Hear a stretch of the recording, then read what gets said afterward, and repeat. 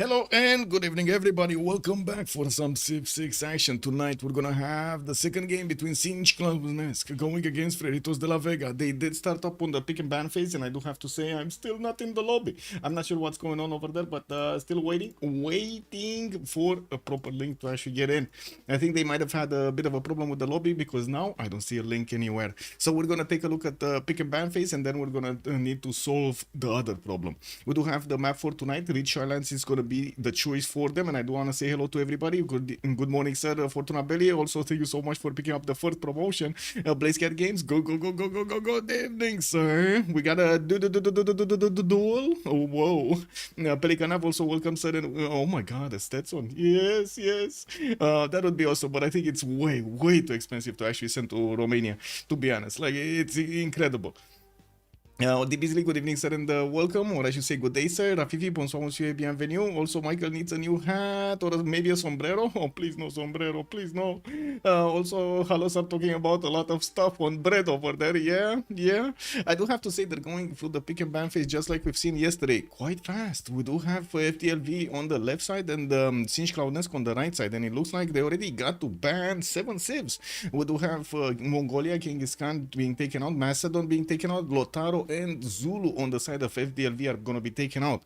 On the other side, on Clownesque, we do have Chandragupta, Kupe with Theodora, Byzantium and Gaul being taken out. Also, coming back to this, well, Unicycle, thank you so much for the 6 months in advance. Thank you so much, sir. Much appreciated. Comfortable chill? Yeah, it is quite comfortable.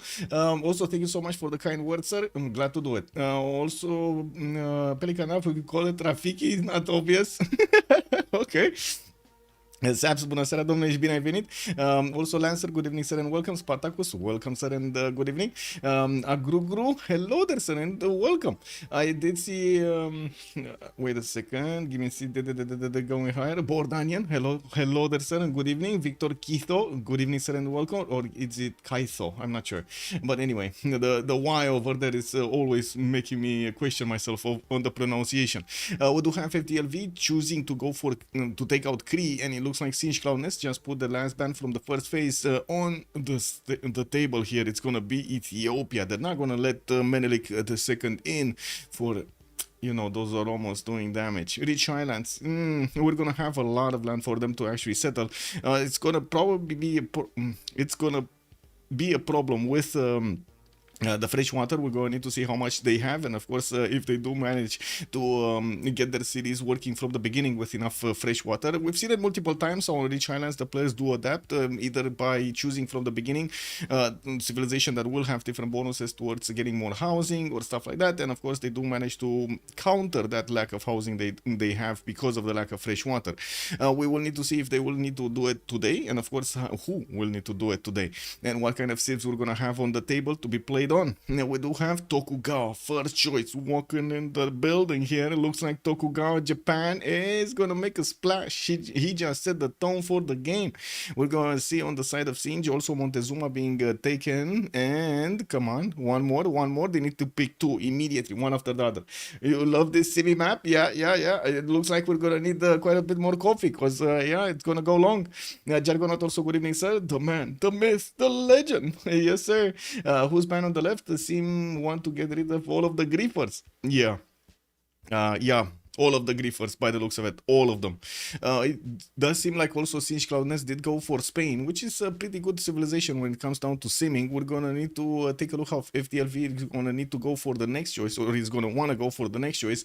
And after they will pick the Civ, they will have another 2 bans each to go for, and then we're gonna see the final roster. Now let me actually click refreshing pages over here to see if we do have a link or not. Oh, I see a link. I actually see a link. What is this? I think I'm just gonna restart Steam and be done with it. Give me a second. I don't think it's the kanji in the name. Kanji, there we go.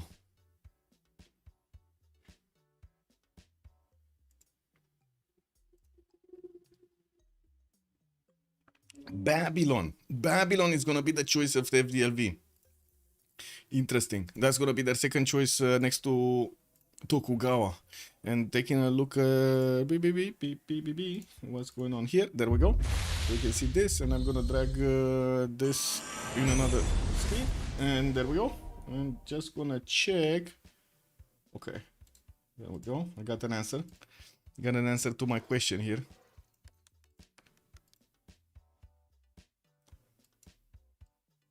Just give me a sec. Man, what? Wow, I get error. Check. Is there anything wrong? No. Let me double check something here, because oh, it actually remembered this time.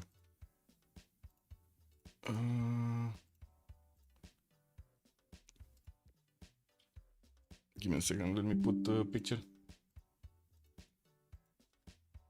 Oh, it's not me.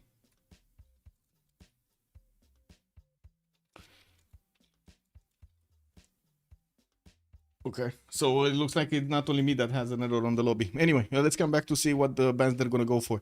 Eleanor, England on the side of Siege got taken out. Mongolia, Kublai also got taken out by FDLV. Looks like both of the Mongolias. No K-Shakes, no K-Shakes. That's the message I'm getting right now. No K-Shakes!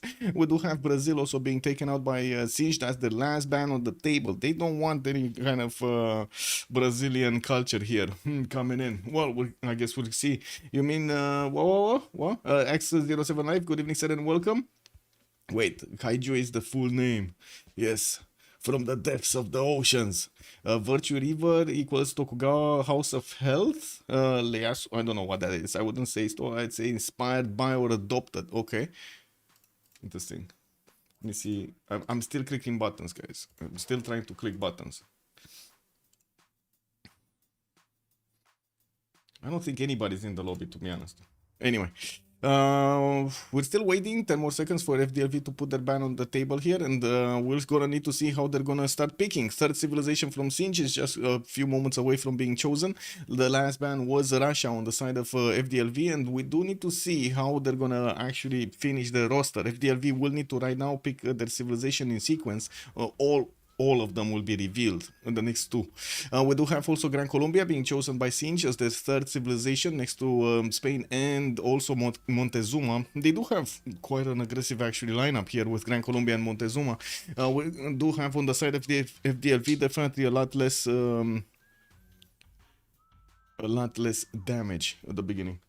Do I hear anything here? Oh, not this. What's this? This should be fine. Ah, there we go. There we go. It wasn't plugged in properly. There we go. And they had a regular cultural exchange, pretty one-sided with the Tang Dynasty. Oh, I see. The Japanese adopted the Chinese rating system around the 5th century from the Han Dynasty or something. Okay, I was just kidding. I have no idea. I thought that sounded like something you would say. I see. Let's see. Well, Varangian is actually going to be the choice of the FDFV. This is quite a surprise actually on this map. Definitely looking forward to see how it's going to be played out and who's also going to play it. Of course, we've seen it multiple times how FDLV do tend to pick and pick different civilizations, and with all of them have very good results. So definitely I'm expecting this time around also very good results. We do need to also take a look who did manage to win the first game. Give me a second so I can put it up on the screen over here. We have this Sinch Clownesque versus Freritos de la Vega. Looks like it was a CC turn 128, a win for Freritos de la Vega on the Pangea Standard Ridges map. And we did have them, as you can see, banning the leaders and the bans over here. Boom. Like this, okay. Next. No, we don't have a fourth choice here from FDLV. They need to pick their fourth. Okay, there we go. It's going to be Lincoln. They're going to go for a production powerhouse here. He's also going to have quite a few free Ludwig, sorry. Ludwig, not Lincoln. Ludwig the second. Ludwig the second. We do have also Teddy. Teddy? They got Teddy? They got Teddy. They actually got Teddy. What do you think of this, chat? They actually got Teddy. Now, Orpheus, Bonsamus, Bienvenue could have been alien-inspired designs. Yes, exactly. So if you want to tag ancient capital Kyoto is the closest you can get, okay. Give me a second so I can see if the lobby is back up or something. Let's see. No. No. Oh. Oh, I see. I think I see a lobby. Maybe there's a problem with Steam. I have no idea, but it looks like multiple players do have problems connecting to each other in the game. Hopefully, it's not gonna be that big of an issue. Let me actually let it connect, or at least try to let it connect.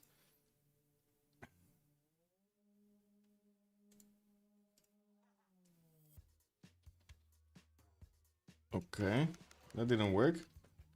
But I think I found the other host. Give me a sec. Let me actually find the person. No.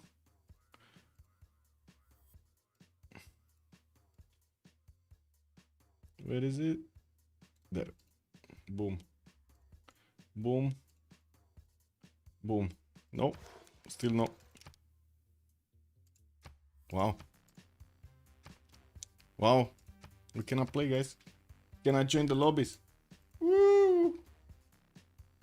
Oh, I joined the lobby. Oh my god, I did it. Oh my god. Oh my god.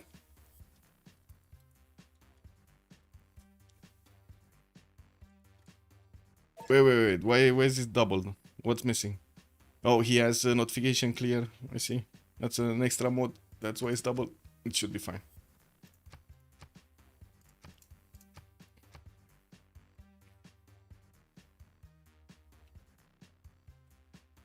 Tokugawa is good because Tangrash is too good. Trinda hates Toku cause noobs always pick it on his team and int. What?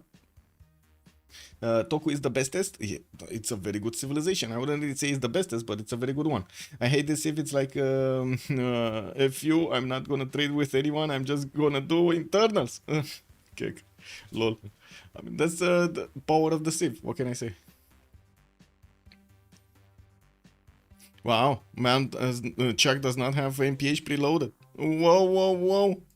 Uh-oh, wrong MPH. Woo! Mod police, let's go.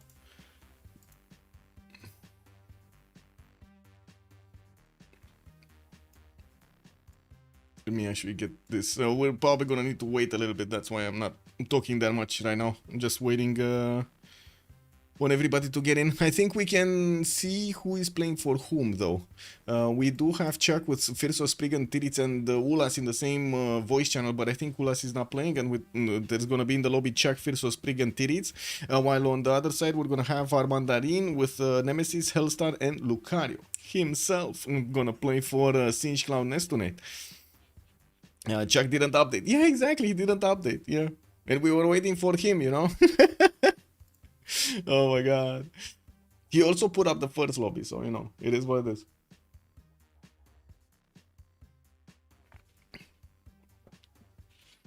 Wait, is this gonna be some kind of an experiment from Chuck? Is he gonna try to play like this with a wrong MPH? See if it works? Oh my god, what an experiment.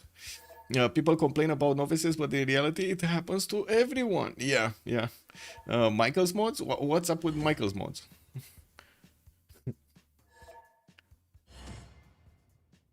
What's up with my mods, man? And I guess we can take a look at my mods, no? Last two games I had some wild novices ruin my game. Whoa, what kind of wild novices did you have over there? What did they were they trying to learn to war and they started doing bad stuff? I'm the issue. Yeah, maybe I'm the issue. Oh my god, the Beasley, you're actually trying to make me, I would say, feel bad. I know that strategy, you know, I know it very well. It has been applied to me a lot, so many times, man, so many times. Wow. Can we ban Mike?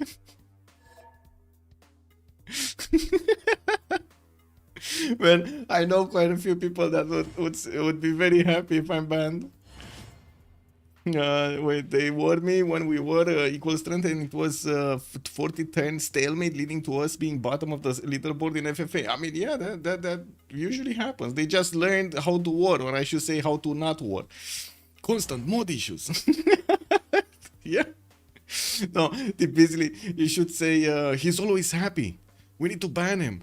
He's only laughing about this. This cannot be. We need him sad. Oh man.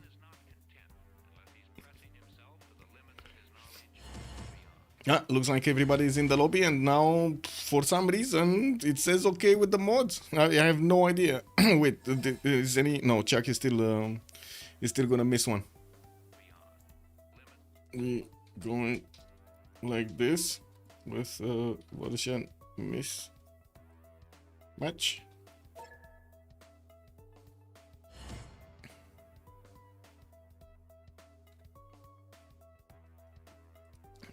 Chuck is gonna go for Ludwig II on the top slot. Armandarine is gonna get Montezuma. I don't see Lucariohimself is gonna go for Philip II. Phyrsos Hammurabi. We got Hellstar on Teddy Roosevelt, the Bull Moose. Oh, the preserved gaming is coming on. Sprig is gonna go for Tokugawa. Titiits is also gonna go for Tokugawa. Uh-oh. I hope somebody's gonna switch over here. And I do see Nemesis is gonna want to play Simon Bolivar. What did I choose?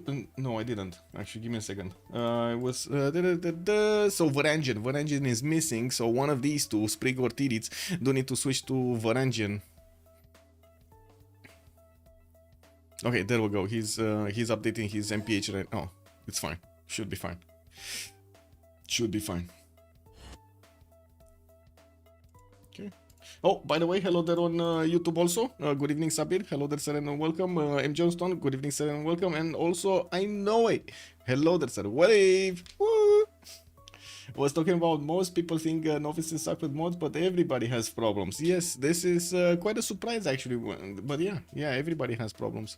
Well, I wouldn't really say everybody has problems with mods, but yeah, it does happen, especially in mod version switches.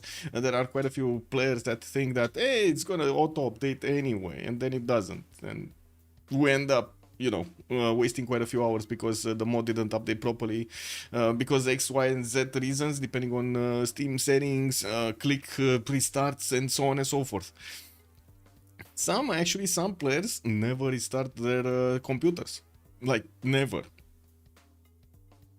Maybe they get forced into restarting their computers by, you know, Windows effing up or something like that, but they just don't do it. They just don't turn off their PC. You usually try to stay on top of it. Wait, Michael is the common denominator. Yes. I usually try to stay on top of it. I restart daily. I don't get it. Yeah, I close my computer actually.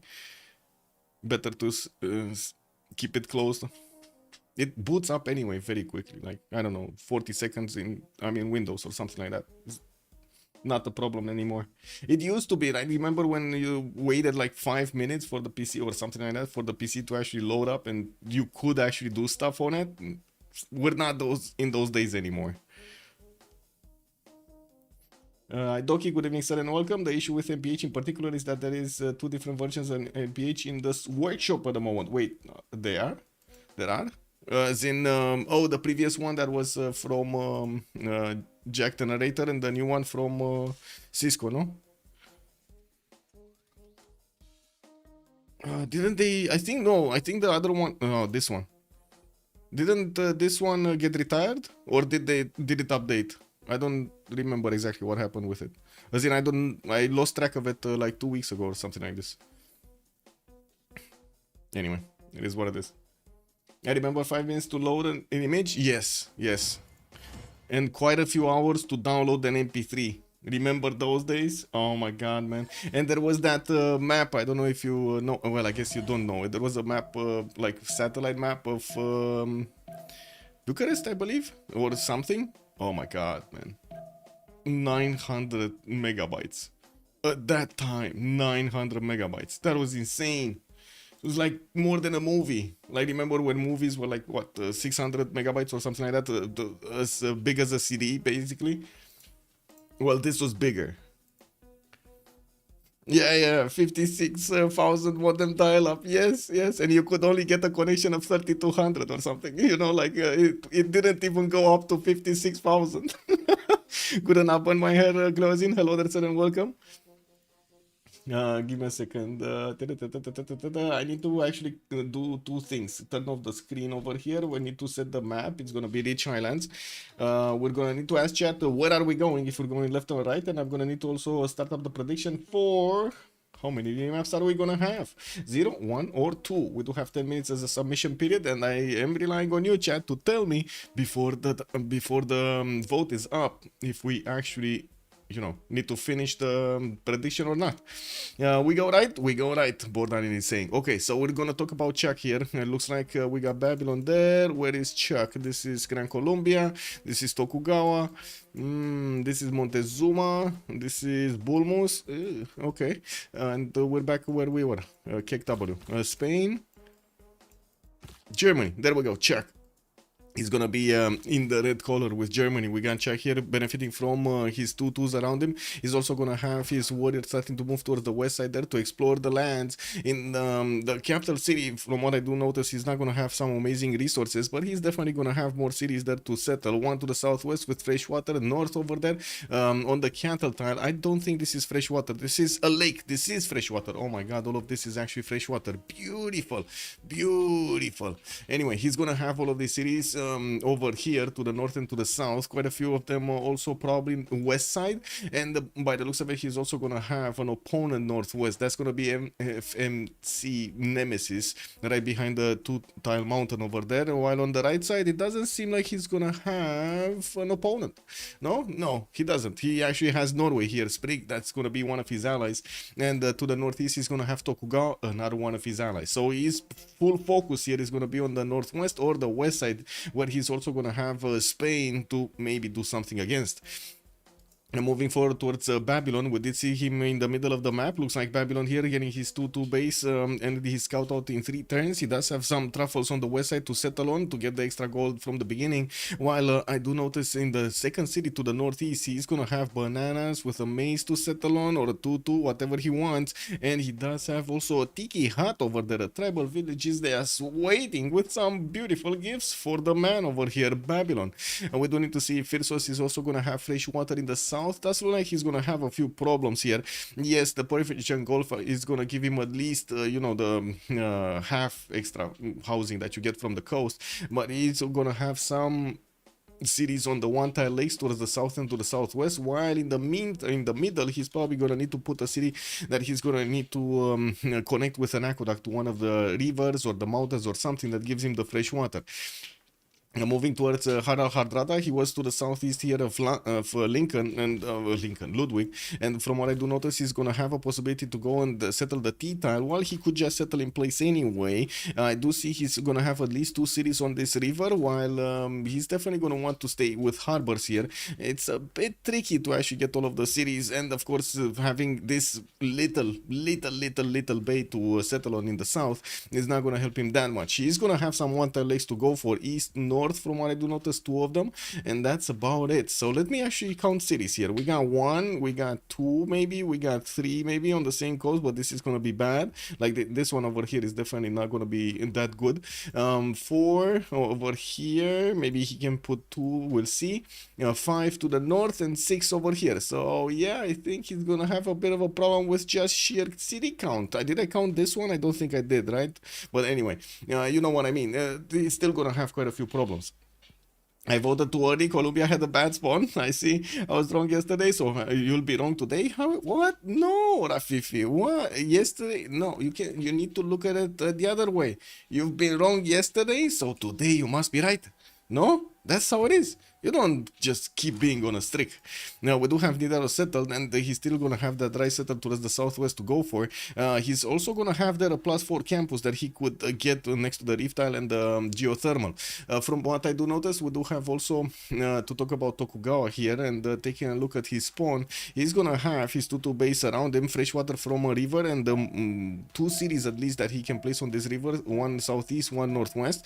I would imagine southeast, I guess. I mean, I don't know if he's gonna want to take out that DR tile, because that's quite an expensive chop, right? We got 2 chops over there from that single tile, and he can actually get the settle on the stone. Unfortunately, that would require an aqueduct later on, and it will not have the full housing. The question is, does that really matter? And I do think there's quite a discussion about this. I've seen players talk about both sides of the coin here.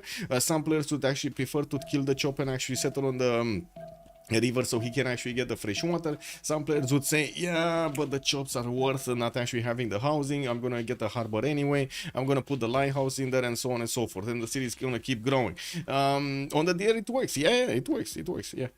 The deer. Yeah, deer. We're gonna need to see how he's also gonna get to settle all the Mutsu Bay here. That's a long stretch of sea that's going towards the south. It's actually turning into Yatsushiro Sea at some point. He has some cities in the north that he's gonna get to place also with freshwater lakes here. One northwest, one northeast, and oh my god, what is this? What is this silver? 1, 2, 3, 4, 5, 6, 7, 8, 9, 10, 11, 12, 12 tiles of silver. I smell religious idols.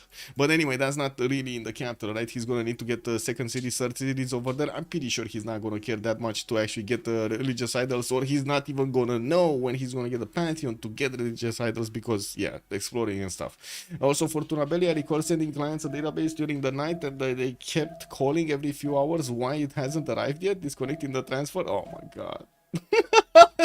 Wow, that's amazing. Didn't you tell them at least once, like, hey, if you call me, you're actually gonna disconnect the transfer? Like, can you not call me during these hours? Does Tokugawa has ocean spawn bias because of Hojo? I don't know. Yeah, Peter would have loved his land, but yeah, I guess Tokugawa should actually have coastal bias, coastal spawn bias. We do have Montezuma to take a look at with a continent split, south and north. Looks like he's gonna have multiple amenities to go for. I do see the cotton tile. I do see, so 1, 2, 3. Wait, 4. That's it. 4, 5 with the silver, maybe 6 with the truffles, 7 with the salt. 7, 8 with the coffee. Okay, so at least he has a +8 over here around his territory and relatively quick to acquire. Wow, that banana settle is kind of weird. But anyway, he could go a little bit further on the maze to actually get it, and we're going to need to see how he's going to try to get those cities in the north. He does have this diamond setup that he could go for and get that extra amenity immediately, get also the extra gold, but he's not going to add to that city center an extra production point that would have been on the mine. You know, we do have him also with some desert tiles towards the northeast where he could get the pyramids quite early on. Definitely quite an advantage here for him. Babylon southeast of him, that's going to be one of his opponents, and it looks like his eagle warrior is gonna get next to the Babylonian warrior soon. We might actually see a little bit of boom boom happening over here. We do also need to move towards Philip II, which is in the middle of the map, a little bit east of Babylon, with the city of Madrid here on the continent split. We do have to the north the red continent, south white, and the triple, the third one, Baltica, to the northeast. We do have him with a possibility to settle either the cotton or the cocoa if he wants to on that lake on the northeast, and from what I do see, he's gonna have smack in the middle of those possible cities geothermal fissure to benefit from.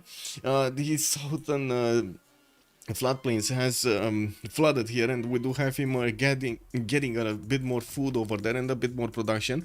Possible city on the copper tile does look good. He's going to need to grab a bit of food, and I'm pretty sure the rice tile is going to do exactly what he needs to be doing here, get that food going.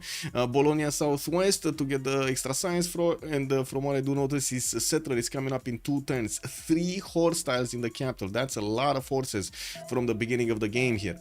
Teddy Bulmus, let's actually see Teddy. What is Teddy and what is he doing? Already getting the science and the culture from those breathtaking appeal tiles, and I do see Washington is pumping out a settler in too. Could go northwest to settle on the geothermal fissure, and of course next to it we do have some bananas over there in the second ring of that possible city with an exploding volcano, and that's, I guess, one of the question marks, right? Is he actually gonna get a city there before the volcano explodes and he can actually eat some bananas, or the volcano is gonna explode and he's gonna get some exploded bananas, you know? This is gonna be like fried banana. Did anybody get fried bananas? I guess it's a specialty somewhere, right? Anyway, Teddy has a spawn, a nice spawn. Peter would have loved this land. Yes. We do need to see also the last one, right? The Gran Colombia, what's his spawn looking like? +4 campus in the capital. He does have southwest city, east side city, northwest city. So 1, 2, 3, 4. Okay, the other ones are going to be quite far, and the Varangian crater is just not a good wonder at all. But anyway, it is what it is. Malfo, metrele, votes, remap, s'il te plaît. Okay, I guess he's asking Mal to put up the remap vote. That's it. Okay, there we go. There we go. There we go. So what do you think, chat? We stop the prediction. Oh, we're right on time. 7 seconds to go. We synchronize this perfectly. The fried plantains. Plantains. Yeah, you have to put the remap vote. I did. What do you mean? Does Tokugawa has? I did answer that. Okay. Also, Alan, good evening, sir, and welcome. Don't make us if you were so old, Michael. We know your age. I'm sure you have not long known the mechanical HDDs. Mechanical HD. What? Yes, I did. What do you mean? Yes, I did. I even know the tapes. Do you know the tapes? There was not the VHS tapes. There were like tapes like this. And you had like a tape recorder and I would say before CDs. It was like between discs and CDs. I remember the floppy, the 3.5, the 5.4, or what was it? I know, I like the small one and the big one. Didn't really have that much pleasure of playing with the big one, but the small one was, yeah. Oh my god, so what was it, 32 or 33 discs for the Windows? The cassette drive, exactly, the cassette drive, yeah. No, the cassette drive, man. Wait a second, can I actually find it on the internet? Oh my god, I didn't actually see it. Yeah, this. Look.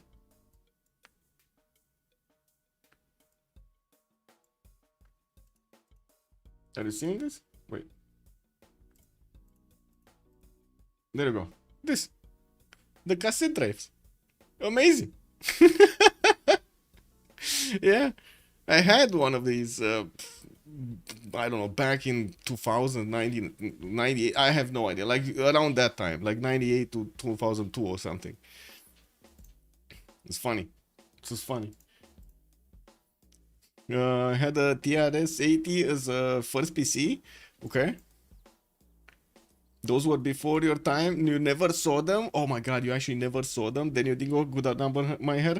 Also with a whole 16,000. Oh my god. Wait, 16,000 tapes? I don't know. Yeah, I guess. You remember tapes? Panic attack. Good evening, sir, and welcome. The tapes, man. The tapes. Yeah. I even had one of those old, but this was from my father, not my not my own. What was it? The two big ones with the discs, you know, and you had like you would need to put the band on the, how to say, on the sensors and stuff like that. Don't remember how it's called though.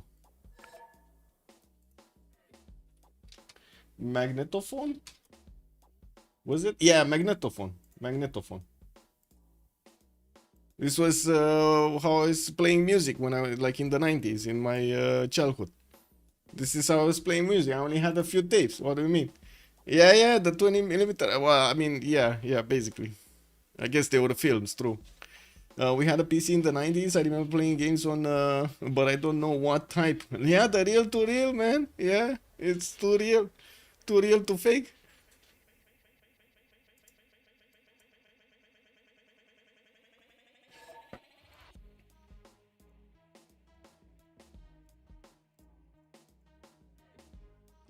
The 1990 Omega. Whoa. I guess it passed. It did pass, but I don't know if it's if it was one map or who remapped. Guys, we were watching something else. Who did the remap here? Oh my god, we don't know who actually remapped. I guess it is what it is. Anyway, let's actually ask chat. We going left or we going right? Where are we going? Where are we going? Laurel than Hardy on film? Yeah, okay. Axe is saying left, we're going left. Well, let's actually take a look at the Gran Colombia here. Nemesis. I'm just gonna call him Nemesis because FNCNemesis in English is kind of a mouthful. We do have him inside here with a 2-2 base to also settle on the river. He's gonna have another one across the river on the other side. See, Bogota is gonna get his scout out in 3 turns, and I do notice he's gonna have some more land to settle it northwards. Mountain to the west, that's gonna be a bit of an issue. Now, we definitely will need to see him also settle in the Gulf of Roses if he's gonna have to trade with anybody, and yes, he will. Philip II is just waiting over here for all of those trade routes to actually get in. He's not gonna set it on another continent, but I guess it is what it is. We do have Bogota also benefiting from iron in the capital with horses second ring, access to a rice tile to get the extra food, and quite a few olive tiles to improve here. Don't really like the fresh water though. Like, the fresh water availability doesn't seem like it's gonna be what he needs. But anyway, I'm pretty sure he can make use with what he has here. Teddy Roosevelt, we've got Washington coming up with a scouting 3, does have access to one of those amber tiles, a 1-3-1 for the extra culture. Southwest gonna get placements next to another one of these amber tiles, and Pamukkale is available for him to actually get to. This one that does give you the fresh water around it, and I'm pretty sure he's gonna be just happy settling on the 2-2 plains here and try to get a district on that Pamukkale iron tile. Now, we do have him also with Jerusalem in the south, more 1 tile lakes eastward, north, and northwest. That seems like he's gonna get these quite quickly by the looks of it, and he's not going to have that much of an opposing force here. We do have northwest actually Nidar also, but behind the mountains, not that close, and it's going to be a pain to actually get through these one-tile chokes and the lakes to actually attack into Bulmus's territory. In the north, though, we do have Montezuma, which is going to be an ally of Teddy here, and on the right side we do have also Japan that is going to have Mount Vesuvius to actually settle on and get closer to Washington. This might actually cause a ruckus here with Japan being so close to him. Now, moving forward, Philip II on Spain, we did take a look early on with it a little bit. We do have Crocodile with a 2-2-3 getting his extra goal going, and I do notice he's going to have geothermal fissures there in the north and northwest. That's going to give him the extra adjacency towards campuses quite easy. South is going to have another continent, and I do notice he's also going to have access to some coffee tiles to get the extra culture for his civics.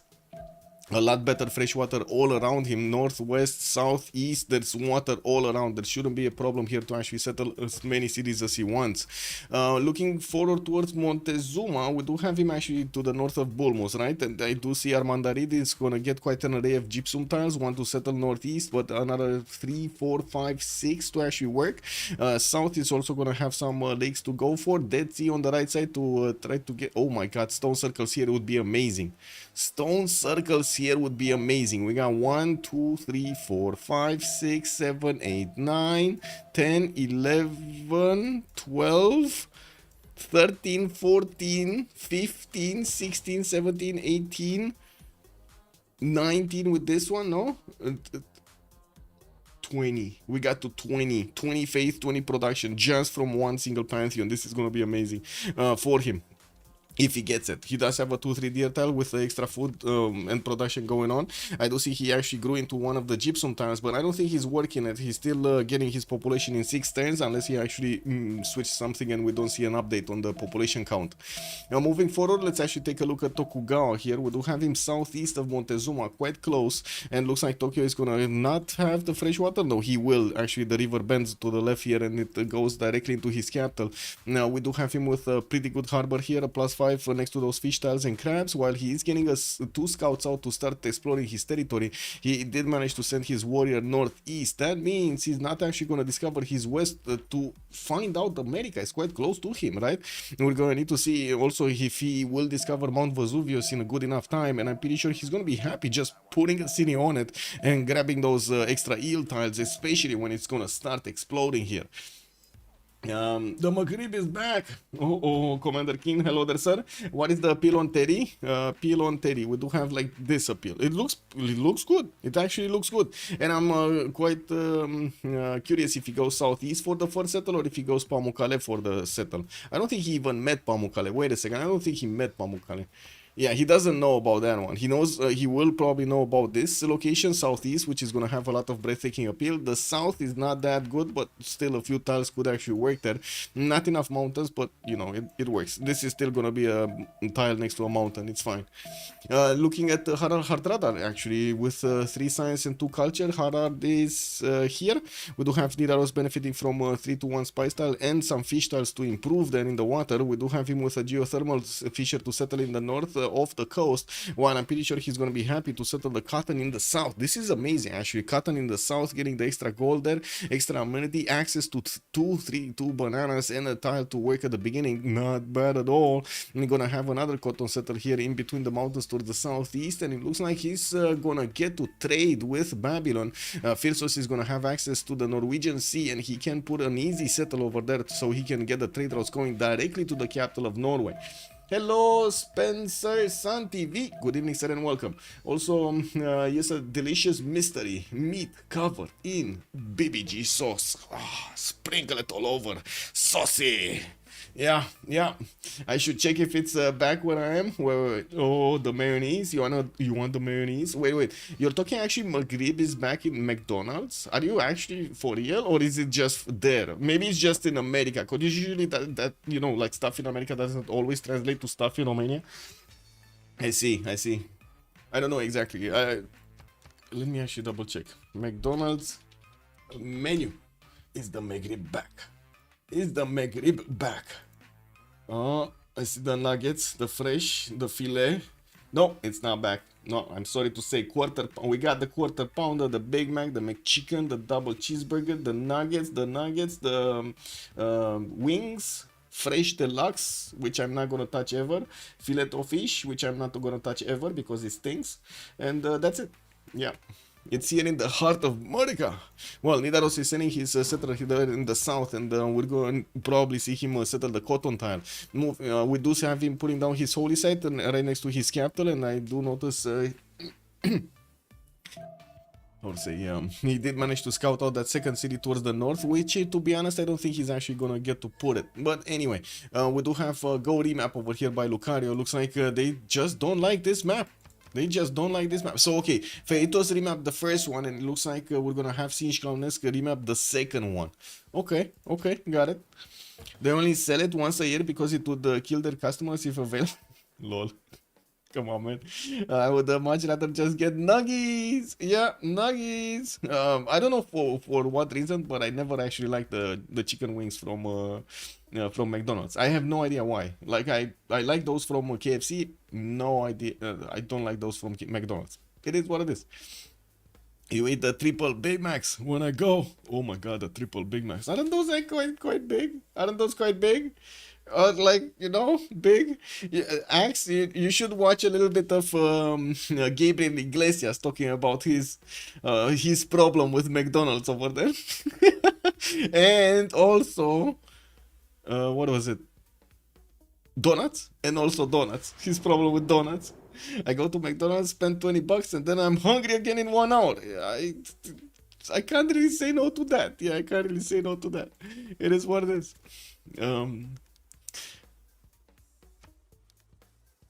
Oh wait, what did he say?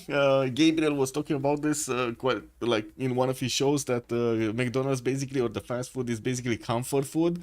You walk in, you're like very sad. You order, you're very sad. You sit at the table, you're sad. When you eat, you're very happy, and then when you stop eating, you're back to sad again.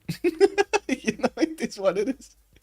Your first mistake was going to McDonald's. Moto, good evening, sir, and welcome.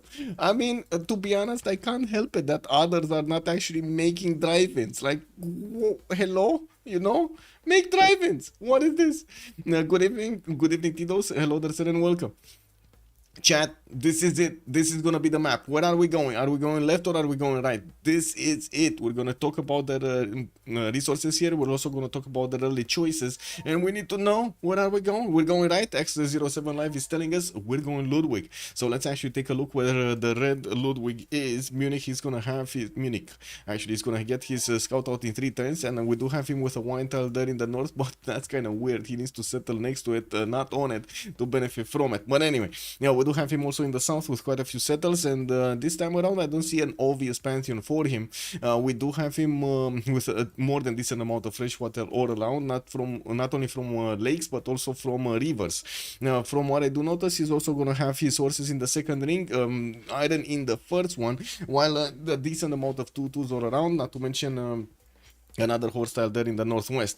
Has some geothermal fissures that makes me think he's gonna have a continent split, and yes, there we go, we do have a continent split here.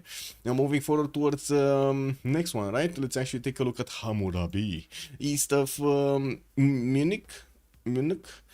Okay, we do have Babylon here in between two volcanoes. I do notice he's gonna get his 2/2 base going with a possible second city that will grab bananas there. Now we do have him also in the north with I guess a lot of floodplains, and this makes me think, is this gonna be him trying to get the Temenanki in one of these cities? Because he can definitely try to put it around here somewhere in this like 1 2 3 4 5 6 radius of 6 tiles of Temenanki. Anyway, that still doesn't seem that worth it, but you know, we've seen it done, so I can't discount it. We do have Babylon also benefiting from iron in the first ring with his horses in the second one southwest. That the banana tile in the south that's gonna give him the extra food is a bit too much. He might actually want to get a builder at some point to improve these tiles around him. But anyway, moving forward, we do have Harar Hardrada, which is going to be in the southeast of the map, with Nidaros on the coast here in the West Jordan. What is this? Veste Jordan? I don't know. The crab is actually eating one of the... Man, can you imagine how hungry the crab must have been that he ate one, or he's about to fully eat one of the letters here in the word? Look at that. He's overwhelming the word over there. It's on the E, guys. It's on the E. Wait, the crab people. Yeah, the crab people are invading Nidaros. We do have him getting his scout out in one, and I do notice he's gonna get that decent amount of fresh water around him with the coastal settlers and some one-tile lakes to benefit from. I can't say he's gonna have all of these cities with how to say, with harbors in the water, which is gonna be a bit of an issue here. So one on the west side, 2, 3, 4, 5 in total on this lake over here in the West Jordan, with another probably 2 in the north, in the northern one-tile lake and 2-tile lake, 7 over here. That should be fine, no? 8. I think 8 cities should be fine to settle here.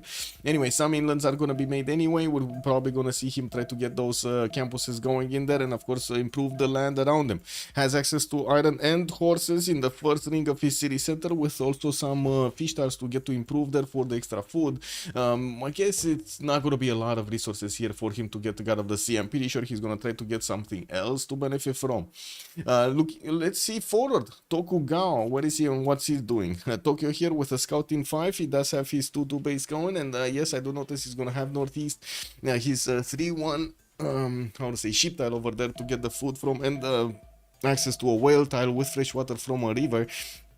Southeast, yes, it's gonna be another city, not bad city, but still he's not gonna have the fresh water, and he's gonna need to get the lighthouse or the granary for the extra housing. Northwest gonna have a river that he can put 2 cities on, one on the coast actually, and this is one of the weirdest beginnings of a river that I have ever seen. This is where the river begins. How is the river beginning here?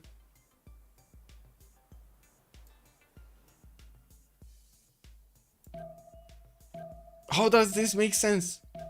Crab people, the crab people did it? Spencer son, the crab people did it, man. They actually drilled a hole over there and got the fresh water. Oh my god. Okay, well, I guess this is kind of like, you're kind of right, this is kind of like a crab lake over here, crab sea in the north, so you know, it is what it is. The crab people did it, man.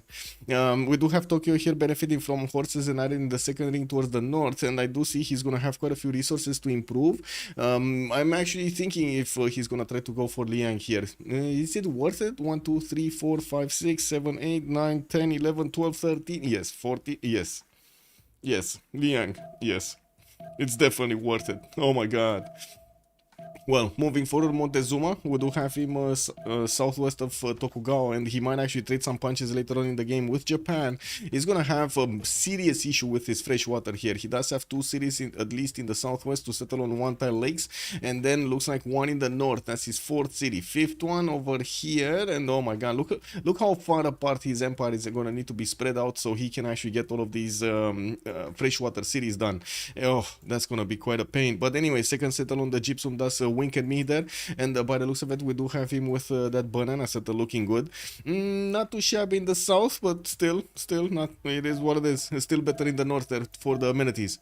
Tenochtitlan does have benefits from an iron tile in the second ring. Will also have the horse in the second ring here, and I do notice he's gonna have a lot of food from his honey tiles and citrus tiles. Thank you so much.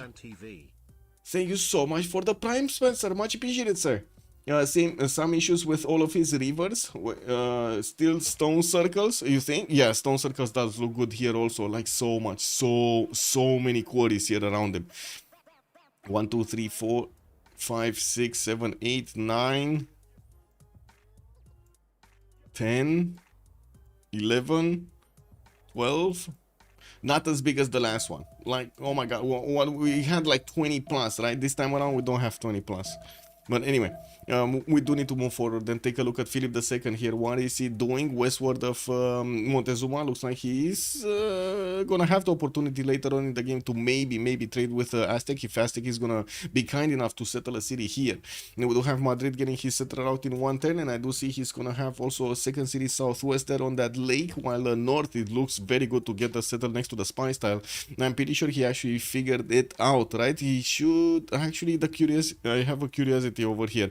He can't settle copper, right? But he can settle next to it. Is he gonna try to how to say clump up a few cities here, or is he gonna try to spread them out to get the best styles in each? Anyway, we'll see.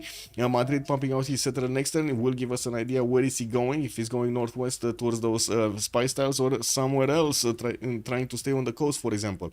And we do have him also with iron in the capital in the first ring, while his horses are going to be second ring towards the northeast. There are a few scouts, 3 of them actually, that are just roaming around here his territory. In the north, Babylon is coming in with one of his warriors, and that is an opponent. Hammurabi here is gonna get into the borders of Spain, and maybe will do some mischief. We don't know yet. We'll see how things evolve here. There is also a cat with a builder with 2 charges, and I do see a scout from Spain is creeping closer. We might actually see the city of a cat being attacked, so he can actually grab that builder tile. We do have Teddy Roosevelt also to take a look at really quickly. Washington already has 3 of these tiles with the 1 culture and 1 science each, and as you can see, he does have the breathtaking appeal there next to the mountains. Now we do have him with a settler moving eastward. I would imagine the wheat tile is going to be his choice to settle on, and he does have northwest of gypsum tile. That's a bad city for Teddy, especially because of so much of these rainforest. He also has the floodplains, which are not going to be good. Can he go anywhere else? Here maybe? Like, this is not good, but it's definitely going to be better than what he has in the northwest, right? Oh man, that's just not amazing. But anyway, he's gonna have some more appeal here on the rivers, moving towards the west side. South, maybe some appeal, not that much though, not that much. He's gonna need to work on his appeal here. Yeah, gonna need to work quite a bit on his appeal. It is what it is. A rough spawn, yeah, rough spawn indeed.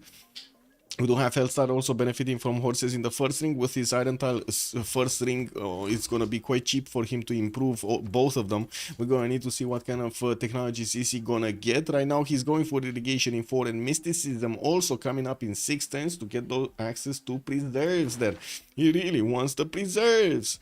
Well, you can't blame a man for wanting preserves, especially if he's steady, right? You know, we do have Simon Bolivar also going for his campuses first. Looks like Gran Colombia is again in the middle of the map. Didn't he get Pamukkale before? No, it wasn't him, right? Oh my god, what is this?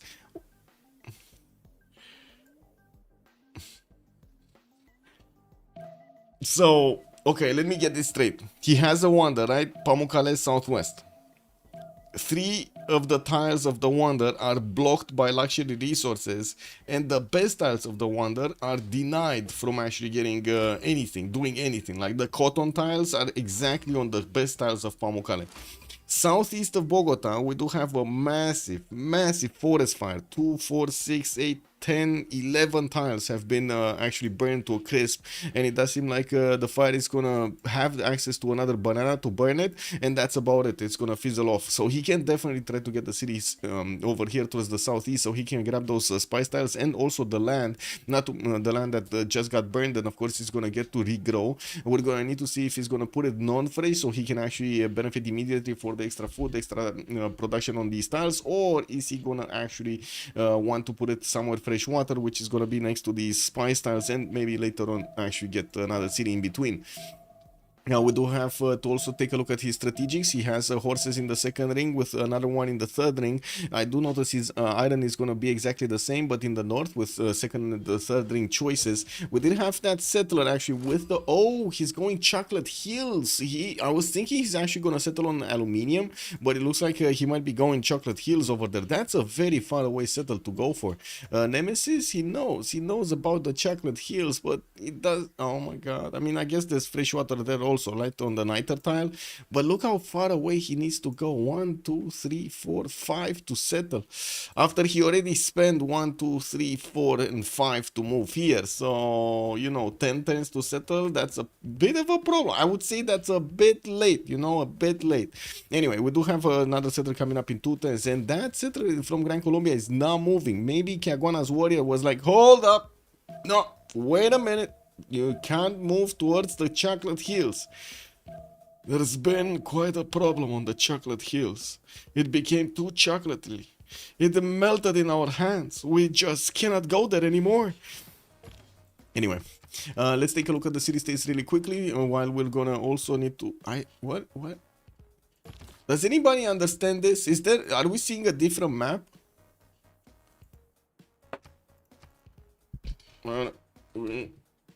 See a different map? I'm just not gonna ask him. But are we actually seeing a different map over here? Because that's how it feels like, right? It feels like that settler is kind of drunk. Anyway, it is what it is, man. I was honestly, when I saw he's not moving and when I saw he unlinked his units, I was like, oh my god, he's just gonna settle in place with no fresh water. And I was like, oh, wait a second. Is this like we don't see the map? It should have been there a river or something that we don't know about, or oh, I don't know. Anyway, yeah, let's keep moving around the map and see what others are doing, and if they did manage to actually get some improvements done. Some pantheons taken. Looks like third settle from Germany is coming out. He did manage to improve 2 of his passions. Gonna get the third one here on the horse by the looks of it. He's also gonna get his trader out in 5 turns from now, while he does have a little forest fire towards the northwest. He did buy out a scout from Munich, so he can actually get an escort for his settler. And moving forward, let's actually take a look at Babylon. He did get God of Open Sky and has 3 of these passions improved, already getting the extra culture in his empire. He's on 5 culture with 4 science, going on a trader here from Tutul next turn. He didn't actually place that city, so he can grab the bananas quickly. That's gonna be a lot more gold than he needs to invest to actually grab those third ring tiles. His third settler did not actually make a decision over here if he's going northeast, if he's going northwest. Where is he going? Where is he going? Well, we'll come back to that. Aztec here is gonna get his settler moving towards the north. He didn't actually settle the first city on that gypsum tile as I was imagining. It looks like he got Azcapotzalco, or Azcapotzalco actually, from the southwest of Tenochtitlan. Next to that citrus tile, but unfortunately he doesn't have a lot of food in there, a lot of production in there. He does have a 3-1 base with that 4 food citrus tile, and he's probably working the 1-3 here that he switched from Tenochtitlan, and also has access to a stone tile. That's about it, and those are probably his 3 tiles that he's using here with his third population. We do have him blocking his south settle unless he actually goes into the tundra, which is kind of unfortunate here that he actually chose to get the cities like this. But anyway, he does have that gypsum settle that he's gonna go for, and Aztec Eagle Warriors did have a choice, by the way. I'm actually quite surprised about his choice of going with the Eagle Warriors in the north, where he doesn't actually have anywhere to booty a city-state, and he had a city-state to the south where he could have just kept a few Eagle Warriors and kept on taking builders, right? That's usually what Aztec does. It farms builders from the city-states. Wait, so that's from the chocolate rain come from. That's where it comes from. Yes, also Commander Keen, would you go commercials on this Japan spawn? Japan spawn commercials? No, I don't think I should go commercials over here because there's enough of a sea. The Mutsubei and the Sea of Hyuga. Yeah, it's quite big, not to mention this northwestern one.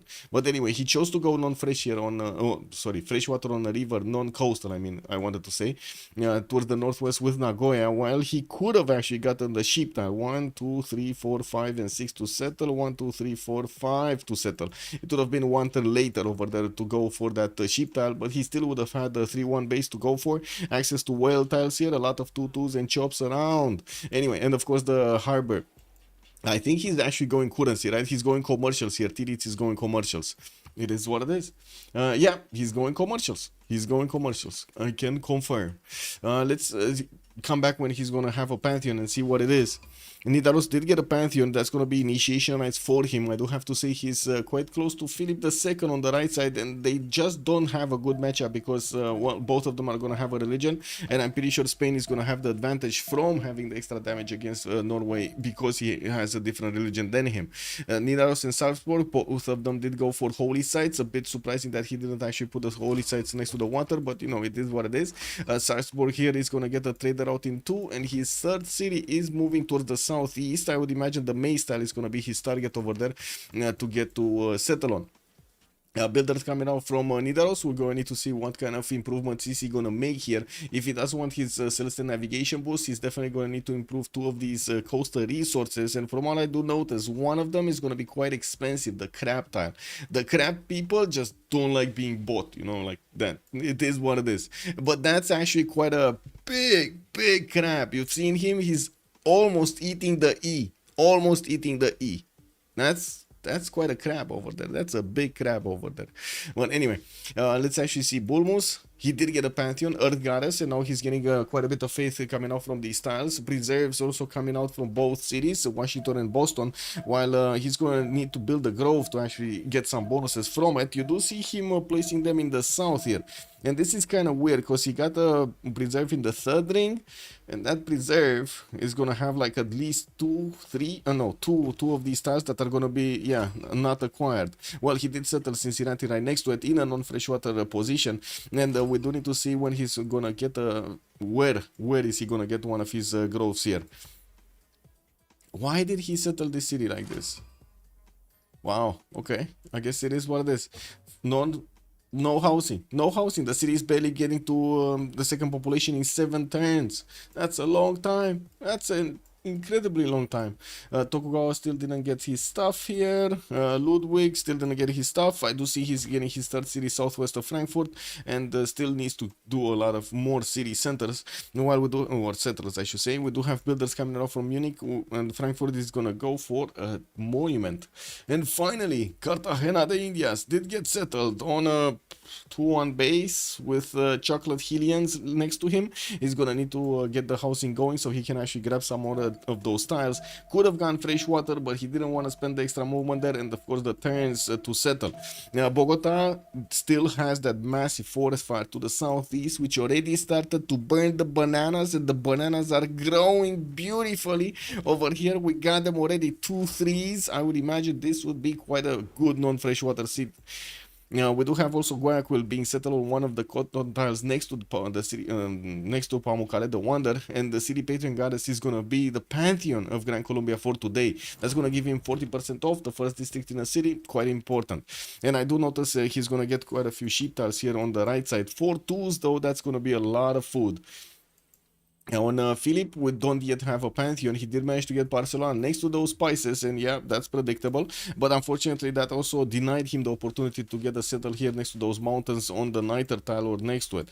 But anyway, we do have Pingala establishing in Madrid in 4 turns, more builders coming around, and I do see a settler in 9 turns from Barcelona. Babylon here did manage to get those southwestern and northeastern cities, both on... actually, no. One of them is floodplains, one of them is hill, but next to floodplains, both of them. Liang opener in the capital city of Babylon. He has 1, 2, 3, 4, 5, 6. Wait, 1, 2, 3, 4, 5, 6, 7, 8, 9, 10, 11, 12, 13, 14, 14 possible resources here. Not bad. Well, actually, with the 2 fish, he's gonna get 15, 16 possible resources. A fourth city also coming around from the capital city, and we do have him waiting to improve one of his specials so he can get that open sky bonus, the extra culture from his specials. Kaylin, also good evening, sir, and welcome. And when I play Bulmos, I end up chest deep in the rainforest. How are these people always spawning? God spawning. They know how to spawn, Kaelin. It's a whole ritual, Kaelin. It's an entire ritual from the beginning. You know, you gotta get it going. You gotta think of it. Prepare yourself one night before. You know, do your ritual in the morning and everything. Drink good tea. You know, have a good time and so on. Temple of Artemis for Babylon. I mean, I guess he could get the deer tile, improve with the camp, and try to go for Temple of Artemis here. Doesn't seem like that's the plan for today. He's just gonna get another builder and we'll keep on improving these tiles. Yeah, I'm sorry, Kanan. Yeah, it's I think for some it's a skill issue. No, I'm kidding. I hope you understand. I'm kidding. It is what it is, no? Some people do have a skill to spawn the best spawn. Anyway, Groves coming around here from the preserves of Teddy Bulmus, and we do have another scout from Boston. Still, we're going to need to see if he's actually going to get a religion here. At the moment, I don't think he's actually going to go for the holy site anytime soon. Couldn't see from Phyrsos. Where is Teddy? Teddy going for masonry and early empire. Okay. Still no Pantheon on Tokugawa. We did see this Pantheon. Gran Colombia did go for City Patengares, and finally sending here that settler towards the southeast. There is an a German scout right next to the Gran Colombian settler and the scout. We're going to need to see if Chuck is going to manage to actually outsmart here Nemesis, if he can get this scout around the scout of Gran Colombia. This is dangerous. This is actually dangerous. Let's actually see what happens next turn if we're going to have both units moving right next to each other, or Nemesis is going to totally forget that he needs to move them. Okay, well, bananas getting bigger. We do have the 2-3 tiles appearing everywhere from this forest fire, and right now there's a bit of a chicken fight over here between Germany and Gran Colombia. Who's gonna flinch first, basically? That's what's going on. Who's gonna flinch first? Okay, it looks like Chuck flinched first and moved back on the 1-3.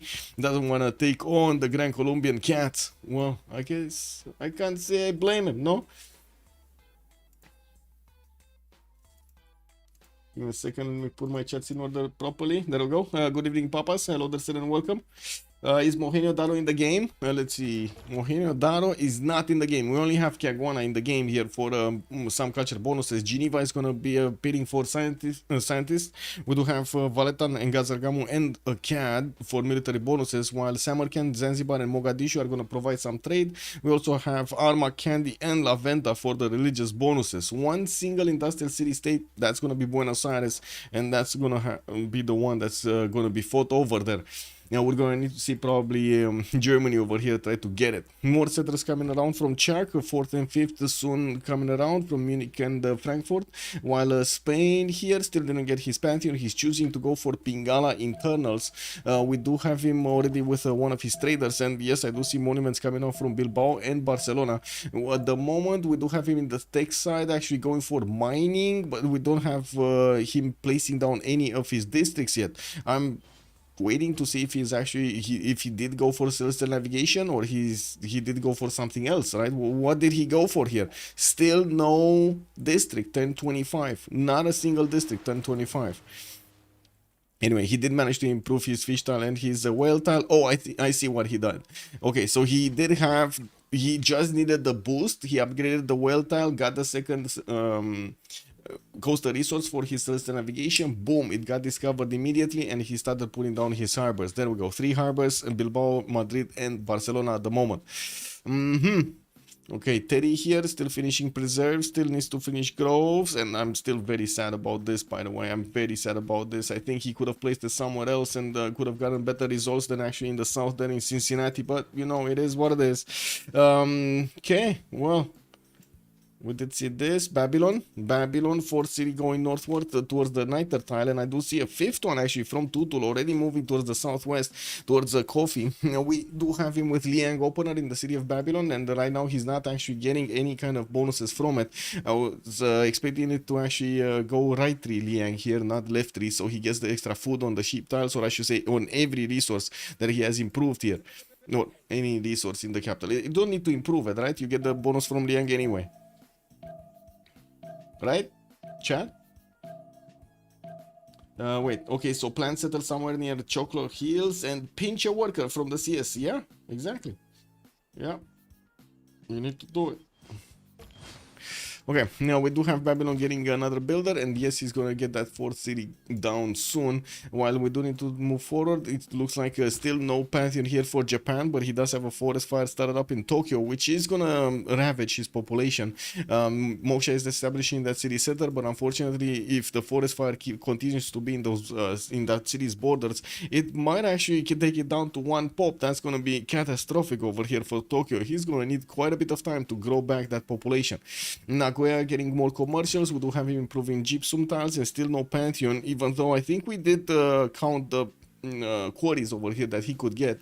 We're gonna need to see if he's actually gonna choose to go for it. The weirdest river. Oh my god. It is what it is. Anyway. Montezuma did go for God of War and Plunder, and he's placing down his commercials. Looks like the moment nobody's making merchant points. We do have Norway, the only one with great profit points also, coming up over here with 3 per 10, 22 out of 30. He's definitely gonna get that before the next era. Hypatia also is gonna be the first scientist. Looks like he's gonna get here quite quickly, and we do have Moksha establishing Tenochtitlan in the capital city of Aztec. He's getting another Eagle Warrior from Huatzacapotzelco, and I'm still thinking if he's actually going to take out Valeta or no. He does have Engazargam also to bully Southwest. I don't know, maybe they want to keep Valeta for one of them to try to use it in some way, form or another, although I don't think so. Anyway, maybe it's just, it's just me making up, you know, excuses. It's basically, I'm like on television, you know, lying about everything. What?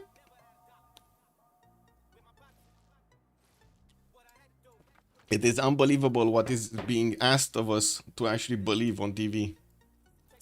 I'm still curious, when are we gonna actually see aliens on TV? Because we're about there, you know? We're about there. As in, it's not far-fetched to actually... Anyway, it is what it is. We do have settlers coming up from Frankfurt and Munich, 4th and 5th, and I do see a monument in Heidelberg. We do have the warriors keeping his westward safe, west bank safe, while I do see Gran Colombia does have a scout coming up closer to him. We're going to need to see if Chuck is going to need a slinger or two. He does have one in the middle of his territory, and he did choose to go with that craftsman, so he gets the extra production on his sources and I guess strategic resources. Like he's soon gonna have it on the iron, as he will get his bronze working at some point. Now we're still 1027. I'm pretty sure everybody did manage to get their golden ages, but let's double check. Yes, they did. Everybody did manage to get their golden ages. Teddy. Magnus establishing in Washington, Moksha in the city of Boston. Did he go actually? No, he has only one city non-fresh here in Cincinnati. That's a 4-1 tile, by the way, underneath the settle of Cincinnati, where he does have also some culture, faith, and science next to it, because of the other grove with the preserve with the grove, I guess. Now we do have him with quite a few good tiles here to use, and at the moment he's on 14 science with 20 culture, but only 31 points of production. We do have Gran Colombia right now leading the pack in the production screen with 45 points on Simon Bolivar, which did manage to get Cartagena de Indias on the Chocolate Hills, and as you can see, Cuenca has some insane tiles to use here. 3-4 bananas, no problem for him to get 2 of them in the city center, but he does need to actually get some housing in there, so I'd imagine actually making a granary would be quite good value here in the city of Cuenca. Moksha establishing in Bogota in 3 turns, and he's getting his markets out while he's building new commercials. Did nobody go campuses here? Like literally nobody? Nobody. Gavron Plaza here from Madrid. He's gonna have at least one campus in the middle of that geothermal, and of course the Gavron Plaza. More of these harbors coming out, and he did manage to improve 2 wells. He's gonna get the opportunity to give one away to his allies there. I do see Babylon did manage to get a 5th city also, Durkurigalzu, to the southwest of Tutul. While he's building up his commercial count, he did finally get the Liang promotion here for the extra food on his resources, and you can see how much these ship tiles did actually improve here with the open sky of getting the extra culture, and then the food coming up from Liang. We will probably see him also trying to get that, I would say, extra production on these tiles.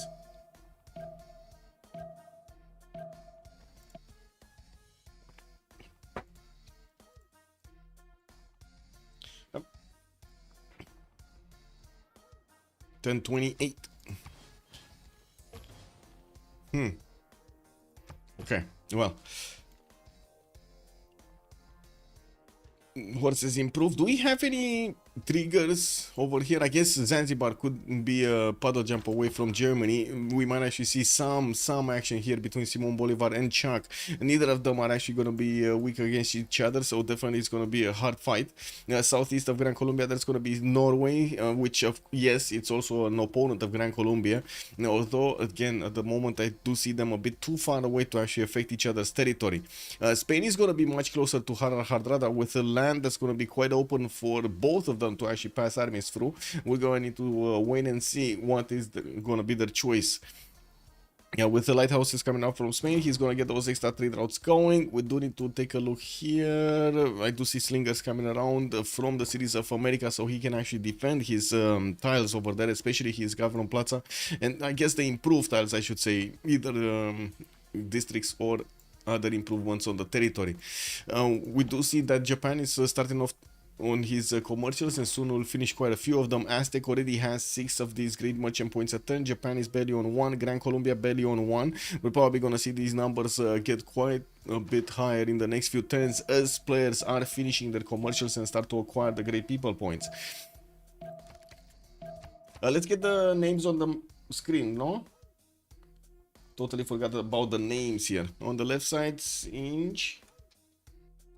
I guess I'm just gonna call them Singe. And then on the right side, FDLV. There we go. Boom. And boom. There we go. Got both of them. Very nice, very nice. Okay, more markets coming around here for Japan, with Yokohama getting a builder. He did actually get to settle that city in the northeast, not on the sheep tile as I was thinking. He didn't actually put it on the coast. Well, I guess he doesn't need to put it on the coast, especially since he did manage to get commercials instead of going for harbors. Now, we do have Nidaros here getting his Governor Plaza in 2 turns, and I do see he plugged in Moksha in there to get the extra culture going. We do have him on 13 culture a turn with 7 science at the moment. He did manage to also get the religion, Islam, with choral music and pilgrimage coming up for him. So his shrines and temples are going to provide him some culture equal to the intrinsic output, which is basically 2 for the shrine, 4 for the temple, and then pilgrimage is going to add 2 more faith per turn for each city following his religion. The question is he going to actually spread his religion more than his cities, or he's just going to keep it like this? Has Gran Colombia in the northwest to actually tackle? We do have him with Spain on the right side to also tackle. And I do have to say he's going to be the ally of Chuck, and they could try to double team later on in the game Spain here if it's needed. They could do it to Gran Colombia, but I think it's going to be worse on Gran Colombia. Very good defensive posture there. But anyway, now audience chamber in Washington. We do have Hellstar here about to finish his other groves here in the cities of Boston and Cincinnati. While he didn't quite keep on expanding, or I should keep on building up his settler count. He's doing very well when it comes to the stats and even the production. Okay, 38 production, not that big, but it's just as big as Lucario and Armandarine. No, but we do have a lot better stats coming up for the same amount of effort here from Bulmus with 19 science and 32 culture. Well, we did jump into the new era. We got Simon Bolivar here choosing his pen, brush and voice golden age with 11 science and 6 culture. We do have him on 22 gold a turn and 44 points of production. I do see Teddy Roosevelt is also going to have 19 and 32 with 25 faith. That's not that big of amount of faith, and 38 points of production. He chose to go for a Monumentality Golden Age, so he can actually get his builders both with faith or get to invest also into settlers. And we do have 3 builders over here, 1 from each city, immediately bought after he did get his his bonus for the Golden Age. Philip II, we do have him still with 3 cities, and I don't see a 4th one on the way, but I do see a 4th one is getting trained in the city of Bilbao. Holy Site in Barcelona, 210 getting discounted there, and I do see finally Lighthouse in Madrid is gonna get finished in 210s for an extra trader. He does have to keep up with the city count with his trader count also. We did have him choosing to go harbors with the Government Plaza and of course into a Holy Site for that religion, and he did manage to get God of the Sea as a pantheon, so he's getting that extra production on these whale tiles, or I should say these coastal tiles resources. 1, 2, 3, 4. That's he's just gonna get 4. Maybe another city is gonna be placed here on the right side and get another 2, but that's about it. Doesn't seem like he's getting that much of a value out of his pantheon, does it? Well, anyway, now moving forward, we do need to take a look at Montezuma. Montezuma, still 3 cities strong, getting to improve forces. Got Government Plaza with a commercial in between it in the city center. We do have Atzcapotzalco putting down one of these campuses also, but it's only a +1. He didn't actually want to spend the gold to get at least a +2. That seems like it's a bit too expensive. He does have markets coming around for those extra trade routes, and of course the points, the extra points that he's going to get for the merchants. Hello, Quality Dragon. Good evening, sir, and welcome. What are we playing today? Civilization 6. We're actually seeing Freritos de la Vega on the right side go against Siege Clownesque on the left side, and we're still waiting to see how Teddy is gonna get this culture victory, because this is the question, right? He does have actually quite a bit of land between him and Japan towards the northwest, while yes, he's gonna have also Montezuma on the west side. That's gonna be one of his allies. On the right side, Gran Colombia ally. We do have Norway here that is not going to be an ally, but is Norway actually going to do anything about him? I don't think so, or at least not quickly. Boston is going for a campus here in 3 turns. That's going to be this +2 over here, while we do have an audience chamber being built in America's Government Plaza.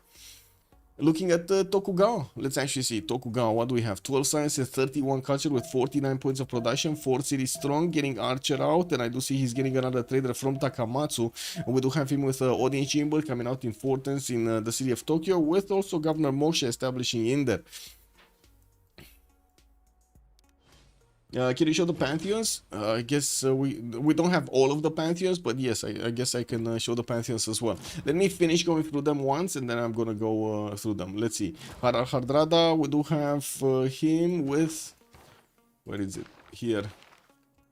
He did go for initiation rites. Okay. We do have him 3 turns away from audience chamber, 11 science and 21 culture, while he's getting to plug in Magnus in the city of Salzburg. He did manage to get those, how to say, culture points from his religion here, from his shrines. We'll probably start to improve some farms, and I'm a bit surprised that he actually chose Magnus in the city of Salzburg and not Liang or something like that. That would give him something else on these floodplains, making them a lot better.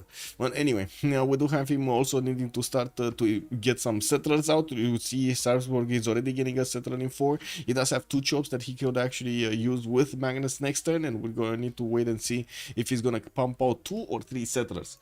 Also in Sasu, bonsoir monsieur, bienvenue. What do we have over there? The mazy dance. Okay. Oh my god, not gonna lie, when I saw it so small, I thought it's an egg that's moving like this from one side to side, but it's actually a head of somebody. Oh, that feels bad, man. That feels bad. Anyway, and we do have the Bob Daddy also coming in. How much wheat do you want? Yes. Yellow, good evening, sir, and welcome. We do need to take a look at Hammurabi and Ludwig though. 2, 4, 5 cities from Hammurabi. God of Open Sky to get the culture. Palgums also coming in multiple cities. He needs to get the improvements done, so he gets the extra food also on those tiles next to fresh water. While I do see he did manage to improve a few of his amenities here. The wine tiles got improved. That's it? Only wine? Okay, he only got wine. He only got wine. He could go for a coffee also. Wine, coffee, potato, potato, you know. Anyway, now we do need to also take a look at Ludwig here with 11 science and 26 culture, Pembrush and Voice Golden Age on 5 cities, stacked Germany. We do have him starting off on his pre-builds for the commercials, I should say pre-placements for his commercials, while he did pre-place also 2 of those wonders to get a bit more culture. We do have Chuck here with 11 science and 26 culture. No, yeah.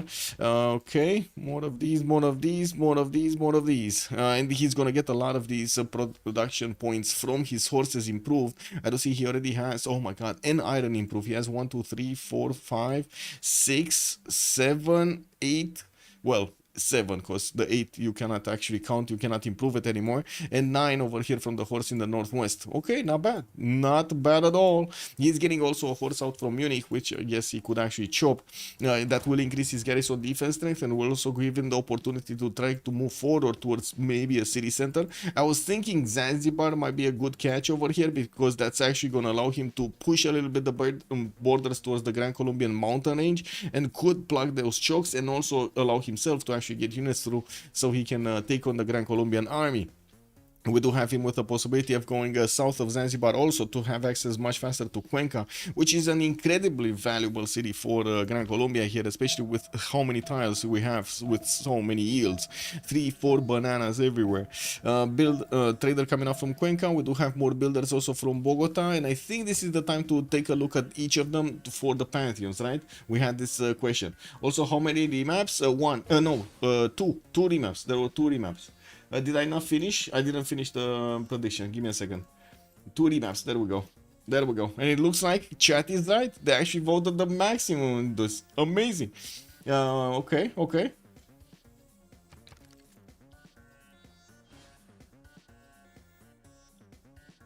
Teddy Earth Goddess. We do have Philip II over here with God of the Sea. Montezuma is gonna have God of War and Plunder. We do have Tokugawa that did finally pick one that's gonna be Divine Spark for him. Hardrada, let's see, what did he, Initiation Rites, we do know about him. Hammurabi did go for Open Sky, and then Ludwig II did go for God of Craftsman. That's it. Yeah. I did answer this, I did answer that. Let me just switch my position over here, so you know, I don't get cramped. It is what it is. I do need to click this, click that. That should be fine. Click and click. There we go. Also, Quality Dragon was not mentioning on YouTube, Norway is too far from America. Only Japan can do something. America got amazing spawn. Deutsche Hansa also will be amazing. It kind of looks like Germany is going to definitely have quite a few good Hansas. He is pre-placing his commercials in between, so he can actually get multiple of them around these Hansas. We do need to see... Oh, yeah. So he has one here, one here, one here. He could get an aqueduct from Heidelberg in the middle and put 2 Hansas here and another Hansa here. It's going to be awesome. We're going to need to see if he's going to get more of these aqueducts in the meantime. Wolm got placed in the south, no extra settler coming out. His horses are moving westward towards Zanzibar. And I do want to see if Montezuma actually did get the idea of bullying Valletta. No, he didn't. He actually didn't. He did try to start on building a Temple of Artemis, but he never actually finished it from the city of Tenochtitlan, which is trying to get another builder out. And I do notice Moksha did get plugged in, not Magnus. Magnus is in Azcapotzalco. That's another city, and it's not the city that's building the Temple of Artemis. Pingala establishing Ixtapaluca so he can get some extra science points, and we do have Aztec actually getting quite close and personal with the cities of Japan here. Looks like he might actually get into those tiles to try to do some damage, even though I do have to say Japan here does not have a classical unit, so his cities are 12 strength. It's kind of hard for this Eagle Warrior to do anything, even with +3 luxury attack bonus. He's not doing enough damage against the archers to actually make it count, right? A problem. Juan J, also good evening, sir, and welcome. Hello. Yes, hello.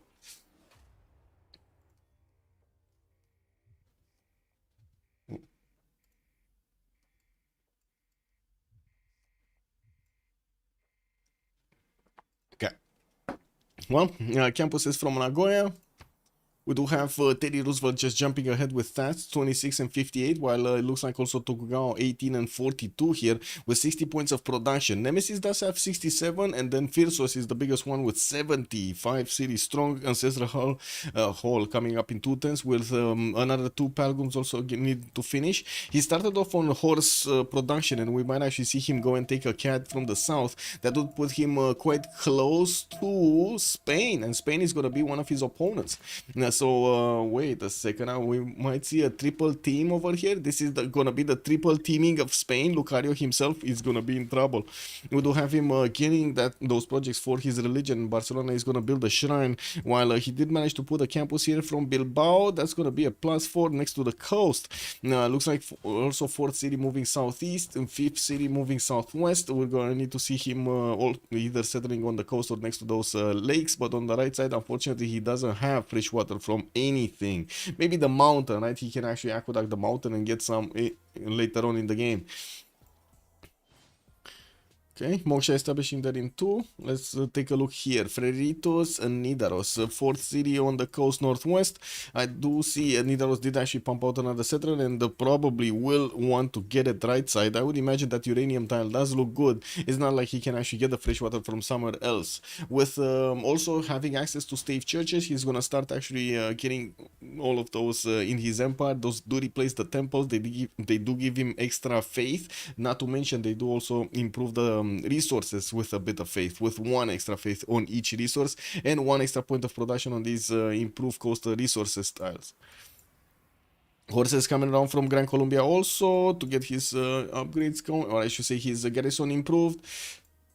We do have America did manage to get 2 more settlers, soon to be 3 from Cincinnati and 5th from Boston. That's going to be a lot of cities quickly, with Magnus already establishing the city of Washington. He does have his monument coming out next turn. Builder able to chop here soon. And we do have him with a lot of culture and faith, a lot of it. 51 faith per turn right now. It's not like he actually has holy sites. That's just coming out from his preserve tiles and of course his earth goddess. He does have some insane gypsum over here. Oh my god, look how good this is. Look how good this is. Amazing, amazing. 3 3 3 3 1 tile over there for the city of Boston. But anyway, we do see him expanding towards the north and the northwest. Unfortunately, non-fresh water in the north, while he's gonna get northwest fresh water from that river next to the gypsum tile.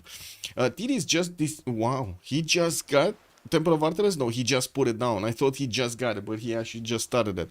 We do have him building it in 4, and we do need to double check if it's gonna be chopped over here. Looks like Aztec is 6 turns away from getting Temple of Artemis. While he does have a builder with 5 charges to actually get that going. Looks like Armandarine did manage to get his feudalism quite quickly, quicker than others. While yes, we do have him actually getting his getting to boost his allies there. We do need to see if he's also gonna make projects here for Hypatia. He does have the ability to get the projects from Azcapotzalco's campus. Okay, entertainment complex coming up from Ixtapaluca, so he has access to the Tlachi, that's the replacement building for the arena, which is gonna give him amenities, and he's also gonna get a +4 from building an unique building. Chuck has declared war on Akkad. Wait a second. Akkad is not here and Gazargamon is not here. Where is Chuck?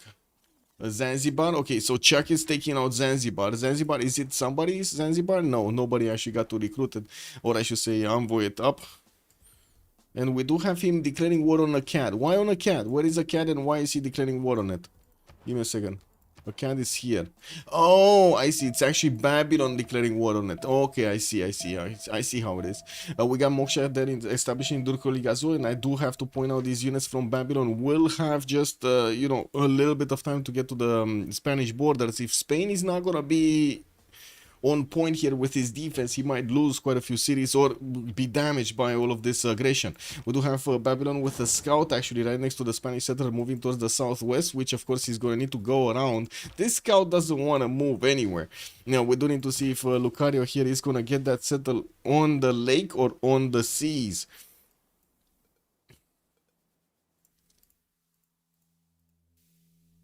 There we go. Mazur, good evening, sir, and welcome. Hello. Which border is this observer with option score? It's the better spectator mod. This is the mod. I'm not sure what version it is, but I can figure it out. Give me a sec. Good thing is I do have the Steam open, so I can actually just go into Steam Workshop and subscribe the items. Then I can grab the link directly. What is it? It doesn't say which version. Oops. Anyway, I can just share the link. There we go. There we go. Mazur, that's the link, sir. With much pleasure, sir. Also, yellow timing will be everything. If Spain goes army too early, it is also a mistake. That's true. That's true. But I think the best thing that he could do right now is actually get visibility towards the northeast. He's sending one of his slingers over there, putting it in the 1-3 forest, and I do see he's getting scouted by Aztec here, right next to his city center. Actually, that's not a scout. That's actually his ally there. Armandarine is trying to grab some resources with the Coleus. Wait, isn't this? Yeah, this is the extra one, no? This is the extra pointer.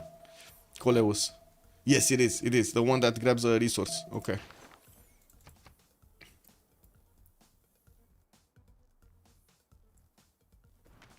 Bex, bon dia, senor. Hello. Nothing better than Sunday Civ. Hello there. Yes, yes, sir, indeed. Let's see if they overcommit teaming up on Spain or just make use of the units they have anyways. Well, true, true. I don't think Babylon is going to be interested to build some more, but these three horses could still do quite a bit of damage. Just their mere presence would actually put Spain over there in a bit of a defense. So we're going to need to see if Babylon just keeps going towards the southwest after he's going to get his promotions on the horses and a bit of health back. A cat did get taken over. That's a 6 settle for Babylon, and he's going to put his 7th one just about now. He did manage to get his feudalism, so he's popping out 5 charge builders whenever he's settling cities. And I do notice he did manage to actually get the extra production on Liang also. Look at these 4-4-1 tiles. They are so juicy. So juicy.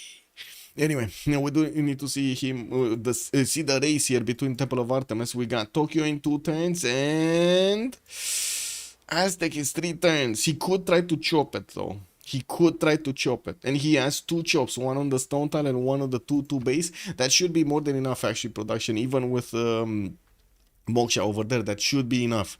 I don't know why he's not doing it. Maybe he's seeing something that we are not seeing. So he's getting 27 production from the woods. Does he have masonry or does he not have masonry? What is Aztec? Engineering in 5. So I think he does, right? With engineering? No. He needs construction. As in we see if he has masonry, if he does have construction. Anyway. I guess we'll see if he actually can go for machinery. But I don't think he's actually going to go for machinery that early. Anyway. Does he know is the question. Wait, what does he know? What does he know or what does he not know? About this? About this? I'm pretty sure he knows about this. Or are we talking about something else? That he's one that is contested? Oh, well, I mean, he just found out. He just found out. That wonder just disappeared, and now he's forced to actually chop into markets instead of getting that beautiful Temple of Artemis with a lot of amenities on his side. I'm pretty sure Tokugawa is going to be very happy getting those amenities for himself. Right now, the city of Tokyo did jump up to 6 happiness. We do have Nagoya on 3, Takamatsu on 3, and they still need to improve tiles around it. I do notice there's a deer tile here for an extra amenity in the city of Nagoya, while Takamatsu doesn't have an extra amenity possible. Anyway, another city in the south is also gonna get those amenities from the horse tiles. Those are 4 rings out from the Temple of Artemis. And we do have Tokyo getting a new wave of builders, and I'm pretty sure he does have feudalism. He did manage to get a decent amount of culture with a 52 a turn here and 30 science. Yeah, we do have Hellstar with 39 science and 68 right now on that Teddy Bulmus opener, with also 54 points of production and 61 faith. 4 cities strong, getting another one with Magnus in Philadelphia, and we'll start chopping down those rainforest tiles. We're gonna need to see him re-improving with as much forest as possible. We do have Pingala establishing in Washington for the science, another campus there in Washington. That's gonna be, where is his campus and why don't I see it quickly? Oh, this one. It's a +3 next to the mountains, and of course the holy site with the other stuff. He did get a holy site from Boston. He did actually manage to get one. He's getting a shrine out, so I would imagine he's gonna start rolling in the points. Zankian also got recruited by Gran Colombia for an extra 3 capacity, while I do notice nobody got Hypatia yet. There is Japan with enough points next turn, so he can actually pick it. And we're probably gonna see that free library on his side also. Beautiful though, beautiful. Well, turn 41, Toa, you either get slowly or you don't get it. True, true. Aztec is gonna be angry? Probably. We do have Hanging Gardens coming up from Washington to give him the extra growth in the cities of America, and I do see new settlers are being commissioned here from the south. He did already manage to send one out. He's building another one right here, and I do see him actually expanding 2, 4, 5, 6, 7, 8 cities soon. Interesting that he actually... Oh, wait, there were 2 of these gypsum tiles, right? Yeah, there were 2. I was saying, like, oh my god, he actually settled next to the gypsum, not on the gypsum. That's kind of crazy, man. That is kind of crazy. Anyway, Zanzibar is going to have a few horses available for him to start moving. Looks like also Gran Colombia moving finally for those prices in the southeast of Cuenca. While he does have 2 horses, he did manage to get his first Commandant General from switching the era. Jose Felix Ribas here is available for him to use. We do have his horses moving towards the horses of Germany. They're just going to meet each other and create a nuclear bomb here in between them. America will be crazy this game, like Sumeria yesterday. Well, I don't know if he's gonna go crazy with production though. That's Sumeria yesterday did have an insane amount of production. Not that much on Hellstar right now. He's on 66. Not that much. And look at Babylon go. Look at Babylon. 30 science, 35 culture, 114 points of production. Definitely also a lot of food. 99 full return here. He's the second biggest one when it comes down to the food acquirement, right behind Teddy, which does have 106, but he just doesn't have the same production numbers. Civs with internal bonuses tend to do it early, yeah, to do well early actually. True. Like the first 2 ages at least they're gonna do well. We got the horses of Babylon actually starting to see the units of Spain here. They're just gonna need to pass through that rainforest, and by the looks of it, Phyrsos only has 3 horses and he's not building some more from his capital. He does have with him also a Sabun Kibidum, which can do more damage to heavy and the light calves here. We do have Spain, of course, working with horses, so those are light calves. A Corina did get settled next to the mountains, non-fresh water position, but with the possibility to aqueduct it, that shouldn't be a problem to get the housing. And I gotta say, I want to wait here. These 2 horses are not gonna have the opportunity to actually attack both into the Spanish horse, right? So this one can move here barely. This one can move here. Oh, maybe. Oh, maybe. I think they can, right? They can take out the horse. So this one moves here. This one moves here. And then bam, bam. Double slam right into the horse and he's gonna die. But I don't think he sees this. So let me actually double check. He does. Okay, there we go. There we go. There we go. Beautiful. Bam, bam. Beautiful. Just amazing. A cat getting his Pelagum. We don't have him with fresh water, so it's not actually giving him anything here. Does he give him anything here? Like, except the, you know, straight food and production. He doesn't have housing, and this is no fresh water, right? It only gives you, if I remember correctly, the Pelagum only gives you the bonuses of extra food if you have tile improved next to fresh water. It doesn't matter if it's a lake, a river, or something. It just needs to be fresh water. Am I wrong? Anybody? Chat? Where is the Pelagum? What do we have here? Pelagum. Building unique, +1 housing and 2 production. All farms gain +1 production. Freshwater improved tiles, except the farms receive the +1 food. Yeah.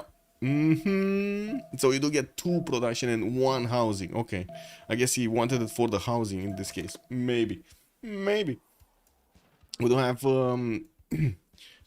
another wave of settlers coming out. Hanging Gardens also going to be finished in Babylon. He's trying to go for entertainment complex from Belgium, and I gotta say he doesn't have Victor in there to actually try to chop down Colosseum. We're also going to need to see if he's going to try to go for Colosseum. He does have a flat tile there right next to the city of Belgium, which will actually hit 5 cities. 1, 2, 3, 4, 5, a possible 6th one actually to the northeast. Not bad at all.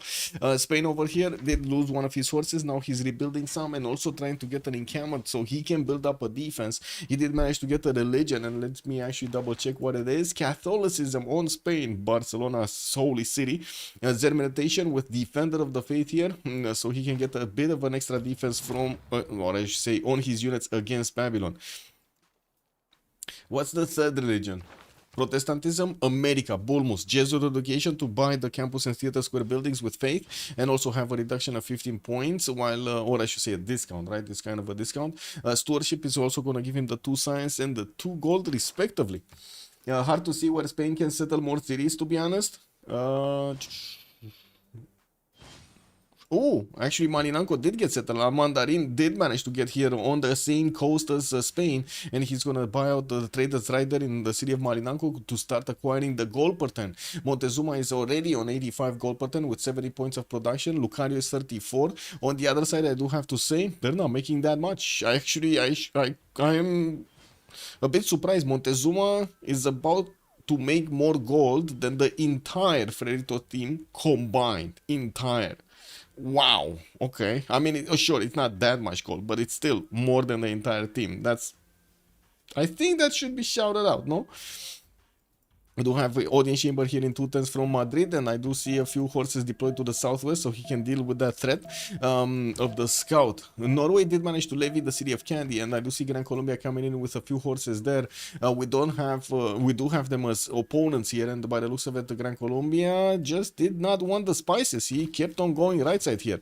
This feels like it's a bit of a mistake because he's going right in the face of Germany, and by the looks of it, Germany is at the moment not realizing what is happening, but he's gonna realize soon when the city of Gran Colombia is gonna appear on this lake over here.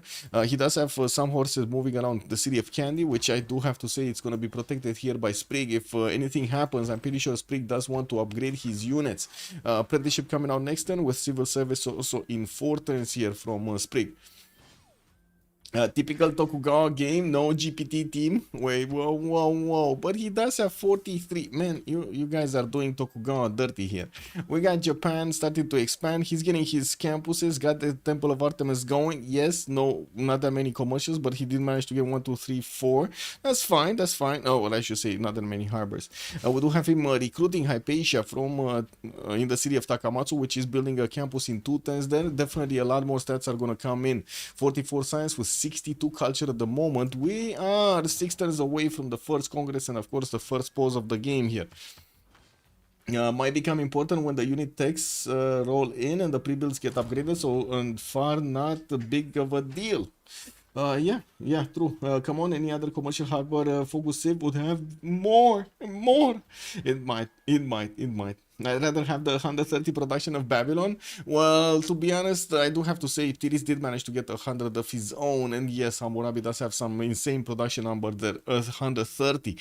We do have him with Ancestral Hall getting smacked here. I think I'm pretty sure it got pillaged because it says it got pillaged. Yeah, I'm pretty sure. Okay, here what's going on? The horses of Babylon got pushed back. Spain does have 3 of his and an archer with that army. While he's finishing in the Palgumin Acad here, we're going to see a wave of builders coming around and new settlers. We will probably get to see him place another city to the northeast of Acad, and he does have one that he could settle right in the face of Spain to the south of Durkurigalzu on that river, which to be honest is not a bad city. Let's take a look at Bulmus here, trying to get his Apadana. Did build the Oracle in the city of Boston and starting to get his theater squares out so he can start recruiting great writers, great artists, and of course later on musician points. We do have him with quite a few builders, not only with feudalism but also hard building them and or chopping them from his cities. While he's getting great bath in Cincinnati, he definitely wants to get that next era Golden Age. We do have Nemesis with 7 points off. Looks like Hellstar is going to be 9 points off. Lucariohimself 10 points off. Armandarine very far away. 43 out of 44, very far away. Now we do have also we do have also Titiits, Armandarine going dark. Titiits is gonna be 10 points off. Sprig is gonna be 3 points away from getting a golden. Phyrsos is gonna be 5. Chuck is gonna be 11. 40 out of 51. Is he getting his Hanzas? This is the time of the Hanzas, no? Oh my god, yes, he did get his Hanzas. We do have him with a +7 over here and another +7 over here. Did get one from the capital, Munich there, it's a +6. Could put a aqueduct right next to it, and of course we're going to need to see how he's going to try to get that from Heidelberg as well. This aqueduct from Heidelberg will hit 2 Hanzas, making them much more productive. And I do see Chuck is getting engineering next turn, so he's going to get to open up the aqueduct technology here. It does need to also send a unit to help out Candy, and it looks like he does have a horse going there to actually see what Gran Colombia is doing. I'm quite surprised Norway did not upgrade at least a unit. Oh, I see. He doesn't have iron working. That's why he didn't upgrade. He's getting it next turn, and he's also going to have civil service in 2 here. Now, what did he chop that? Why did he chop that? What did he chop? Wait, what did he chop? Or who are you talking about? You mean Philadelphia's rainforest? He's chopping every rainforest here. I think he's gonna chop everything and replant trees. That's what he's doing. You see that's what he's doing here in Philadelphia. I think that's what he's gonna do in the north, not only the southeast. He has an army of builders just chopping every bit of rainforest and planting forest everywhere, so he can get the extra peel, right? It looks great. It looks amazing. He chopped the forest next to the grove. Oh yeah, because he can put the forest back. So he gets the extra production from with the builder charge, right? You convert the builder charge into instant production, and then you get another builder charge and you replant the forest, and boom, it's like nothing happened. Yeah. He has it already? What does he has already? He chopped forest next to the... Oh, you mean replanting the growth? Yeah, he has it already. Yeah. It's much faster on America, right? You do get it a lot faster. I'm not sure where, though. When, I mean. Teddy Bulmus, when do you get it? Woods can be planted with the medieval fair civic. So, really not that hard to get to medieval fairs. Yeah, we're going to need to see how many points is he going to start to make with his theater squares here. Looks like at the moment he's on 0. We got Babylon on 2.3 and Aztec is on 1. In the merchant screen, I do notice Aztec did manage to pick up Marco Polo. And, yeah. Oh, look at that gold per 10. Montezuma. 94 gold per 10 on Armandarine here. He did manage to get some units there in Malinanco, gonna get a galley for some extra score, and by the looks of it, Babylon did get back in the city of Akkad, not allowing the Spanish units to actually hunt down his horses. Now, we do have an encampment training project coming out from Barcelona, and that should be actually the first general of the game. A trunk track here is available for recruitment. We got Norway trying to do one, Germany trying to do one, Aztec, Spain, Japan trying to do these general points. And looking at Germany here, looks like he's actually working the card, because I don't see a single encampment finished. We do have one in Zanzibar that's 4 turns away from finishing, where he does also have Governor Victor deployed. He did start to place his aqueducts here in between his Hansas, and of course we're going to need to wait for them to finish to see all of that beautiful production. What are the other ones? Spain. So Spain did get an encampment. We got Norway here, did get an encampment. Okay, he's gonna get that going. Looks like he still has his units around Candy. Candy doing well to defend himself, itself, I mean, but it's only 21 strength, and if these horses of Gran Colombia actually go through the archer line, attacking to the city center is not gonna be hard for them. So that's quite a problem, and something that Germany and also Norway need to keep in mind. I'm pretty sure they are aware of this.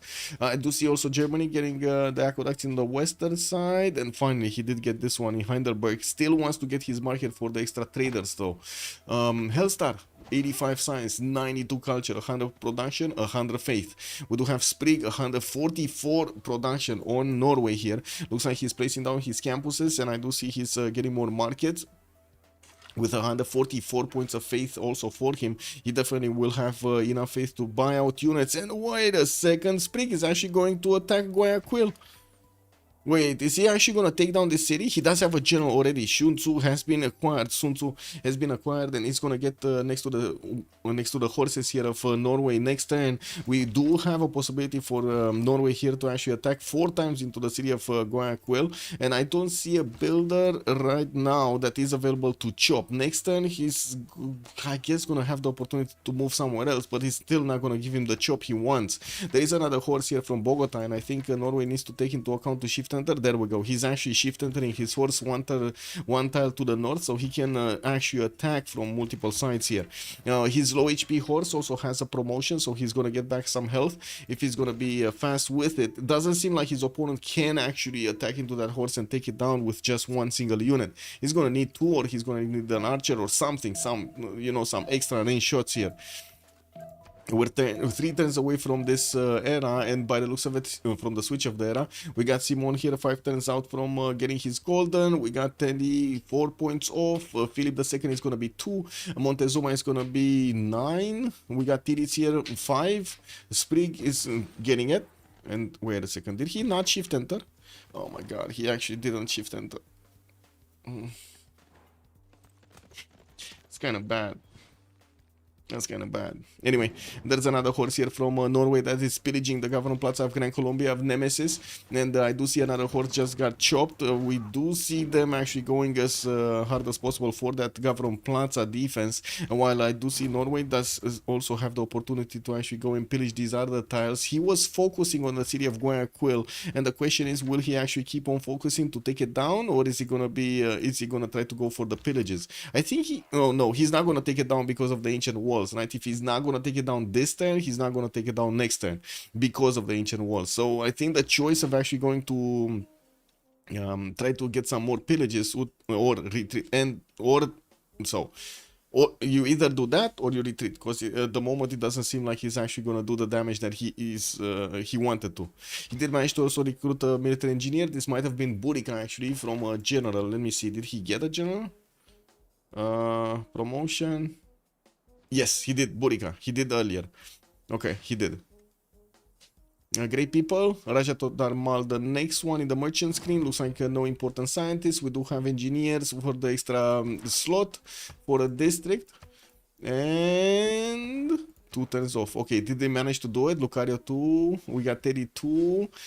Simon did manage to get it. Okay. Japan. What is Japan doing? Japan.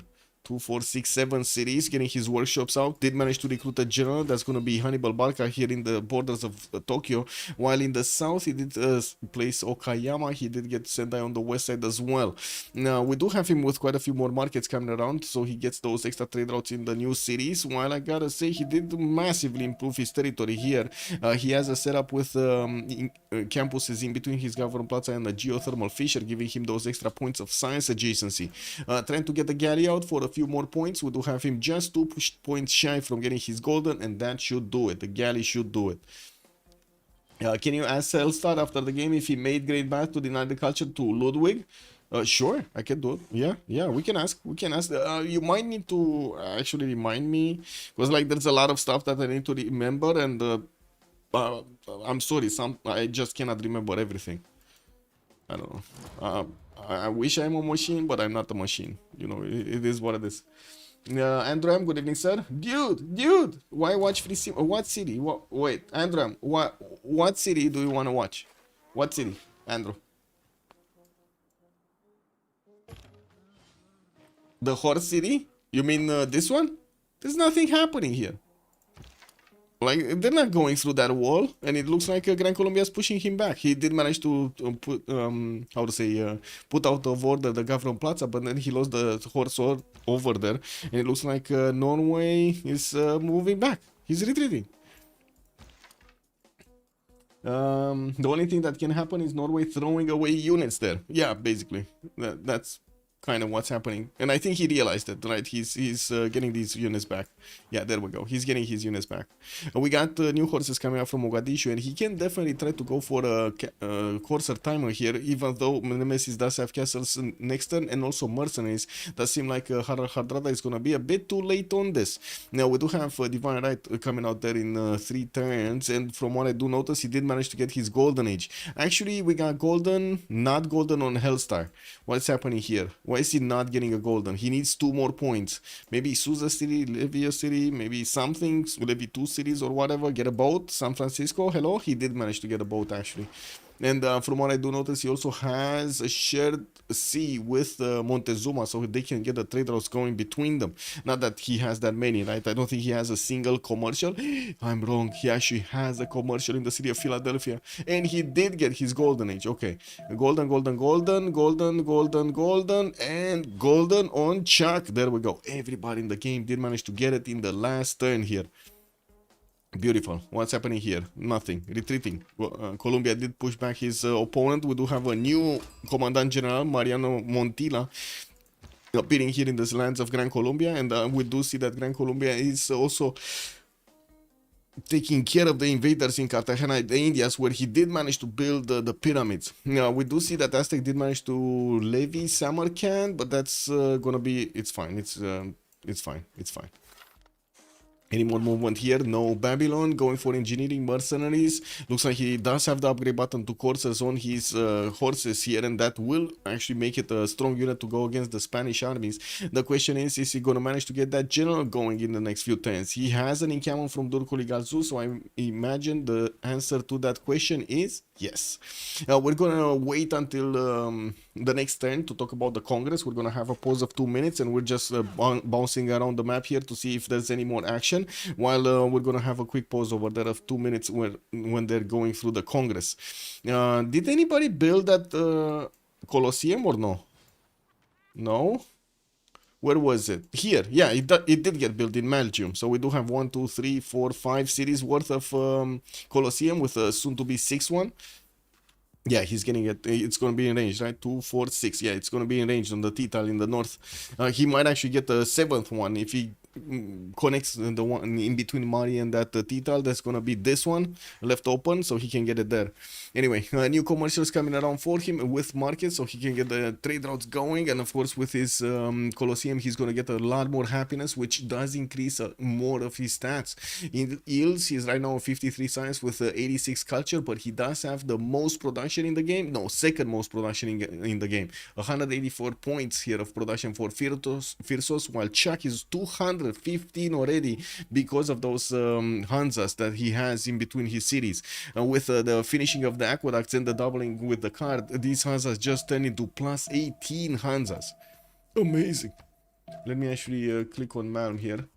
Get ready for clicking a lot of buttons quickly so I can go through the vote. Click on.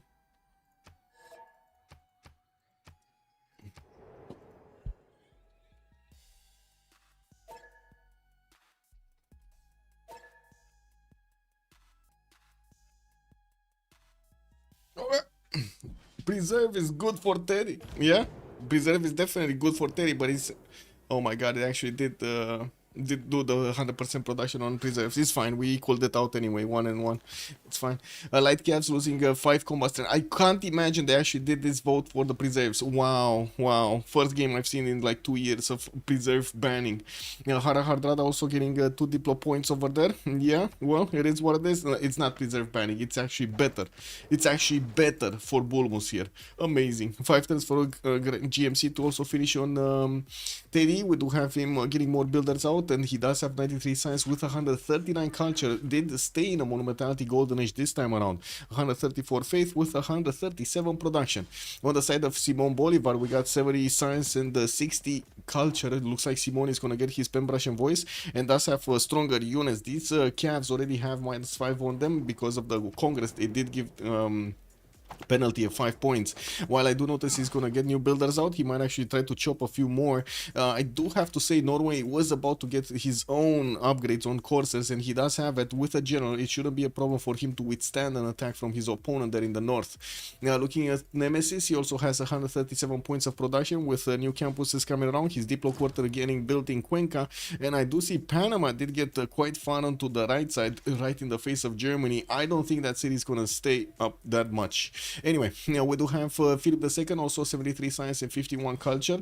That's unfortunate for him. He slowed down quite a bit by the looks of it from this attack from Babylon, and doesn't really have that many cities to settle afterwards. He did manage to get 2 new settlers out, with a 3rd one coming up from Bilbao, and I do see he started on building some of these swordsmen. Well, new campuses coming in, not that much production, 99. Actually, he's right now the lowest one when it comes to the production, which is extremely surprising because we're used to seeing Philip II doing quite well when it comes down to his production capabilities. But I think one of the reasons is he's going externals much earlier than normal, so he doesn't have that much production coming up from this. Just the same as Montezuma, they're doing the gold, right? They're trying to get the gold, and they're succeeding. 82 gold at 10 on one side. Armandarine is going to be 99. And looking at Montezuma here, he also does have only 2, 4, 6 cities with another 2 coming around. We're gonna see him expand quite quickly, trying to get his setup going for his industrial zones with aqueducts, of course, and in between them, those industrial zones. 60 science only, 68 culture with 113 points of production, but then he does have the 99 gold a turn. Titiits 134 science with 70 culture, 3 inquiry golden age for him, 2, 4, 6, 8 cities. He does have some knights going towards the south to defend his territory. Industrial zones coming around here from the city of Takamatsu. He can place 2 of them next to that aqueduct, while Nagoya and Tokyo did manage to get the placement here for one of his industrial zones. That's from Tokyo. Needs to get one from Nagoya. He got it here. Okay, so both of them are +5s. Not bad. Yeah, Yokohama Kenny Liang established there. I'm thinking he's actually going to go for the food and the production promotion here on Liang, or is he going to go for the defense against that volcano? He does have 1, 2, 3, 4, 5, 6, 7, 8, 9, 10 resources that he can get the food and the production from Liang. Campus in Yokohama, we got G-Food there with commercials, and I do have to point out, specify here, Liang going 3 charges into Liang is quite expensive in the game. It must be worth it. And we do have Titiits with 180 points of production, which makes him more productive than anyone on the side of Sinch team. We also have Sprig there with 140, again quite productive versus everybody from his opponents. Sprig over here did manage to get 2, 4, 6, 7 cities. He's getting his GMC up in 4 turns, and he does have Sketsmore right next to Candy. And he did manage to actually keep away Candy from being taken by Gran Colombia. Or wait a second, did Candy kind of took care of itself there? I think Candy kind of took care of himself there, right? Yeah, we do have him getting some coursers out, and I'm questioning why is he getting coursers and not actually something like his UU here, mostly because the coursers do have a -5 on them, right? They're not that useful anymore. He's going to need to upgrade the ones in Mogadishu, though, to withstand the Gran Colombian courser attack, because these guys can actually two-shot his horses with no problems. He also has quite a problem in the science. Pen, brush, and voice, 82 science, 91 culture. 136 faith attack with 140 does put him quite high when it comes to the production and the face generation. So being in, in this pen, brush, and voice, he's going to get to spend his faith on units, and he's going to get to spend his production on more improvements here. We do have Phyrsos, also 65 science, 93 culture on Babylon, on 2, 4, 6, 8, 9 city Babylon, with a Colosseum, with Hanging Gardens, getting his great library from the city of Mari, and started to put down his industrial zones next to aqueducts. He did manage to get a few units right in the face of Spain here, and I'm actually curious why is he not going right now. He has 3 coursers, he could take out another horse from Spain, he's not moving. Well, I guess we're gonna need to see them next turn, because they don't have enough movement to actually do the damage there. Anyway, only 2 of them could actually do damage. One of them. Only one of them could do the damage. Anyway, maybe last move. Maybe he's gonna last move. Let's see. A few more of these heavy chariots are coming around from him, so he can get the upgrades into knights. The same can be said about Spain. He's trying to equal that. Also, Sabir, Tokugawa stats. Boom, boom, boom. Tokugawa. Yeah, Babylon can get a Giga Petra city in range of Colosseum to the left. Man, somebody needs to make a meme out of Tokugawa with some of those like Japanese sounding, songs. Does anybody know? Can we get somebody to sing a Japanese song for Titiits in that tonality, you know, the extremely high-pitched tonality? Babylon can get a Giga Petra, yes, I did read that. Is that even close to conservation, building sanctuary? I don't think he's that close though, but let me double check. In the tech side, we do have Teddy on military humanism. He's not that far away, but not that close either. I mean, yeah, he's not that.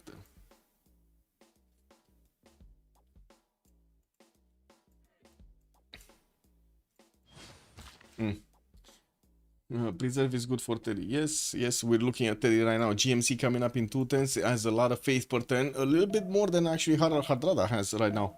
Let's take a look what's going on here. We do have Bogota getting more traders. We do have also libraries coming in. Another settler from Guayaquil. While he's sending his units right in the face of Norway, he could double tap these Norwegian horses quite easily, but it looks like he's not doing that.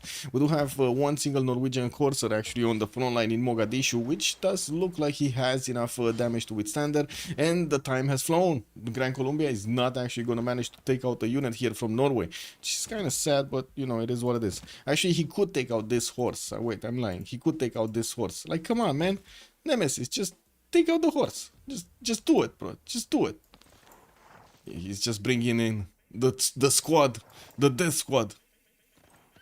Bring it in. Bring it in.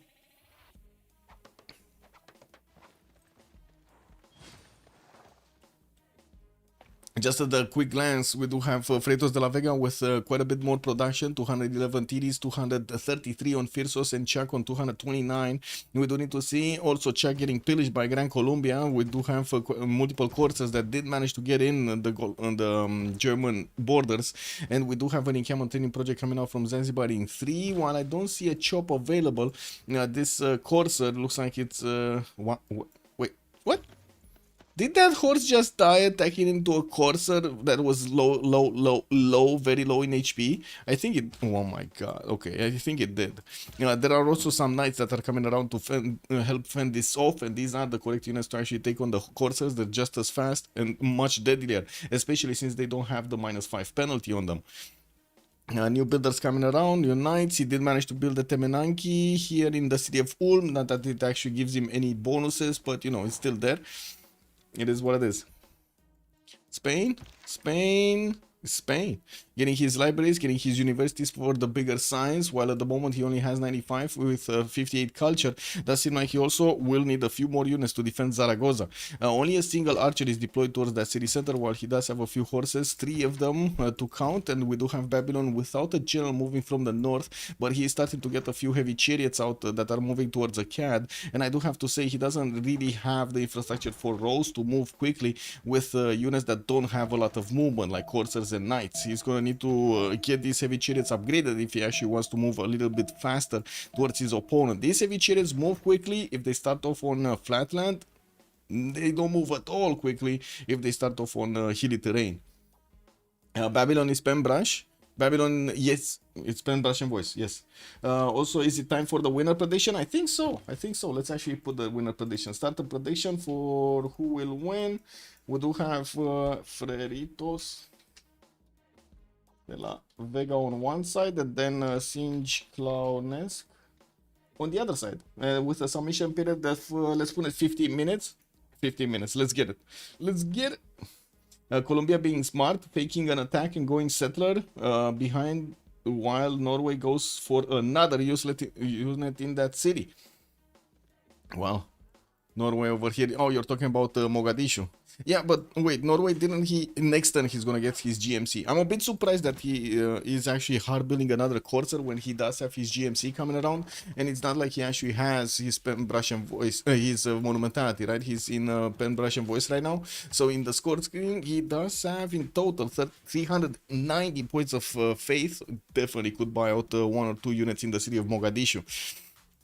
We do have him with some builders also starting to improve the remaining territory and chopping whatever remains. Has his military engineer building the pathways towards the west side, and it looks like he's actually going to create a pathway through the mountains here, which is going to make it deadly to America. This is a problem actually for America. This is a big problem. If Sprig actually is starting to buy out units in Skian and wants to send them through the mountains, the forests are not going to slow him down if he's managing to get that road pathway done. So I think military engineer here, very, very good advantage. Very good advantage. More universities coming in from his main cities. We're going to need to see how his science is going to go up. Didn't really need to defend Candy anymore. Gran Colombia stopped pushing into it and went into Germany. Germany got quite a few of his tiles pillaged, but now he's actually starting to push back. Got the Corsair in the city of Mines taken care of, and now he's going to get those 2 knights next to Zanzibar to take care of the other ones. Wait. There we go. Okay, next up, Tokugawa. Getting granaries to turning intelligence agency from Tokyo. That's a very good productive city. 58 points of production with new builders with feudalism coming around. Looks like also new commercials and a city moving to the west side towards Babylon's lake. We might actually see him try to put one there on that particular lake. Oh well. Great library coming out also in Babylon next turn with Pingala establishing in that exact city. And we do have Babylon here still keeping his heavy chariots next to the borders of Mashka Shapir, not getting them into a cat's forward. And I do notice he kind of went back from attacking into Spain because Spain did upgrade his coursers, so there was no more point over there going into this. He doesn't have a general, so unfortunately his units are missing an extra +5 from attacking into his opponents. We do have also Terry managing to get 131 science and 228 culture. He's only on 28 tourism. Terry's tourism does jump up a lot later. He's getting his industrial zones here in Cincinnati and of course building the groves. Still not there yet, but getting very close to getting his sanctuaries when he's gonna put more science points on all of these tiles. With of course preserves. I wonder what Babylon's game plan is right now. So yeah, I guess we'll see what his game plan is. I don't really want to assume right now, but to be honest, I think he should put quite a bit of pressure on Spain over here. Anyway, looking at Aztec, it's not like he's actually gonna do any kind of damage to anybody. He does have Tokugawa in the north, and he's not sending units to him. We do have also him just keeping a few horses and his Eagle Warrior close the north of Ixtapaluca to keep that border in check, and that's about it. Trying to get his production capabilities higher, universities, and of course gold per turn. That actually put him in a bit of a rough spot here because his science and culture is suffering at the moment. Goober Dragon also, hello there sir and welcome. Gotta check for Newton and Happy Scientist in the coming turns. Yes sir, we do have the healing scientist. Abu just got recruited and looks like Rajato Darmal is still here. Japan is going to get the opportunity to recruit Isolor of Miletus. And we do have him with 8 points a turn. He's going to get it in 2 turns if it's not going to get projected out by anybody else. In the scientist screen, does look like the moment Japan needs to pick or pass. Aztec is going to have the next choice. Norway here coming up soon also with 8 points at 10. Gran Colombia is on 7. Spain on 5. And then we do have America on 10. Okay, rebuilding campuses here in America's territory. Check his 117 science and 70 culture in that free inquiry golden age. He's getting the extra science points from his commercials, and he does have some insane production numbers. 251 points of production here on Chuck. He did manage to also clump up his knights to get them going against Gran Colombia's coursers on the west side. I think only one remains in his side of his borders. The other one did go a little bit lower. Wow. Wow, wow, wow. That courser actually got away. Oh my god, it actually got away. Oh well. It's gonna need to get that promotion on it to make it withstand another attack or two. And of course, we're gonna need to see if he's actually gonna get to run away completely or he's gonna get hunted down by Germany's knights. Another encampment training project coming up from Zanzibar. In the encampment screen, or I should say in the general screen, we got Germany here about to recruit a general when he's gonna finish the encampment training project. And Norway is 2 points a turn. Mastic is on 1. We got Japan on 1, Babylon on 2, Spain on 1, Gran Colombia on 1, and that's about it. Nobody's making that many points in the game by the looks of it. Sprig did manage to get to 104 science, 103 culture, did slow the attack to a crawl here of Gran Colombia, and looks like the moment he's not pre-building anything, but he did manage to get at least 2 heavy chariots moving towards Mogadishu. Oh, I see. He's just straight up buying coursers in the city of Skian. Okay. Okay. Well, that's not bad. 237 faith over here in the bank. But I do have to say America did put a courser right on that border. So I would say he would need a knight, not a courser, to actually punch through. We're going to need to see if he's going to get them in the water. There is a possibility for him to embark and disembark through this lake, which shouldn't be a problem for somebody like Norway here. Just get shipbuilding and that's it. Getting a few more shrines for his Freritos turn. We do have Sprig getting printing, while also Lucariohimself on Philip II is going to get printing. Teddy is going to try to get his machinery going so he can actually upgrade these archers into his crossbows. Oh my god, look at this land over here. It's just wow. Just wow. So many tiles, so many yields. Anyway, yeah, we do have him with some coastal building and libraries. It definitely has the science and the culture needed for the next part of the game with enough production and faith at the same time. Unfortunately, his allies are struggling with the stats here. Nemesis is only 80 with 67 and only 175 production. We don't have anybody on Freritos side less than 90 points of culture of science, let alone talk about having less than 70 culture. Wait, is preserve broken, chat? Menamolov, preserve is not broken. It's perfectly balanced. One unit already slipped into America's territory. Yeah. Oh, 2 of them actually. Woo! Where did these guys come from? Oh my god, I'm sorry, I didn't see them. How did they get here? Did they go around or something? Cause anyway, it is what it is. I guess I was watching something else and I just didn't see the courses moving in. Did they actually go through like the south or where?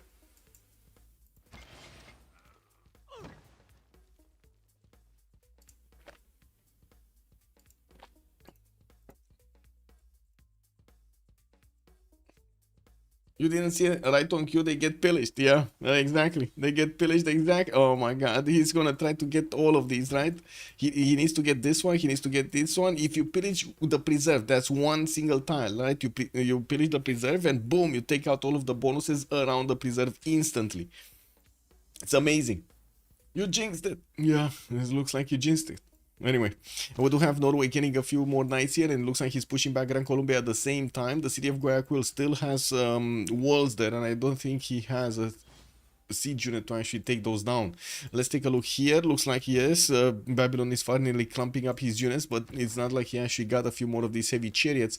Gonna try to get his encampment training project and does have a bull recruited. It looks like right now Newton is next up on the table here to be recruited in the scientist screen, with universities providing the extra 2 science and a free library in a university whenever you want it. Gran Colombia here is making projects. Japan will probably start to make projects as well. Let's actually see them. We got only one project. That just doesn't seem enough, right? 8 turns for Forbidden City also in Nagoya. He did manage to get Isodor, so that's going to be a little bit faster than the 8 turns is being displayed over there. And who's making projects? What was it? Norway? Not Norway. Gran Colombia, or who was it? Yeah, Gran Colombia, right? Gran Colombia. Projects, 1, 2 projects, 3 projects. He's gonna get it. If I would say if Tokugawa is not gonna make at least 2 or 3 projects, he's gonna get it. Gran Colombia is gonna get it. It's only Japan that could have actually stopped this, I think. I guess, I mean, there is a chance that he's gonna get to one turn another project, I guess. If he one turns another project, it should be enough.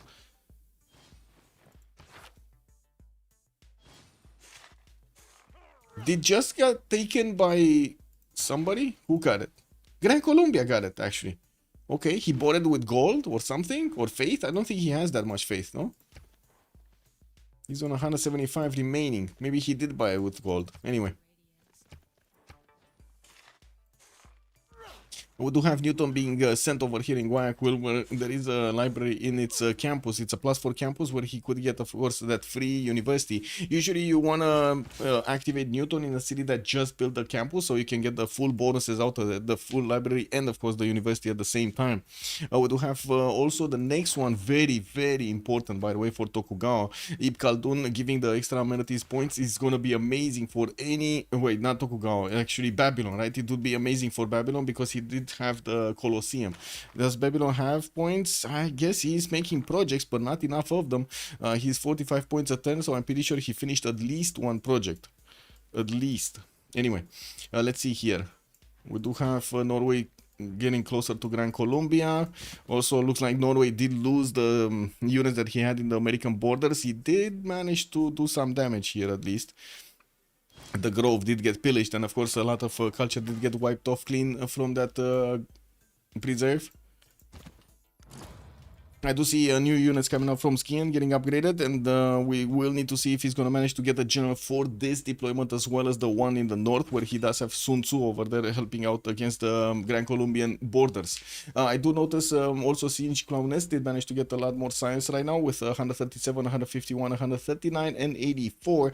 They are still lacking quite a bit when it comes to the production, right? They're 187, 195, 155, 199. None of them are over 200. None of them. On the other side, we got Freritos de la Vega with 245, 166. Sprig is kind of low, but he does have 244 faith at 10, so that's still good. And then we do have Phyrsos on 283, and then Chuck on 258. Chuck here does seem like he's going to need to get a few more units to deal with the problems of Gran Colombia. We do have him with settlers coming around and a few more of these universities for the extra science. He's going to get up in science quite quickly. Who has the science city state? It's Geneva, and it's being held by Chuck. Okay, makes sense. It's being held by Chuck. Okay.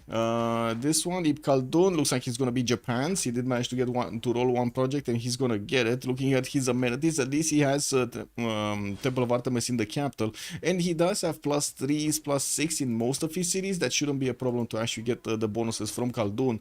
He's gonna need to get an entertainment complex, I'm pretty sure, from Tokyo, so he can get to keep his extra amenities. Well, maybe not just Tokyo, maybe Nagoya also. Nagoya is about to hit 10 pop anyway. But I think Theater Square would have been quite demanded here. Anyway, south of Colombia, we do have Norway actually getting into the borders of Guayaquil, and is about to attack into the corsairs of Gran Colombia. Both of them do have generals. It shouldn't be, the general shouldn't make a difference here, but there is a +3 intel on opponent's movements from these corsairs of Norway, because he did manage to get printing with no spy right now in the cities of Gran Colombia. He doesn't have one yet.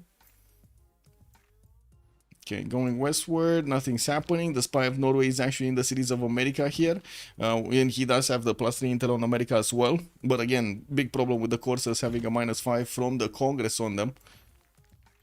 And it's still gonna be like half the era to not have that bonus, or I should say penalty on you. Okay,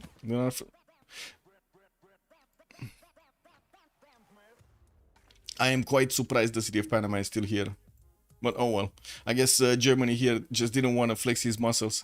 We do have another settler from Mainz, and I do see he's going to get that foreign ministry in Munich in his Gavron Plaza. Two turning one settler from Ulm, where he does have another one. Looks like he's going to start settling the southeast.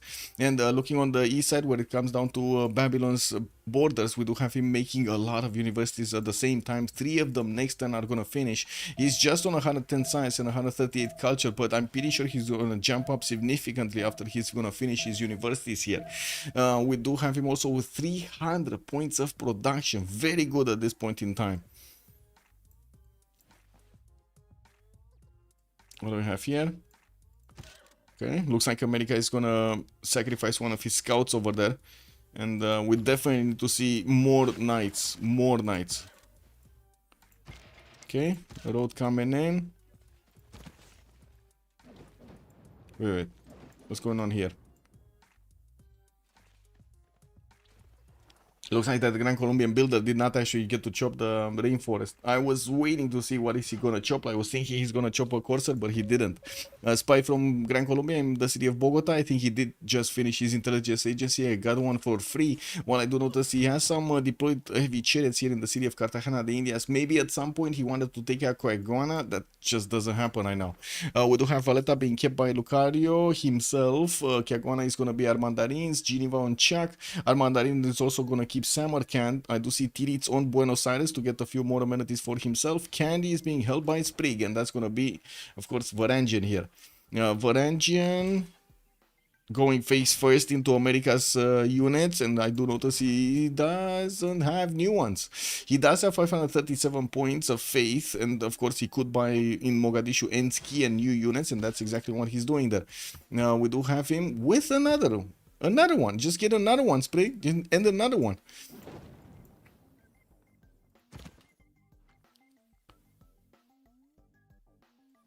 Oh, the intel has changed. Now the corsairs of Gran Colombia actually have intel on the units of Norway. And I do see Victor didn't get established there, but I do see it established in the city of Panama, where Germany is starting to send a few units closer to that city center. I don't think these are going to be enough to actually take the city center, even if it does only have like 2 corsairs around it. I'm pretty sure it's going to be fine.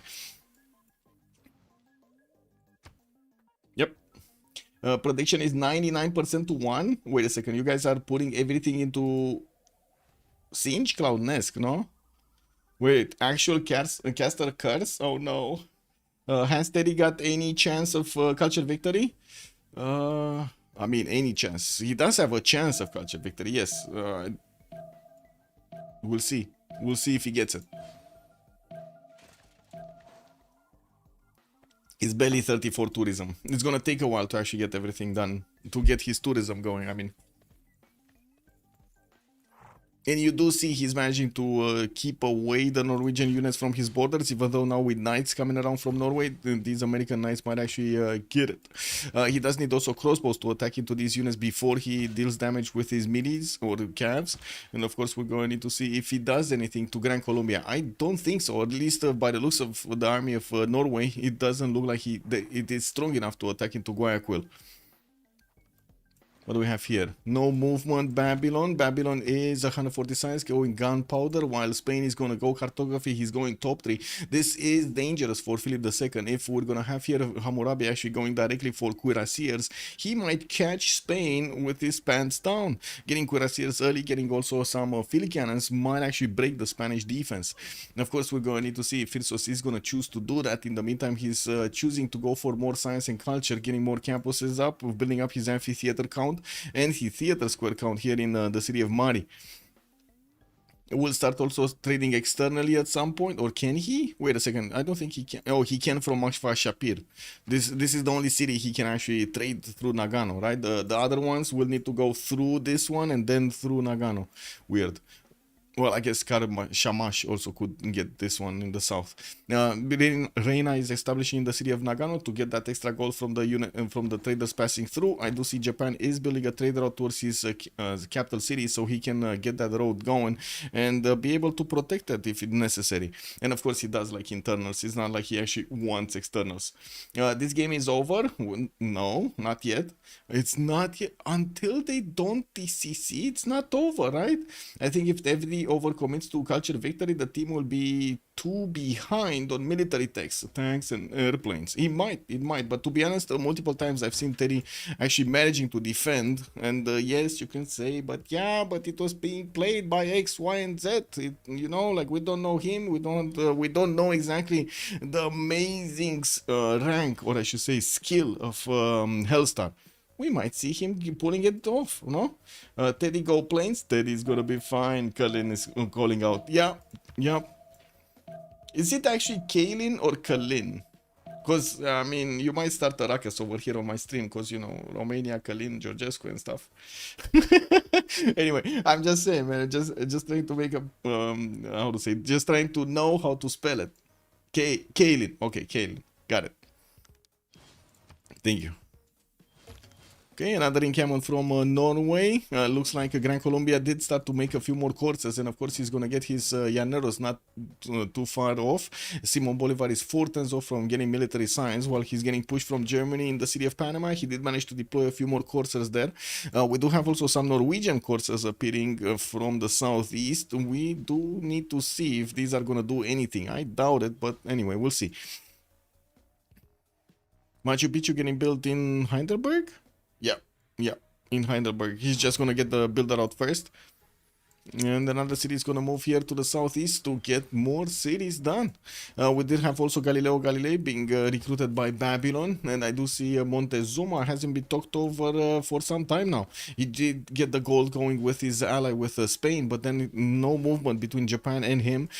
He did respect Japan, of course, and does have a few horses deployed towards the north of his borders while he's getting his universities up. He's still on 129 science with 105 culture.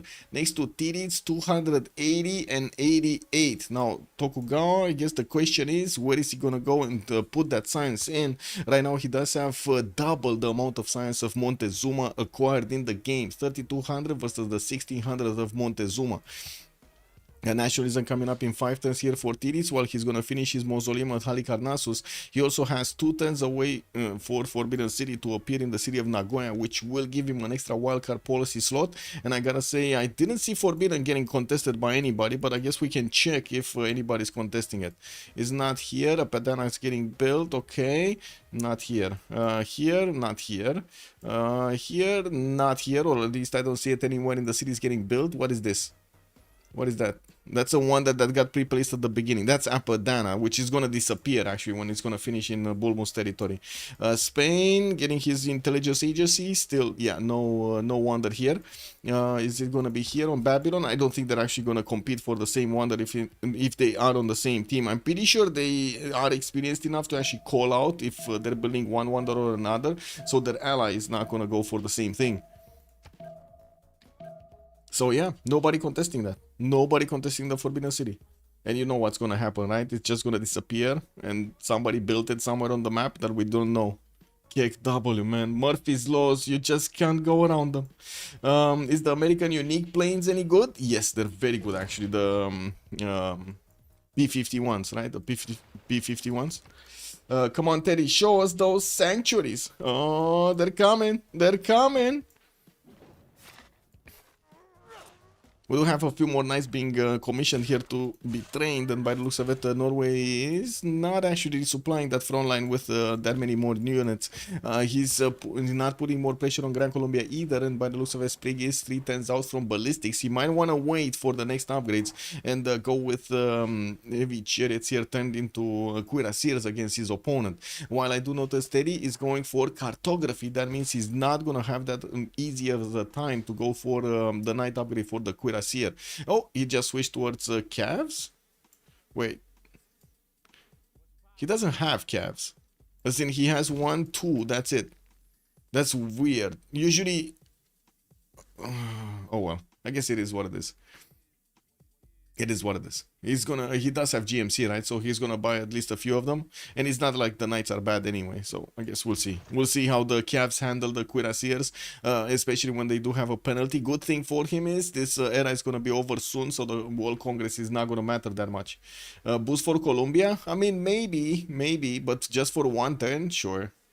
I guess you know that's still important. The Llaneros might make quite a bit of a splash here against Norway. We do have multiple courses coming around. Even the city of Maracaibo in the northeast is going to get a few of them deployed there to defend off the attack from Germany. There were 2 knights that did manage to cross over somehow. I'm expecting them actually to swim.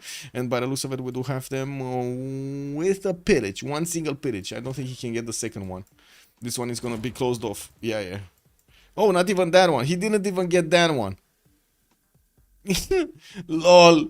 Nemesis didn't want to do it, bro. He didn't want to do it.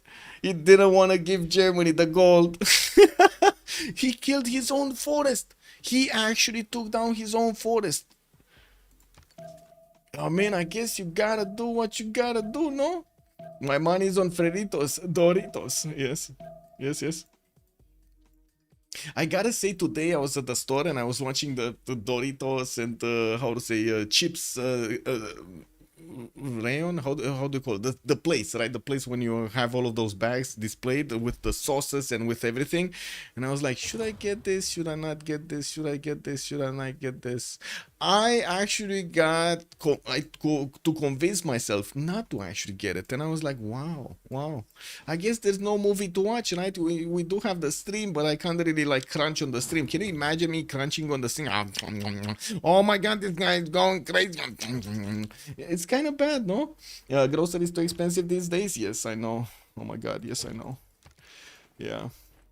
I mean, our inflation is going sky high. It's like 10% or 15% on some of the things. And it's funny when you look at the business people saying, it's fine, but they're not. Nobody's increasing the salaries. Nobody's doing anything, you know.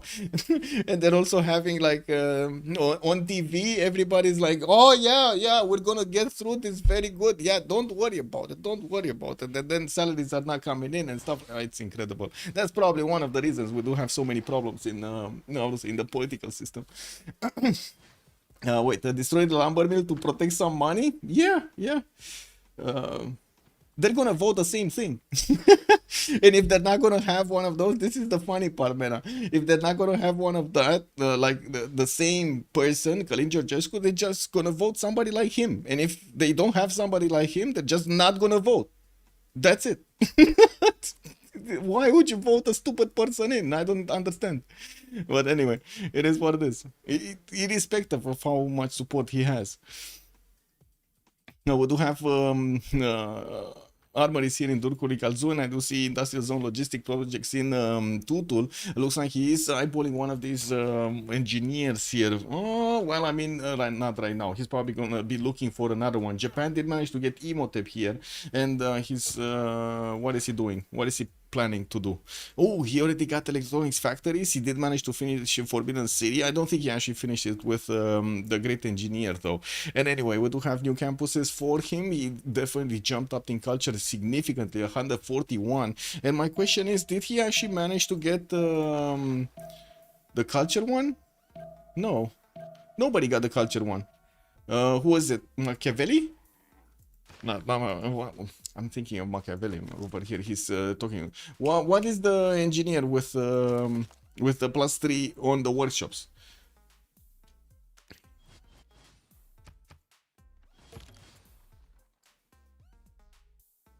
Da Vinci! Da Vinci! There we go. Thank you, chat. Thank you. It happens, you know, too many names, too many things. Anyway, yeah, we do have Norway here actually getting his cursor in the water next to Los Angeles. I have no idea what that guy actually is doing there. While we do need to see Norway upgrading his units, he did retreat the ones going against Gran Colombia. Gran Colombia does have Llaneros right now, and if these coursers are not going to be upgraded soon, they're going to probably die to the Llaneros. Now, we do have Sprig over here at 155 science with 130 culture, 274 faith. Is amazing. Ballistics next turn, so he's gonna get upgrades for his cuirassiers, and also field cannons will have the ability to buy them out. Which, by the way, the field cannons are gonna help him so much against the Llaneros. Who painted the Mona Lisa? Yeah. Iphigenia, hello there, sir, good evening.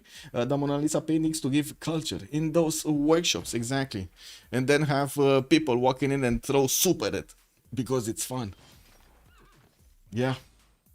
You know, that happened actually in Paris, like what, a few months ago? There was 2 people, random people, that had one of those like canisters of soup. I don't know how to call them, like receptacles, whatever, something soup, and then they just, you know, like, wow.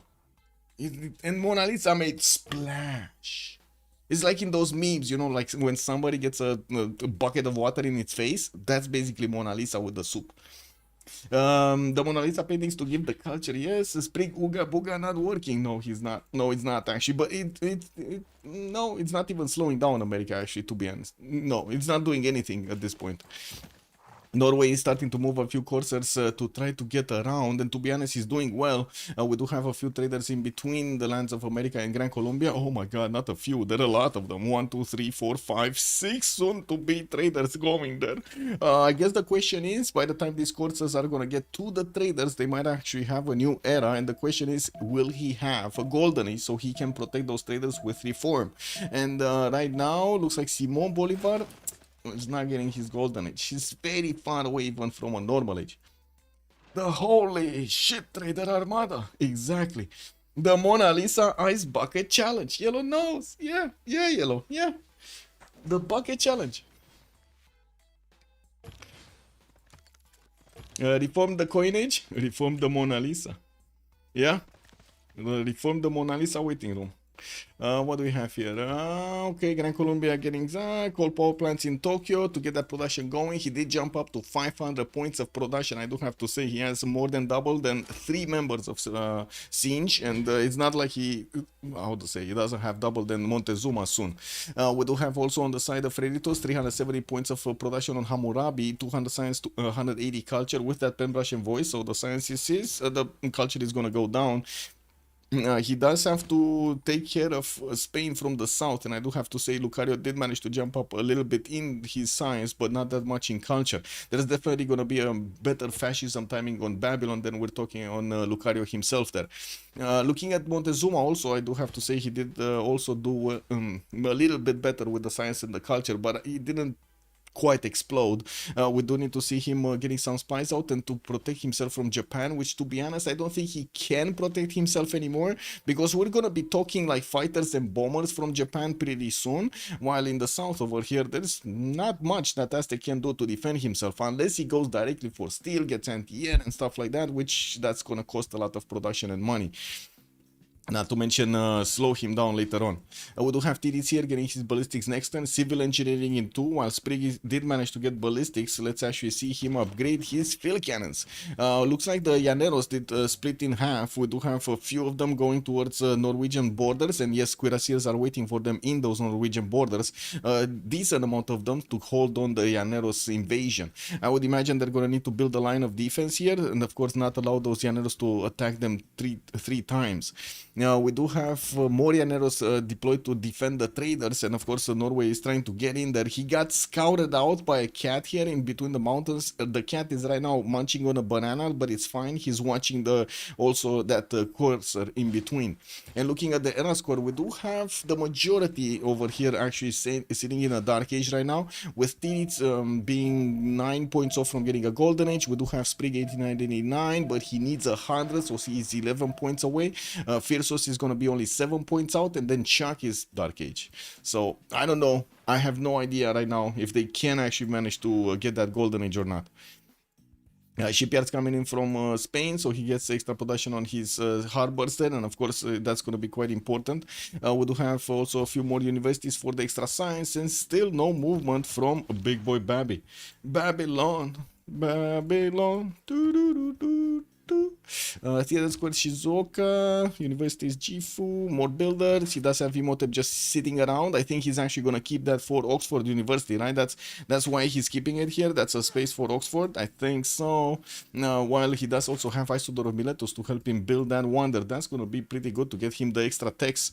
He is right now on 36 techs, while we do have on Hellstar 33 techs. They're actually quite close to each other when it comes to the number of techs, but man, Tokugawa is 380 science versus Hellstar's 238. And of course we're gonna need to see after the this era is gonna finish, and there's not gonna be any more Pembrush and Voice, there's not gonna be any more Free Inquiry, if things are gonna develop a little bit differently here. And how are the stats gonna look like? We need to know. Anything happening here? Okay, Llaneros made a line of defense with that archer. Looks like they're also pushing back the courses of Sprig here. Norway does need to get them back and upgrade them into calves if he actually wants to keep those alive, or maybe get to core them up. I do notice he's starting to core up a few field cannons here in the city of Skian and Mogadishu. I don't think this one got cored up, but it's not far away from doing so. And looking at this, we do have Llaneros actually getting cored up. These units, these cored up Llaneros are strong enough to punch through the cuirassiers if they do get too close up and personal, and enough of them to attack into a cuirassier. We do have walls coming up from Mogadishu for the extra defense, and well, Norway does need a little bit of gold from his teammates so he can upgrade his units here. It's not like they have that much gold. That's a bit of an issue here. Only 36, 43, and 26 remaining in the coffers of Freritos de la Vega, while on the Siege team we do have a lot more. 157, 100, 250, and 97. What are they gonna do with it? Not sure. We'll see when he's gonna need to upgrade here.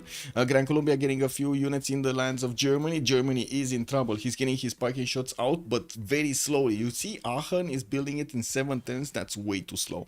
We do have Munich getting it in 2. We do have also Heidelberg in 3, and the Zanzibar is just gonna pump out one out next turn. He did manage to recruit a great general, Timur. That's still not gonna be a good one for the cuirassiers. It is a good one for like coursers, and I think even parking shots, right? It gives to the parking shots. Yes, it does give to the parking shots. It's medieval renaissance, but it's not good for industrial zones. So calves, field cannons, or cuirassiers are just not gonna get that bonus. Japan is just free ink, fake stats. Wow, you think he's that many fake stats? You think he's not gonna drop down like only 80 points over here? I mean, it might not be. I think he's not that big. I mean, I don't think he has that much extra science from his free ink. Oh well, we'll see. And like every Tokugawa game, his team doesn't have the GPT. Well, I mean, I wouldn't really say they don't have that much GPT. 128 with 172 here on Phyrsos, 53 and 37 from two war nations. Well, I guess Germany is not really a war nation. He got into a position that he needs to war, but it's not really a war nation, right? It's more of a productive nation here. Or a production-focused nation. I do notice the Rakota army did get finished here in the cities of Norway, and we might actually see a point on the Norwegian spy. No, he's not. He's still doing the listening post over there, and it doesn't look like he has the ability to get it to a level 2. It's not even level 1 right now. He didn't actually promote it. Okay. These knights are starting to carve a pathway towards the American defenses. Ballistic Seas coming out in 3 turns from Lucario from Spain, and I do see Teddy is getting his metal casting. Remember, he didn't want to go for industrialization, so this took a while to actually recover and go back on the bottom 3. He did manage to get the calf technology, which gives him access to light infantry. He has a total of 1 line infantry to improve, and that's it. Yep. But still, that 1-line infantry can do so much damage to the cuirassiers. 81 attack strength against that Norwegian cuirassier of 71. They definitely need to get cored up over here, and I'm pretty sure a few more field cannons need to get acquired. Who needs GPD when you can get tanks to do the pillage economy for you? Yeah, true. But what happens when your opponent starts to put districts on everything you try to pillage? That must be frustrating. A statue of Zeus got built in Tokyo. Looks like he's trying to get something else here. Alhambra, that's going to be a pretty good one. It's being built from Yokohama, and that's going to be an extra military policy slot to use. We are just 1 turn away, I think, from switching the era, right? So let's actually see. Titiits did manage to get his golden. Sprig, 10 points off. Phyrsos did not get it. So Tokugawa here is going to get reform the coinage. Probably. Pillage Teddy, he has like 3 total tiles improved. Pillage economy. He did get, by the way, Teddy did get to open up his sanctuary, so now he's gonna start to roll in that science. He does manage to keep 288 science on his side with 280 culture, while we do have Titiits on 333 science points and 150 culture.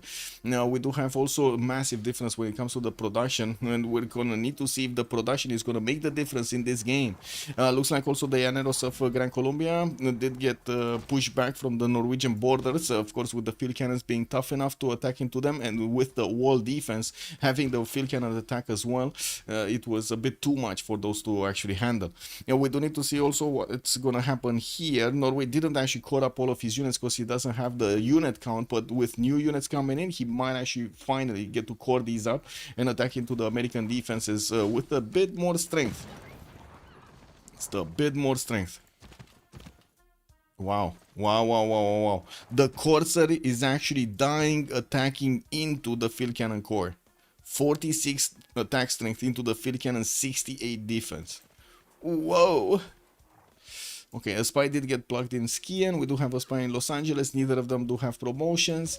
Japan also sent one to Washington. And of course, we're going to need to see if Japan is actually going to do anything here. I don't think so. I mean, he could, don't get me wrong. He could actually get some units to disembark on the borders of America and just start taking over cities here. But I don't see at the moment Japan actually wanting to flex anything. He's just trying to get his banks up for the extra gold pattern. And that's about it. Now, we do have significantly more gold pattern on Siege, Clownesque. This time around, Armandarine is 150, Lucario is 257 on Spain, and we do have Teddy on 63, and then Simon on 77. On the other side, Freritos de la Vega is going to be 118, 15, 148, and 11. You can definitely see the difference over here in total number count. Aztec, of course. What's with Aztec? What is Aztec doing? Aztec not doing much, actually. Not doing much. Yeah. Being the pillage target? Yeah. I mean, yeah, it might be the pillage target. Yeah, true. I don't see Titiits at the moment being aggressive. I guess we'll see. Anyway, we're gonna have a pause of 2 minutes after the World Congress choices here, and we're gonna come back to see what's going on in the game. How are they gonna get through this Renaissance? Or wait, yeah, no, it's medieval. Wait, is it? It's Renaissance, no? Anyway.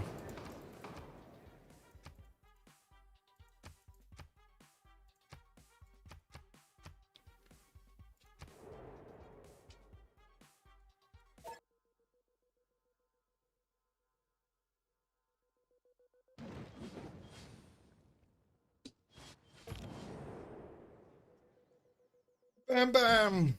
Bam, bam, bam, bam, bam, bam, being the pillage target. Aztec not contributing much to the game, honestly. Some goal to upgrade units. Yeah, but no disrespecting Aztec right here. He's doing his best over here to get the funds for his teammates, right? If he didn't manage to do so, they wouldn't have any gold right now. Okay, let's see. The Nemesis Dark Age, 130 science, 44 culture, is in a bit of trouble actually next to Chuck's armies and of course next to Harald's armies. We're going to need to see when Chuck is going to start to move, because right now Harald is the one trading the punches. And we do have him chewing through the American defenses, even though America is going to get his ballistics next turn. Yeah, next turn. We do have some field cannons, field cannon cores that are going to get onto the front line. And even those cuirassiers might not even be able to take it here. We do have his cuirassiers also coding up and getting a few promotions on them. Looks like Teddy is going to have 313 science with 280 culture, 300 also production. He's going to get quite close to also having steel walls on his cities, and that means Norway is going to need to get artilleries. Philip II, ballistics and nationalism, is on 224 science. Looking at Spain here, he did defend against Babylon, but then Babylon didn't push anymore. We just have them watching each other's armies there. And it looks like he's preparing something on the west side here. He might actually want to go into Norwegian territory to get some pillages done. He's building up more of these encampments. I do see 1, 2, 3, 4. This is infrastructure for his war later on in the game. Armandarine, 180 science with 76 culture. We do have him 300 production, and I do see Montezuma here was getting the gold per turn, right? 170 per turn, trading to Philip II cities. He's finally getting a lot of heavy chariots, and looks like he's also getting 2 ballistics in 3 turns.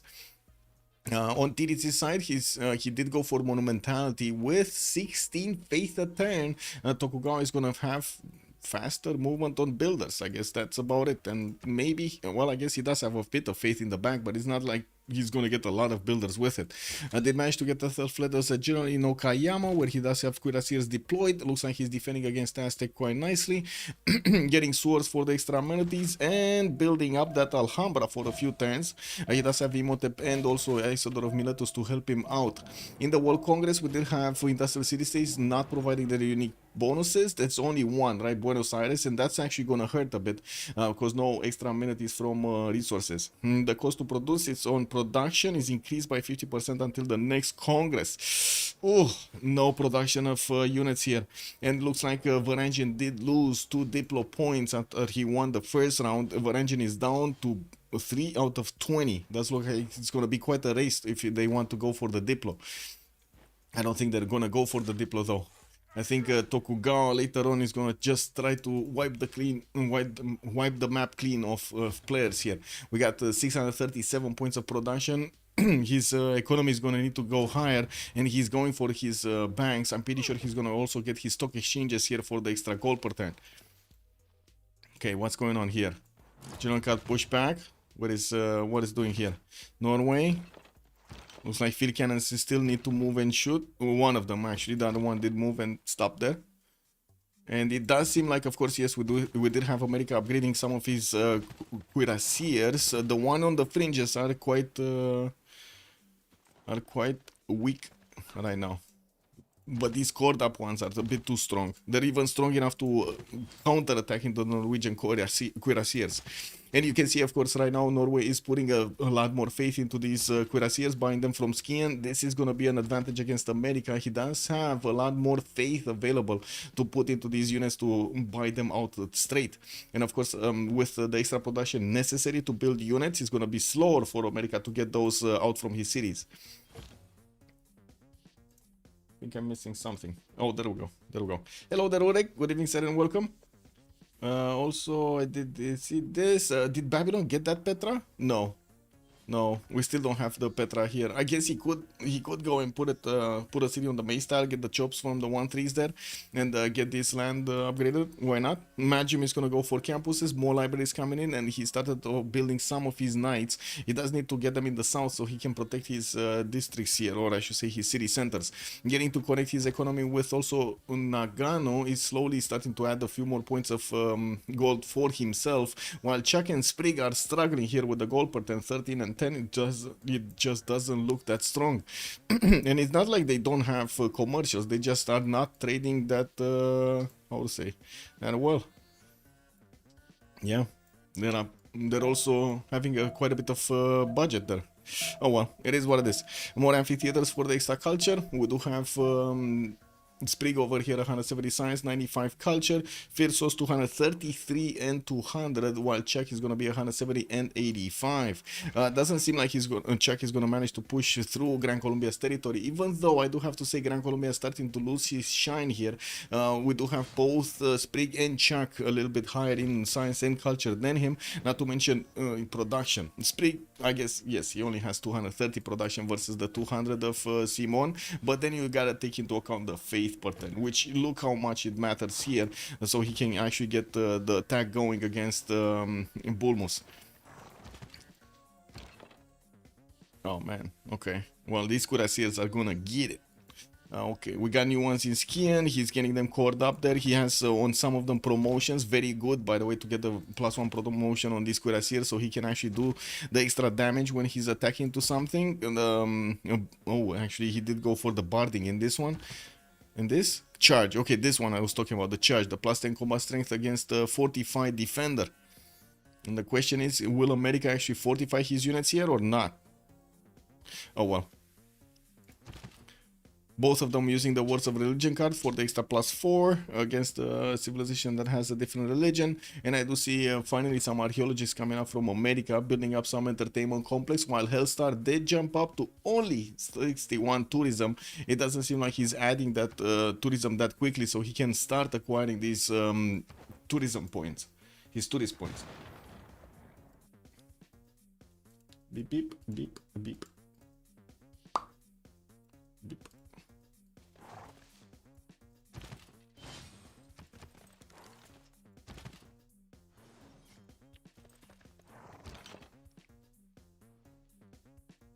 Wow.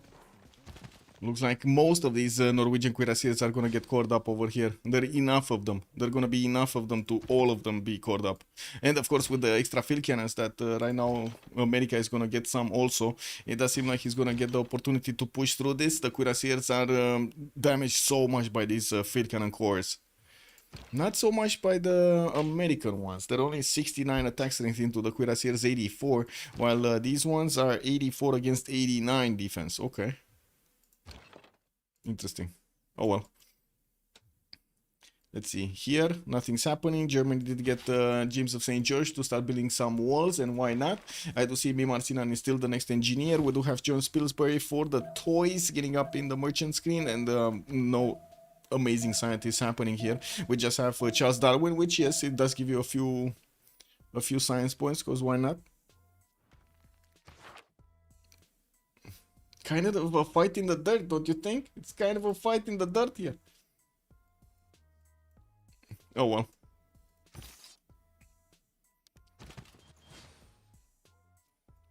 More Llaneros coming around from Gran Colombia. Looks like he was trying to help out as much as possible America. Yes, he did send a lot of traders to America, which to be honest, I think they got pillaged.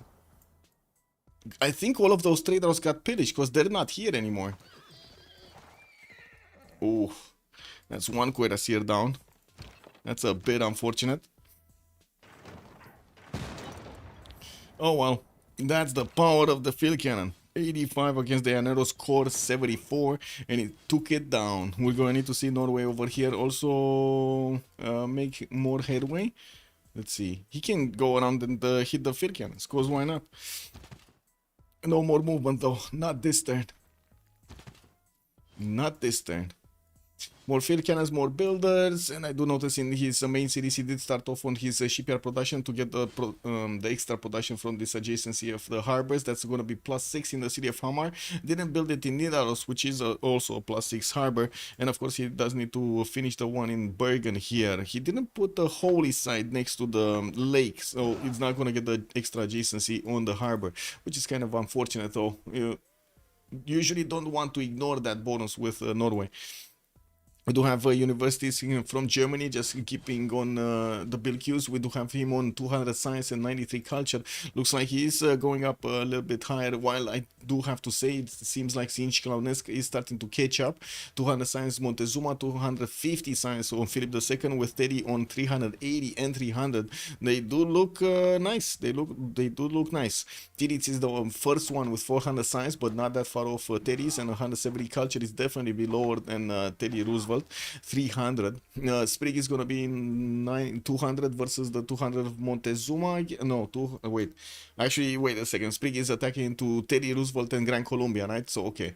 Yeah, then we do have Phyrsos 250, 200. Now Phyrsos is next to Spain, which Spain is 250. So they're neck and neck over there. They're actually mirroring each other, except the culture. So fascism is gonna make the difference here for Hammurabi going against Spain later on in the game, and of course their choices of actually getting the text. I do see Lucario is gonna get his banking, while Phyrsos is going for rifling. That means he's going for slowly going for combustion. We do have him starting to hard build a few cuirassiers and getting his military academies up in Durikurigal Zoo. I'm pretty sure he's gonna have the army ability on his units, but he does need a lot of them if he wants to army them up. We do have Chuck here also with what was it, 200 science, 93 culture. I guess he is versus Montezuma, no? No, he's not. Actually, he's next to Spain, 250, and next to Gran Colombia's 100 something, 140. Okay. I do have him getting quite a few of these packing shots right next to the city of Panama, and I do see Zanzibar in the north is getting some projects for the encampment training projects. He wants the general, so he did manage to recruit earlier Timur, but that's about it. I don't think he actually recruited another one anywhere. And looking at the next generals, we do have the Renaissance industrial ones, which are going to be perfect for his cuirassiers slash cabs. While Germany does have 9 points at 10, we do have Spain on 9, America on 7, Babylon on 8, looks like Aztec is on 6, and Norway on 9. It cost him 120 points, and of course, if he does manage to do like 2 projects, he's going to get this going, no problem. And Vinci comes in, and he's going to be picked up by Japan. That's going to be the culture that he's gonna need to catch up here to Teddy, and that's gonna be massive, by the way, for Japan's also culture defense, which right now I'm not sure if Japan has it or Babylon has it. Let me see. Culture defense, who is defending? It's Phyrsos, it's Japan, sorry, Babylon, but it's not far off from actually Titiits. So I think Titiits might actually get to overtake him later on in the game. We'll see. Because I'm pretty sure Babylon is going to start warring soon, and I'm not that convinced that Japan is going to start warring soon. We do have encampments coming around from Germany. I do see 1, 2, 3 getting built over here, 4 over here in Zanzibar. We're gonna need to see if Aachen is gonna place one down. So 4 to 5 encampments from his cities. That's gonna be enough cities so he can keep on pumping out those units, directly corps or armies, depending on what he wants. And the question is, who is he gonna attack into? Because I mean, I gotta say, Panama only has like 2 units defending it, 2 llaneros. He could have definitely attacked into this city a long time ago, putting pressure on his neighbor here. But he chose not to. He chose not to be that aggressive against his neighbor. Wait, I wonder what tech his American how far is he from biplanes? He's on rifling. He wants to get steel walls. He's on rifling right now. Looks like Gran Colombia is not really that anxious to attack into the Norwegian cuirassiers from the north, because they do get into the line of fire of these field cannons, and this is going to be quite a problem for Hellstar to defend. America does have the army ability on his units. He's also mass media in 3 turns, so he's not that far away from getting his own fascism. He's definitely gonna have it a lot faster than Sprig with that much culture difference. 300 culture versus 100 culture. Yeah, I'm pretty sure he's gonna have it quickly. And the question is, can Sprig actually get through these defensive units before his opponent is gonna manage to get that going or not? There are some shots from the field cannons that can be done here, and it looks like he's taking care of the northern llaneros as well as these, right? I think the cuirassier should be taken out. Let's see what he's targeting with the field cannon cores. Oh wait, this one cannot attack into this one. He needs to attack into the core. Yeah, and this one I think he can attack into this, I think. Sometimes it's kind of weird with the vision of these I would say of these trees, the forest and the rainforest.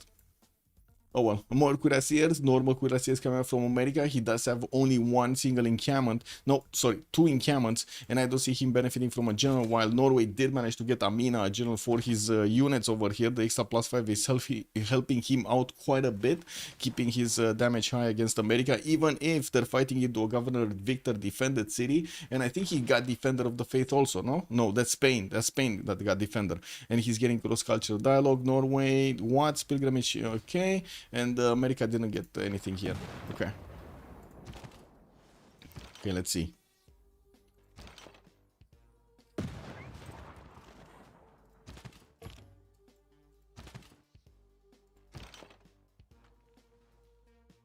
He really needs another field cannon so he can core this up.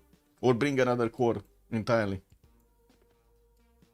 Anyway, not that much of a defense remaining for Gran Colombia. He didn't just keep on building llaneros. Most of them did get deployed so he can defend his trade routes here and also slow down the attack of Norway over America. While at the moment it looks like there's no units deploying from Norway to try to see if Gran Colombia is defending himself properly. Oh well. Campus research projects also coming around in a few cities from Norway. We do have Sprig upgrading some calves and taking care of the llaneros from the north of that coast, while I do notice next to him Germany is building up new Hansas in Dortmund and of course getting those campuses done. Jumped up over 200 science with 373 production. Production numbers do look good on both sides though. We do have two high rollers, two high producers here. Titiits on 775 and Phyrsos 628. They're much bigger than anybody else in the game, including their allies. And I do see, of course, Shaq also has more production than anybody on Sinch Clownesque team. Anybody. Not by much, 373 versus the 373 of Hellstar, but still, that's something, right?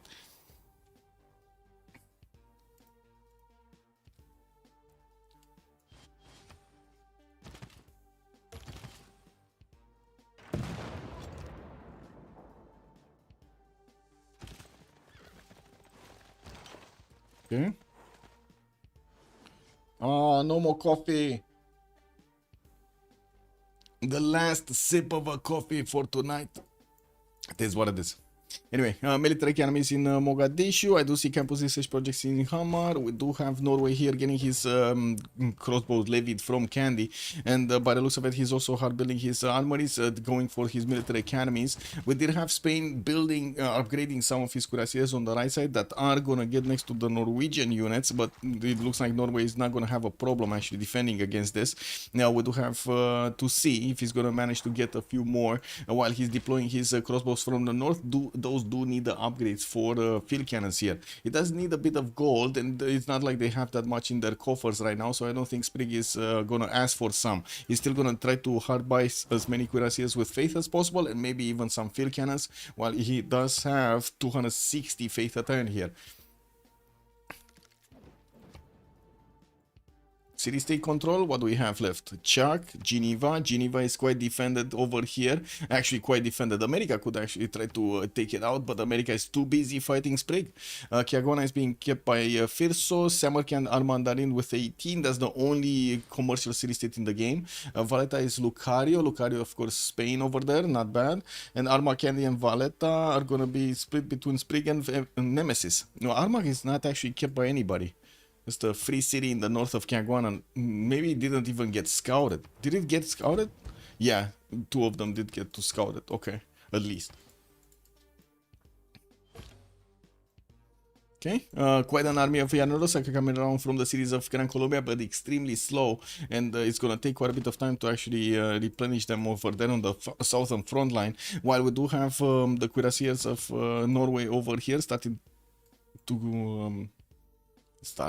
Well, they're not starting anything. They're probably judging where to attack. Into which one of these units is he gonna attack? I mean, to be honest, this is probably the weakest one, because he can get 2 field cannon shots and 2 of these cuirassier shots against it. This one also would be, no, this one would be this. No, both of them. This and this are also just like that, but he does need the field cannons. And the field cannons, like some of them are fighting the north, some of them are fighting the south or the west, and they just don't get to focus their efforts that much. The Llaneros are dying very quickly in the north. I do have to say they're getting two-shot by these field cannons quite easily, and they're getting promotions, these field cannons. They're making themselves stronger every time they shoot. It's very important. You do kind of need to spend a turn if you want to promote them. So sometimes the players just choose not to promote them and just keep on shooting against their opponents, thinking it's going to be better. Hellstar is 3 turns away from ideology. He's going to get that fascism quite soon, or democracy. I'm pretty sure fascism. We do have research labs also coming out from Japan for turning Rule Valley in the city of Nagoya, and of course putting down his electronics factories in the remaining industrial zones.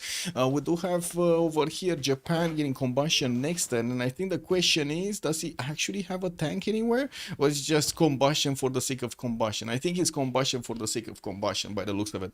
He's gonna need to get a few encampments down, and of course get his oil generation going if he wants to get tanks, although I don't think he wants to get tanks. I think he wants to boost it and then switch to something else. And I'm quite sad we don't see aerodromes yet. Like, honestly, I was expecting him to have aerodromes right now. That's kind of weird. Anyway, it is what it is. What is Babylon doing? Getting military academies. We do have more cuirassier corps coming out from the south. And yes, there's not that much of a difference in Spanish territory, especially since the Spanish army did try to go into Norway in the west side and hit a wall of units. We'll see if actually Babylon here is going to get his combustion soon. Babylon is... Wait, steel walls next turn. Does he have oil? Yes, he does also already have refining, basically. That's why I'm asking about oil. So he could upgrade the tanks in probably like 3 turns from now, 4 turns from now, and start to hard build quite a few of them. How many does he have? 1, 2 cores. Wait, 1, 2, 3. 3 cores, 4 cores. Is he getting some more in the north? No. He's building University of Sancor, though, in the city of Malgium. Oh, why not? He found a random desert tile, and why not? The tanks are definitely going to be strong enough against Spain, since Spain only has like 3 units defending this. Zaragoza city with only Trunk, which is not going to give a single bonus to any of these units. Not even the Belter is going to get a bonus.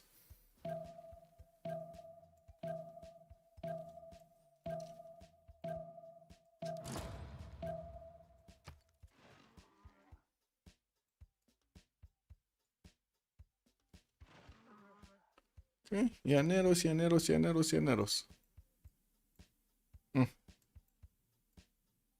Anyway, let's see. Is Norway moving any muscles? Yeah, he did clamp up his units a little bit more, trying to protect these field cannons. And of course, you do see how he's making a sandwich of them. We do need to see if these are going to be strong enough. Then I'm pretty sure he needs to buy some more. But he needed to use his faith on the right side, on the right flank. So he keeps away Spain from actually getting into his tiles and starting to pillage here. Also getting another encampment training project. Looks like we do have... okay, the next one is Dandara. That's going to be a modern one, and looks like somebody just picked it up. That's going to be Aztec that picks it up. Okay, Aztec is actually going to do anything here. I guess he does have a bit of a army here in Ixtapaluca, but I wouldn't really see him going with tanks against anybody. How many amenities does he have? He's on 6 luxury amenities right now. Okay, that's not bad damage. Definitely not bad damage against the Japanese units, and he does have his cuirassier upgrade because of course he's going steel. But in the north, I'm pretty sure Japan is going to start putting down his aerodromes, and he is getting them quickly. Japan did not only manage to get the Forbidden City, but he also got Alhambra. He has 2 extra card slots to use. One of them wildcard, one of them military policy. That's very important for any empire and for any government that Japan is in. And I do see Teddy is going to get his combustion in 2 turns, with ideology also coming up in 2. It looks like the time that Norway had to push into America is just about to be over here. It's the technology is gonna switch, and America is gonna get the upper hand against his next door neighbor Sprig. I'm pretty sure Sprig is gonna need to retreat and keep his defense in Skian afterwards. Wow, look at food in the desert. Wow, how is this happening? How is this possible? Food in the desert, guys. How do you get the food in the desert?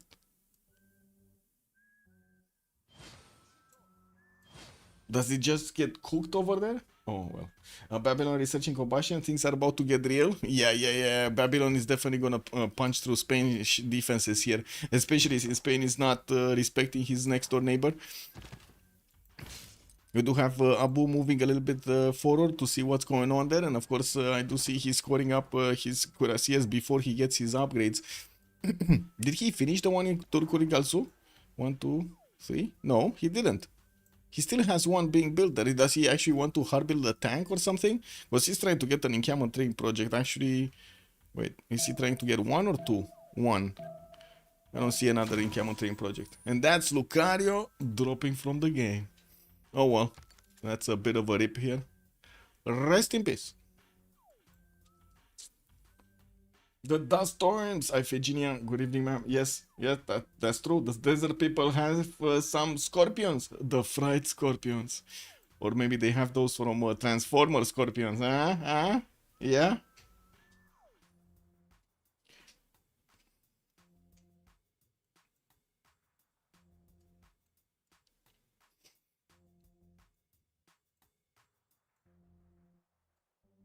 A lot of Llaneros coming out from the cities of Gran Colombia, but too slow, too slow. Getting to 610 or 510 Llanero right now, it's way too slow.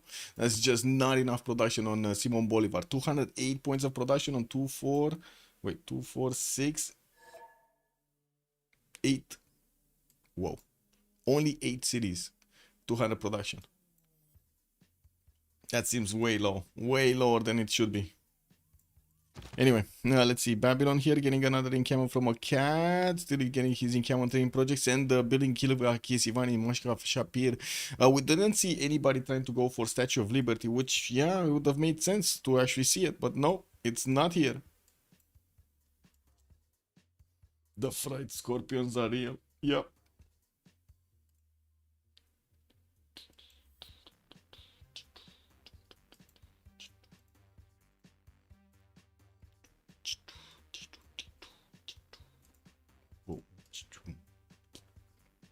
Boom.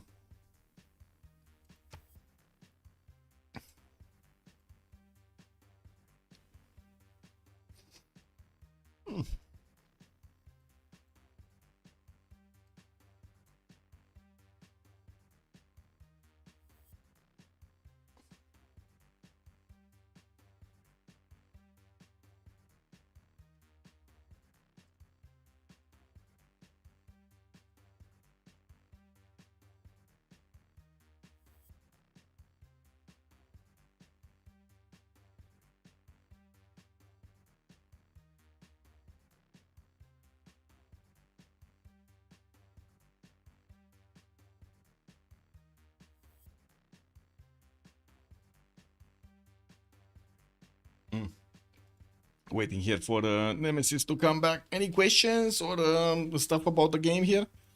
Stuff about other games or stuff? I don't know.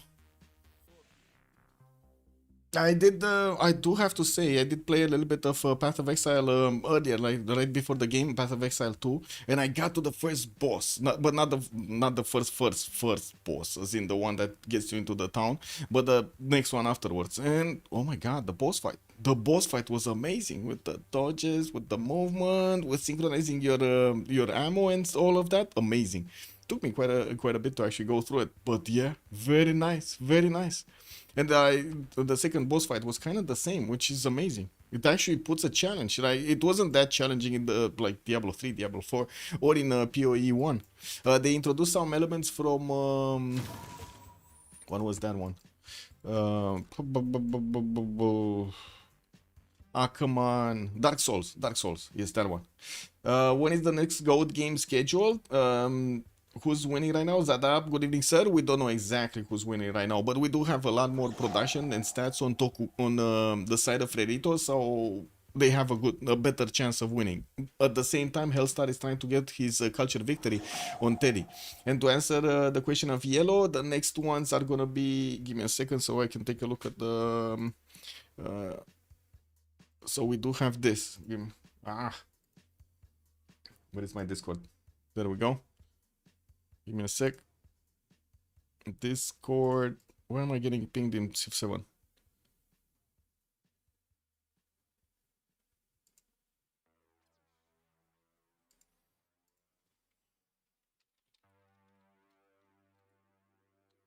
Ah, uh,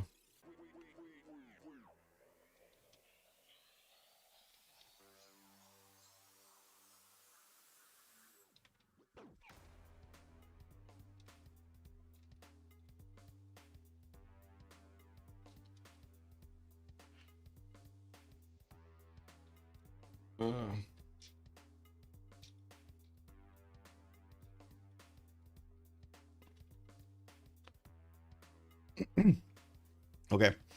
Sorry, I had to respond. I did have to respond. I got pinged. So in the registration, there we go. We do have two games. One game on the 21st of December, second game on the 22nd of December, and the third game is going to be scheduled on the 28th this month. And we do have 15 that wants to register, and of course we're gonna need to.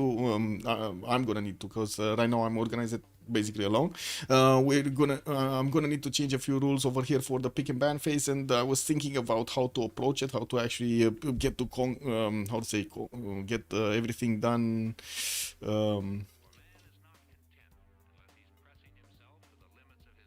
From what I've seen in the feedback, I'm missing the word, but anyway. And we're gonna also need to do the city state roll. It's fine. Whoa. Anyway, coming back to the game over here, we do have to see what's going on. Oh, I think he's saying that the computer did some moves over there and he needs to cancel them, but it's gonna be fine. And I do have to say, in Spain over here is still not building units, Trying to get in Camon training project so he can recruit a general. He's not that far off from actually getting Jose de San Martin. And by the looks of it, we do have Phyrsos managing to get Gustavus Adolphus, but that's not a good one. He actually needs another one, right? He needs, wait. He needs 270 points and he's only on 85 right now. That's a problem.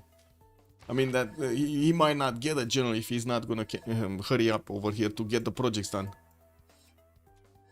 I think I need to shift enter. Yes, I'm trying.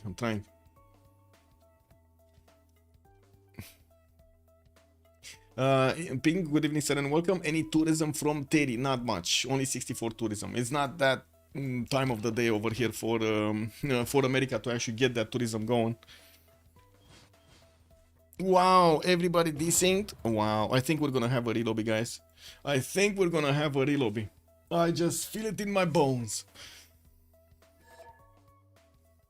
And this was the 10 for the tanks? No, next turn is gonna be the 10 for the tanks on both Hellstar and Phyrsos at the same time. They're not gonna actually upgrade them next to each other. We do have Babylon upgrading them against Spain, and then we're gonna have the defensive tanks over here from America that could turn offensive.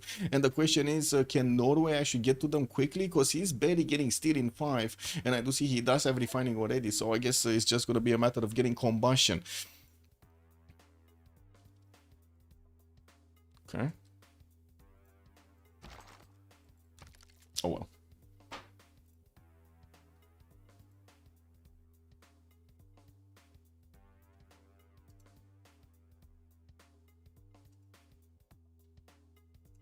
Oh, right.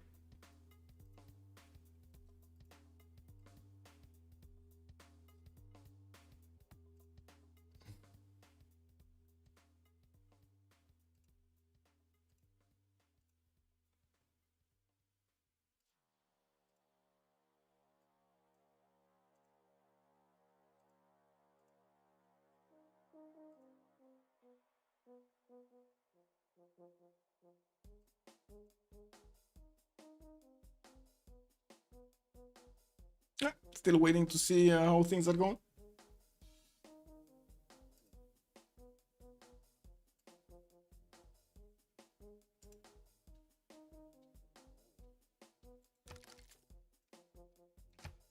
Why are they waiting? What are they waiting for? Because everybody got in, no? Go relobby. Okay. And I think Phyrsos just said the relobby this turn. Okay. So we're relobbing.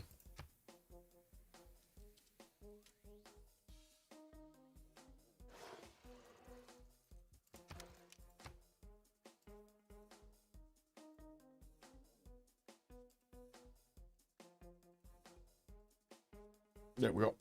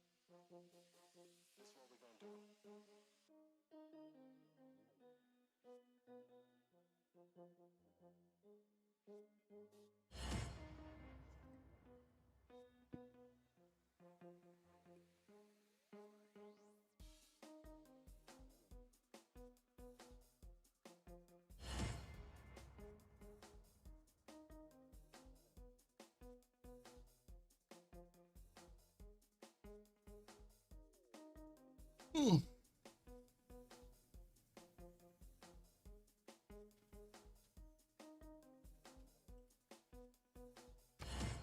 Any zero MSers?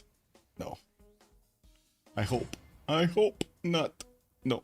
No. No zero MSS. Let's go.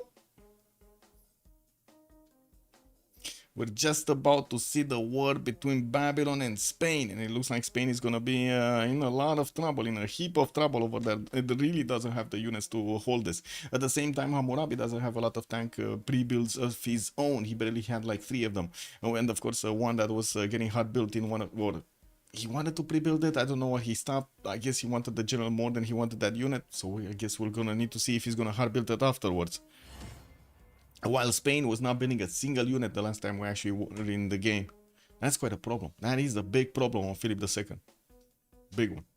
We'll see also if Bulmus is going to manage to push back Varangian and maybe even keep his borders intact until he actually gets this culture victory. We're going to see when he's actually going to get his studios, I believe, film studios, right? That's what he needs. Yep. I don't think he got there yet.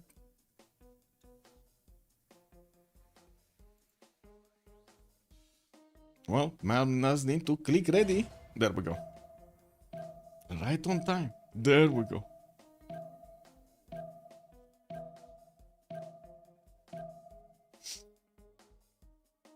I'm not gonna touch anything. Oh my god, did Lucario just unend? He unended.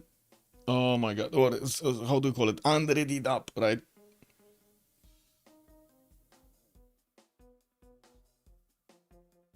I really hope he didn't have any 0 MS to anybody.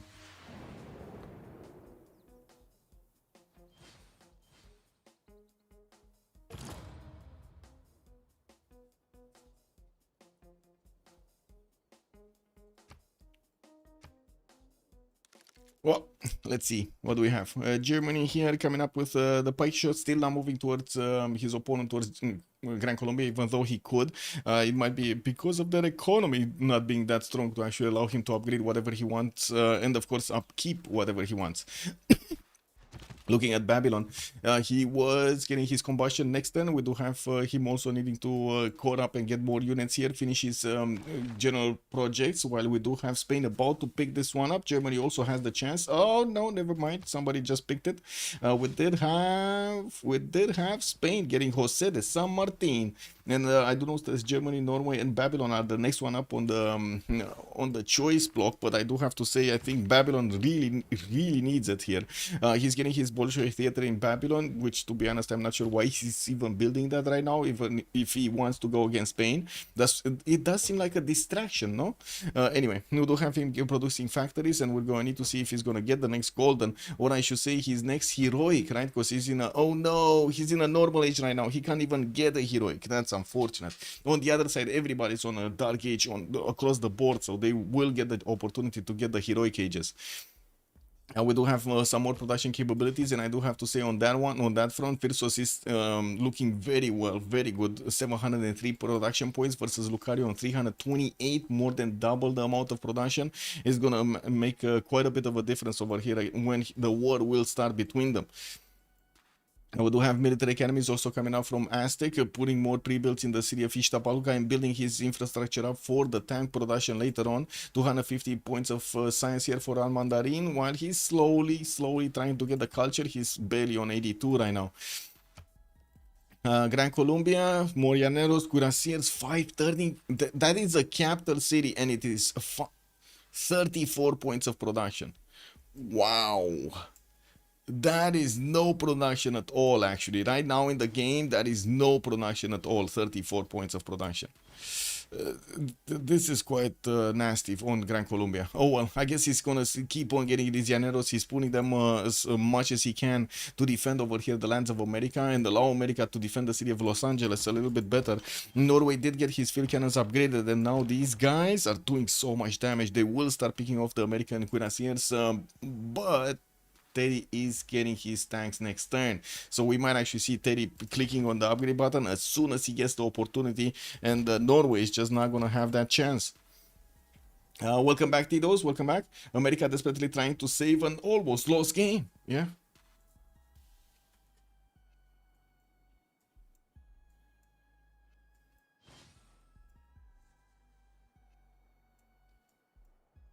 Okay, more encampment training projects coming up from Spain. Another row of encampment training projects coming up from Spain.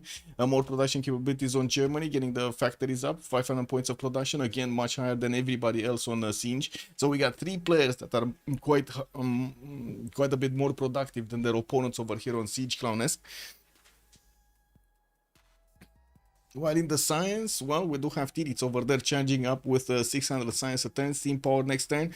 He's gonna start, he's gonna finish the Rule Valley in 2 turns in Nagoya, and that is a city that has already 165 points of production with the Governor Magnets inside. And it does seem like he didn't quite build an army here to get it to Okayama. No, he is gonna start padding those numbers of those numbers of culture. He's on 250 right now, actually getting a bit more than Hammurabi. And taking a look at the culture screen, he's starting to defend. He's starting to actually be the defender. 96 versus Phyrsos is 94. Of course, I don't think he's gonna go for culture victory, but he's definitely gonna defend it and want to defend it from Teddy.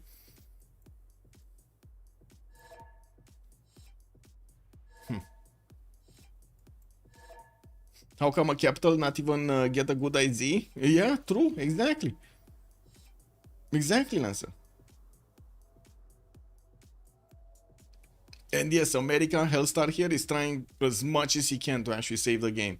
And I gotta say, if they actually lose Philip II to Babylon, I'm not sure how they're actually gonna get back into the game.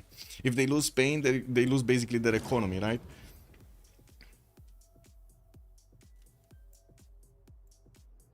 Okay, we got armies here from Babylon. Actually, one single army, 2 armies. Yeah, 2 armies. He did manage to pump out that cuirassier from Durkurigalzu, and looking at the text, well, he did manage to not get combustion. Okay, he moved away from combustion to get that cuirassier core kick.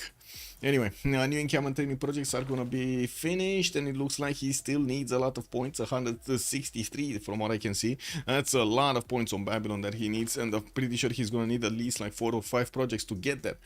Also, yellow, after that early game, Spain is in surprisingly good shape though, holding in there, good signs, nothing lost yet. Yes, nothing lost yet, but it's not like he actually has an army to defend himself.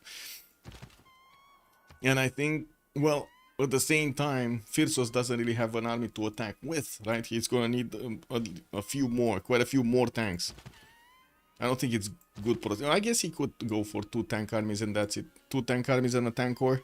Anyway, we do have Kilva finishing next turn in Mashva Shapir. Reina getting in there. He did finish Bolshoi Theater and getting a zoo in his entertainment complex for more amenities, while he does have factories in Mari. Okay. America, beautiful territory, but now he did manage to get the tanks, and immediately Norway did retreat from attacking into those. There's no way he's actually gonna get to defend against these. Oh, wait a second, Cuirassier Corps, not that bad, not that bad. Only 99 on the defense. And of course, we do have artillery scaling up from Skian. We're also going to need to see if Norway is going to get enough funds to upgrade his tanks. We do need to see them actually keeping as much gold as possible for the tank upgrades. They don't have pillages. As in, I didn't see anybody actually sending some, you know, units, pillage squad somewhere, so they can actually take those for themselves. What odds? Wait, they're like what, 99 to something? Oh my god, they are 99 to 1. 99 to 1, but come on, man, the game is not over yet. Oh well, it is what it is. Phyrsos 3 out of 115. We do have culture here. Phyrsos did jump up, actually has more tourism than America. America is on 88, and then Phyrsos is 117. it's not really mattering that much. But anyway, I was pointing it out because I find it funny. Let's see the tanks. Combustion, 2 turns for Sprig. Phyrsos is moving away to Banks, and it looks like he's going for his ideology in 5 turns. Doesn't seem like he's actually planning to attack into Spain right now, and I think he's missing exactly the timing that he needed to go against Spain. Exactly when Spain was weak and he was strong. He's missing this timing, unfortunately. Yeah, trying to get the general. He actually, I don't think he needed the general right now. As in, he could have gotten the army and then got the general afterwards. The pre-build. But anyway, we'll see if it's gonna be successful. The attack is gonna be successful a little bit later if Philip II actually, you know, feels himself and actually gets some armies out. Getting a spy out from A Coruña. I do see there is no spy in Akia to actually give him the visibility there, and Aztec is spying on Babylon here in Mashwa Shapir and Durkuligazu for those commercials to get the gold going. Okay. Here, what do we have? Tanks moving forward. Looks like Norway is being pushed back. Field cannons will need some repairs. Also, cuirassier corps will need to wait. Sprig is getting his combustion next and mobilization also in 2. So we will see those tanks. Now, looking at the gold per turn. Well, I guess they do have a decent amount of gold per turn. So it shouldn't be that bad to wait 2 turns and get that going. Okay. And of course, he can use his faith per turn to actually buy out sometimes anyway. John Spilbury, Great Merchant. We do have Babylon there. About to get it if he's gonna roll a project or 2. And in the general screen, the generals got all picked off very fast, and now the generals are much more expensive. 840 points for the next one. We did have Germany pick one up and also Norway pick one up. Babylon did not get it, and right now I think honestly I think he really needs to go for combustion. Is he gonna actually get it with Sprig's discovery? He might actually get it with Sprig's discovery. What do we have here? Still 1, 2, 3 units. Theater squares coming out. He's not hard building, getting more banks so he can get the gold per turn much higher. I do see he's only on 169. Still not bad. Still not bad. Titiits going for combined arms. He did manage to put his electronics factories and finish, by the way, Rural Valley in the city of Nagoya. Now that he doesn't have actually his industrial zone with everything in it. Oh, wait a second. He's not finishing Rural Valley. Oh my god, he needs to get back his upgrades there. Anyway, it is what it is. Machine guns also moving towards the south, and I do see he did upgrade a single tank here to go against Aztec. Aztec is square rigging. Oh my god, actually, Aztec is going top 3, guys, but he did manage to get steel walls, so he shouldn't be far away from getting his combustion here. Now the question is, when are we going to see advanced flight, and what kind of air force are we going to have from Japan here? Flat barriers to defend his coast from being overwhelmed with water, and I do see he's, of course, continuing to build his research labs over there to get the extra science going. Does have 2 cities with aerodromes, and I'm pretty sure he's going to put some more here from Okayama and Takamatsu. We're going to need to see in how much time. Okay, these machine guns, by the way, do hurt the tanks also, and they do one-shot knights, they do one-shot horse cores, no problem. But they're not usually used on the offense, so, you know, it is what it is. They're extremely good to use with missile silo attack, because the missile silo attack depends on the highest strength unit you have on the ranged class in your empire. And they do pack a heavy punch over here to attack into any kind of defense, even anti-air defense. It shouldn't be a problem to get through with the machine gun attack strength. Germany, more of these banks. We do have more commercials, and I do see his coal power plants is coming out from mines. We did have him getting a campus from Aachen, and yeah, some more of these coal power plants and universities in the other cities. Titiits is 2 turns away from nuclear fission, and it looks like he is going to choose to actually nuke an opponent. We do have him with the ability to get nuclear submarines in the Mutsu Bay and directly nuke America. And now I guess the question is, circling back to chat over here, I'm pretty sure they know Titiits will have the ability to nuke them, right? Well, I guess they want to see if they get nuked or not. The odds pretty much reflect the Japanese aerodrome versus the Aztec square rigging. Yeah, basically, yeah. And 1 tank to rule them all, basically, yeah. There is the +6 intel on somebody, actually, on Aztec. We don't have Japan with a spy? Oh, Japan doesn't have a spy in the cities of Aztec. Did he get a spy in the cities of... yeah, we do have over here a spy in the city of Washington. And now we do start to see the national park starting to appear here in the lands of Teddy. He's increasing his tourism quite quickly. He's on 159 right now, bypassing Hardrada's... no, Titiits, no, Phyrsos, right, 127. And we do have tanks upgraded from Norway. He is going to have the same tech as America. We're going to need to see if the unit count is going to help him deal the damage against the American units here. And of course, with the artilleries, if he's going to manage to punch through the city of Los Angeles. If they do manage to squeeze America, there's going to be no way of him actually... Ooh. Wait a second. What is he doing over here? He's pushing back, and Norway is not ready. He was just getting his artillery cores through the choke point over there, and then tank just comes in, blocks the entrance, and now starts to roll in. Oh my god, he should actually, Hellstar should actually attack into that one, but he's not. Okay, sure. Okay, sure.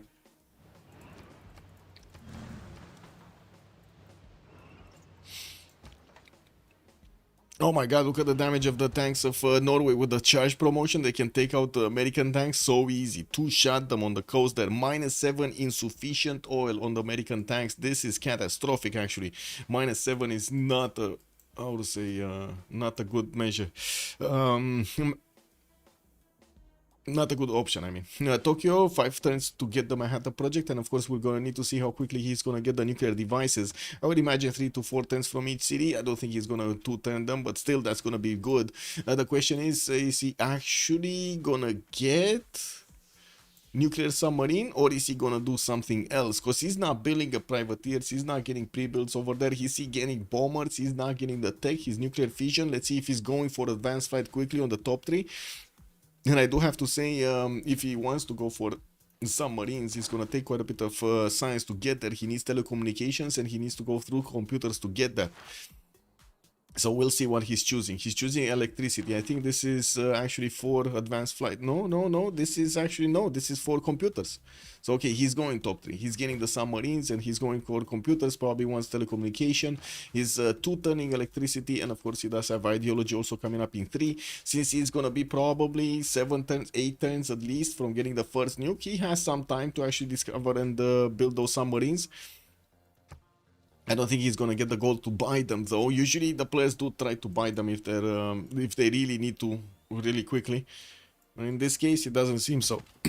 Babylon doesn't have the goal to actually upgrade his tanks, and this was probably the reason why he actually did this. So he gives the goal to his ally, to Norway, to keep pushing into America, and he's just gonna handle Spain somehow else. We're gonna need to see how he's gonna handle Spain here in the south. It's not like Spain actually is doing that much as military or something. He did try to push into Norway, didn't get anything. He got pushed back. He got his units back in Cadiz, and now he's just chilling over there with his new general, Jose de San Martin. Janer was definitely not strong enough to handle the tanks, and we do have Norway upgrading the last one here. Looks like also America did manage to get some oil from his teammates. No, it's still on -7. He's still on -7. And I think 2 tanks of America are just gonna die. If he loses these, I don't think he actually... Wait a second. He's not building a single unit. Oh yeah, he's getting a tank army in New Orleans in 10 turns, guys. Not 8 turns, guys. Wow. Do we have more aluminium, more oil problems? No, America did actually get the oil from his teammates or something. We got Hellstar here with 43 oil in the bank. But this tank is still gonna die.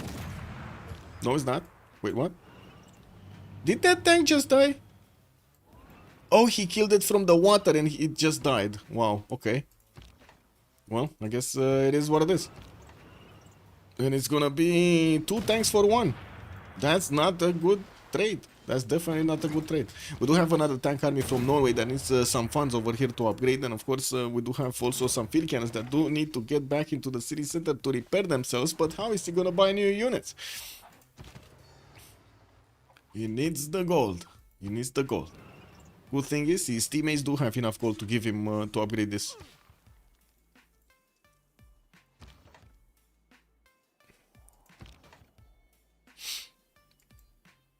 Okay, what do we have here? One single tank moving forward from Japan towards the southwest. We do have Armandarine also getting his combustion in one turn. 4 turns Eiffel Tower, which is kind of useless over here on Japan, but whatever. We do have Rule Valley in Nagoya, and the 4 turning Manhattan project in the capital city, with more of these aerodromes coming up from the north city, and the west is building the hangars. We're gonna need to also take a look at Spain and Aztec here. What are they doing? Spain still not building units. He's continuing to build his infrastructure, encampments, and of course armor is with barracks or stables, and of course the military academies in his encampments. What I do notice, he's just commissioning a great lighthouse in the city of Bilbao. Yeah, we do have quite a few artilleries coming out from Aztec. Looks like he's preparing for war against somebody, and I would imagine he's gonna want to war Japan over here to the northeast.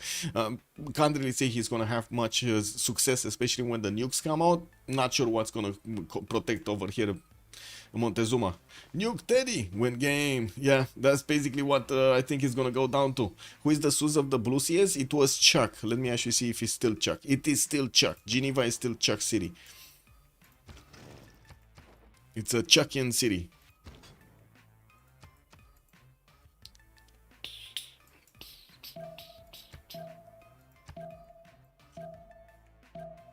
They should have killed it. Yeah, but who? America? Come on, let's be real, right? That's a 80 strength, 80 defense strength city, and yes, America does have tank. And wait, what is this Japanese infantry doing in the lands of America? Wow, he got it from. He got also a settler here. How did he get a settler here? He must have stolen it from like Aztec or America, right? Wow, he actually got a settler. Japan got a settler here. Amazing. Okay, it does seem like America is getting back into his borders there. He went out, lost of course the defense from the extra defense from Victor, and now with Norway moving in with tank armies and tank hordes, it looks like he has a bit too much to chew on his hands here. Not that much production to get his defenses up, get new tanks in order, but he's starting to get the pipelines out. And if he does manage to get to P-51 Mustangs, that's going to be a problem for Norway. Gonna need to see if Norway is gonna manage to get to Los Angeles before that happens. Now, Sprig is allowed to have way more impact than he should. Yeah, Freritos win this game off the back of CS control. I wouldn't really say on the back of CS control, to be honest. Because I'm pretty sure Titiits would have had a lot of science anyway, even without that CS. But yes, it's important, don't get me wrong. It's important, but it's not deciding the game. Yeah. The planes are coming though, and his team has gold. Well, I do have to say also the gold percent did jump up considerably on Tokugawa and Phyrsos at the same time. They did manage to get those banks going, those stock exchanges going, and you do see them on 300 plus each of them, with neither of them actually being in a Reform the Coin Age, Golden Age, to give them the extra points from their trade routes. We do have Sprig also 240 science, 108 culture, doing 55, Chuck 260, 113, and looking at Chuck here, oh my god, actually, wait a second, Gran Colombia didn't have a single unit in Panama. Now he has 2, 4, 6, 8, 10, 11 units here deployed in Panama. He really wants to defend against Germany, any kind of attack. We do have also a lot more stock exchanges being built here in Germany. Definitely wants to get his gold percent going, and Chuck is gonna realize that he's gonna need to fund the wars of probably Babylon or somebody else, like Varangian, except him, instead of him actually, not except, instead of him. Still no upgrades from the units of Babylon. He's going replaceable parts with fascism coming up in 3 turns. If he does manage, and he will manage to get fascism much faster than Spain, the question is he actually gonna push Spain? We don't know yet. We do have a few more sewers coming out from him, and the campus from Tutul. I do want to double check if he did manage to get, wait a second, Rule Valley in Nagoya. Yes, Nagoya did get Rule Valley, did repair its industrial zone, and now it's 230 points of production. I would imagine nukes are going to be built very quickly from the city center. What do you think, chat? Is this going to be a very quick upgrade here for nukes? I think so, right? Is he going to 2-turn nukes? Is that enough for 2-turning nukes? Great Zimbabwe and Toku should be illegal. Oh yeah, oh yeah. Oh well. Wow, he actually got the Eiffel Tower. Did they change the Eiffel Tower or something? Or is this just a meme because, you know, the French? Okay, just getting 2 appeal. Sure. Sure. I guess this was a deny from Teddy. This must have been a deny from Teddy. Anyway, Norway over here pushing into America's territory. We do have him needing to go through the last 3 remaining tanks of America, and we do have America trying to hard build a few more, but it takes him a bit too long to get this going. We do have new artillery showing up here, and the field cannon corps is finally getting in there. Looks like there are some Gran Colombian Llaneros that are also trying to do damage here from the north, trying to pick off any kind of strangling unit they get their hoofs on. More tanks being hard bought here by Sprig. He did manage to get a score screen. Yeah, he used all of his faith in the bank. He's on 238, and that's it. GG right there. We had the nuke about to drop, but they didn't want to drop it. Drop it like it's hot, man. They didn't want to drop it. History is written. We did have Freritos de la Vega on the Highlands map, managing to get a win in the second game of this best of 3 series against the Siege Clownesque, 2-0 on this best of 3. Freritos de la Vega did have Tokugawa that did manage to get all of that extra science and the production going quite early. He was about to nuke his next door neighbor, which was also the basically the best player of their opposing team of Siege Clownesque. It was America over there that was trying to get the culture victory, and to be honest, he was doing quite well, but couldn't defend himself against the possible nukes that were about to come from Japan, especially with such a strong productive city of Nagoya. 241 points of production. Let me actually switch my mic over here, or I should say my sound settings, so I can hear what's going on in Discord, and we can take a look at CivFR.com. And there we go. GG, well played. Merci, merci. Well played, guys. GG Hellstar. Really love your Teddy Bulmus. Big. I think you play it very well. Oui. Yeah, very good play from Teddy. Very good. Ah, le clip Sprig là qui vient d'être posté. Quoi? Non, c'est bon. Le clip de Sprig qui suicide de tank. Ouais. De quoi? Ah, c'est mais moi je terrible. m'en fous, hein. On a vu Sprig, hein. Je veux juste péter son activité et le ralentir, hein. Tu fais le report, Chuck? La difficulté full IRL. De quoi? Tu fais le report? Ouais. Ok. Après, on a vu Titiits aussi qui a fait une dinguerie. C'était quoi déjà l'arc?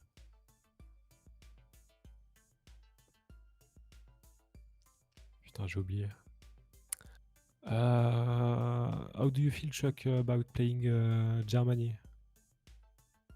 En vrai, j'avais pas beaucoup de bonus avec mon land. C'était un peu lent. Puis Ouais, la Colombie à côté, quoi. En fait, on se demandait si le pic de l'Allemagne avait été dur à jouer, ou est-ce que c'était aussi le contexte de la game qui a fait que tu pouvais pas partir indus, et que du coup, bah, tu faisais pas une game qui était impressionnante, mais c'est parce que pour servir le plan général, quoi. Oui, il y avait ça aussi. Après, je suis à la limite d'être en négatif GPT parce que j'ai des routes à 6 balles chez Sprig en terrestre, là. Salaud de Sprig. Salaud de Sprig. Et non, je peux pas poser de Wonder en early.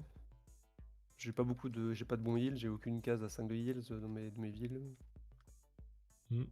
Bon, j'avais pas grand chose en tempo. Zanzibar était bien. Le truc, c'est que vu que c'est la Colombie à côté, je suis obligé de choper 5 poneys avec Magnus Ouais. pour respecter. Oui.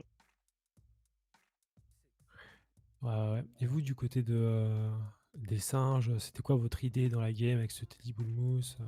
Qu'est-ce qui a marché, qu'est-ce qui n'a pas marché? Ben, on voulait passer une culturelle avec le BM assez vite. Et globalement, ce qui a pas marché, c'est que la Norvège a eu trop d'impact. Et elle a réussi à faire chier 3 joueurs trop gravement. Mm. Vous pensez pas que vous avez une draft un peu passive pour faire ça Parce que normalement, quand vous voulez passer une culturelle, vous avez envie, vous, de mettre du rythme et de faire des trucs sur la map. Et là, En fait, le seul mec qui peut faire du rythme, c'est moi. Et en fait, sur le timing où je veux mettre du rythme, moi, 50% de prod là, enfin.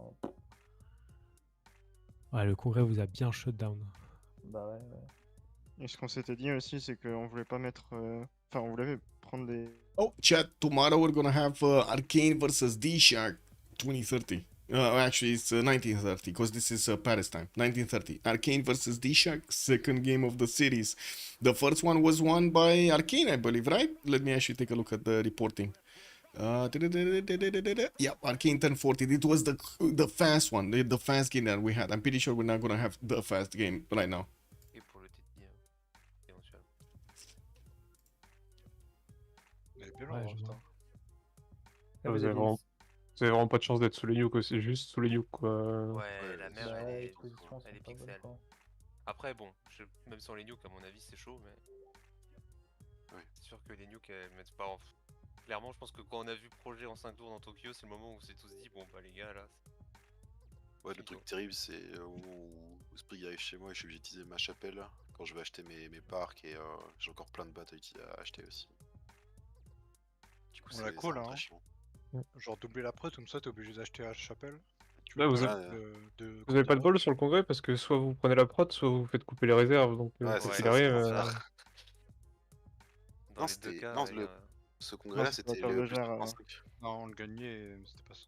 Ouais, enfin, C'est pas celui-là le prod, on pouvait rien Ah oui, faire. non. C'est vrai, c'est pas. C'est quand vous faites B cave légère que. Oui, c'est ça. Oui, ça change rien du coup.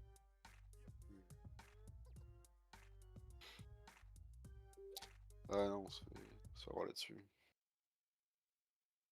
Bon, bah, vous avez joué à votre jeu. La première game était super serrée, deuxième game, vous avez tenté votre truc. La map qui remap par les Freritos, le land de Hellstar était incroyable. Ouais, c'était En vraiment plus- très bien. Et on allait lui donner une CS. Ouais. J'allais avoir une CS tour 25. Enfin, tour. Non, même pas. pas, Tour, Okay, guys, this is about it. I'm gonna send you to my stream, and we're gonna see each other tomorrow, watching Arcane going against D-Shark, and we're gonna need to see who's gonna win from that series also. We did have Arcane getting that point on the table on Friday. We'll see if they can get the 2-0. Thank you so much for joining us. Much appreciated also for the subs and your support of the stream, and thank you for the questions. I do hope we're gonna see each other tomorrow, and I do hope you're gonna click a like on YouTube, and of course subscribe to the channel. Have a great evening, and see you next time. Bye bye.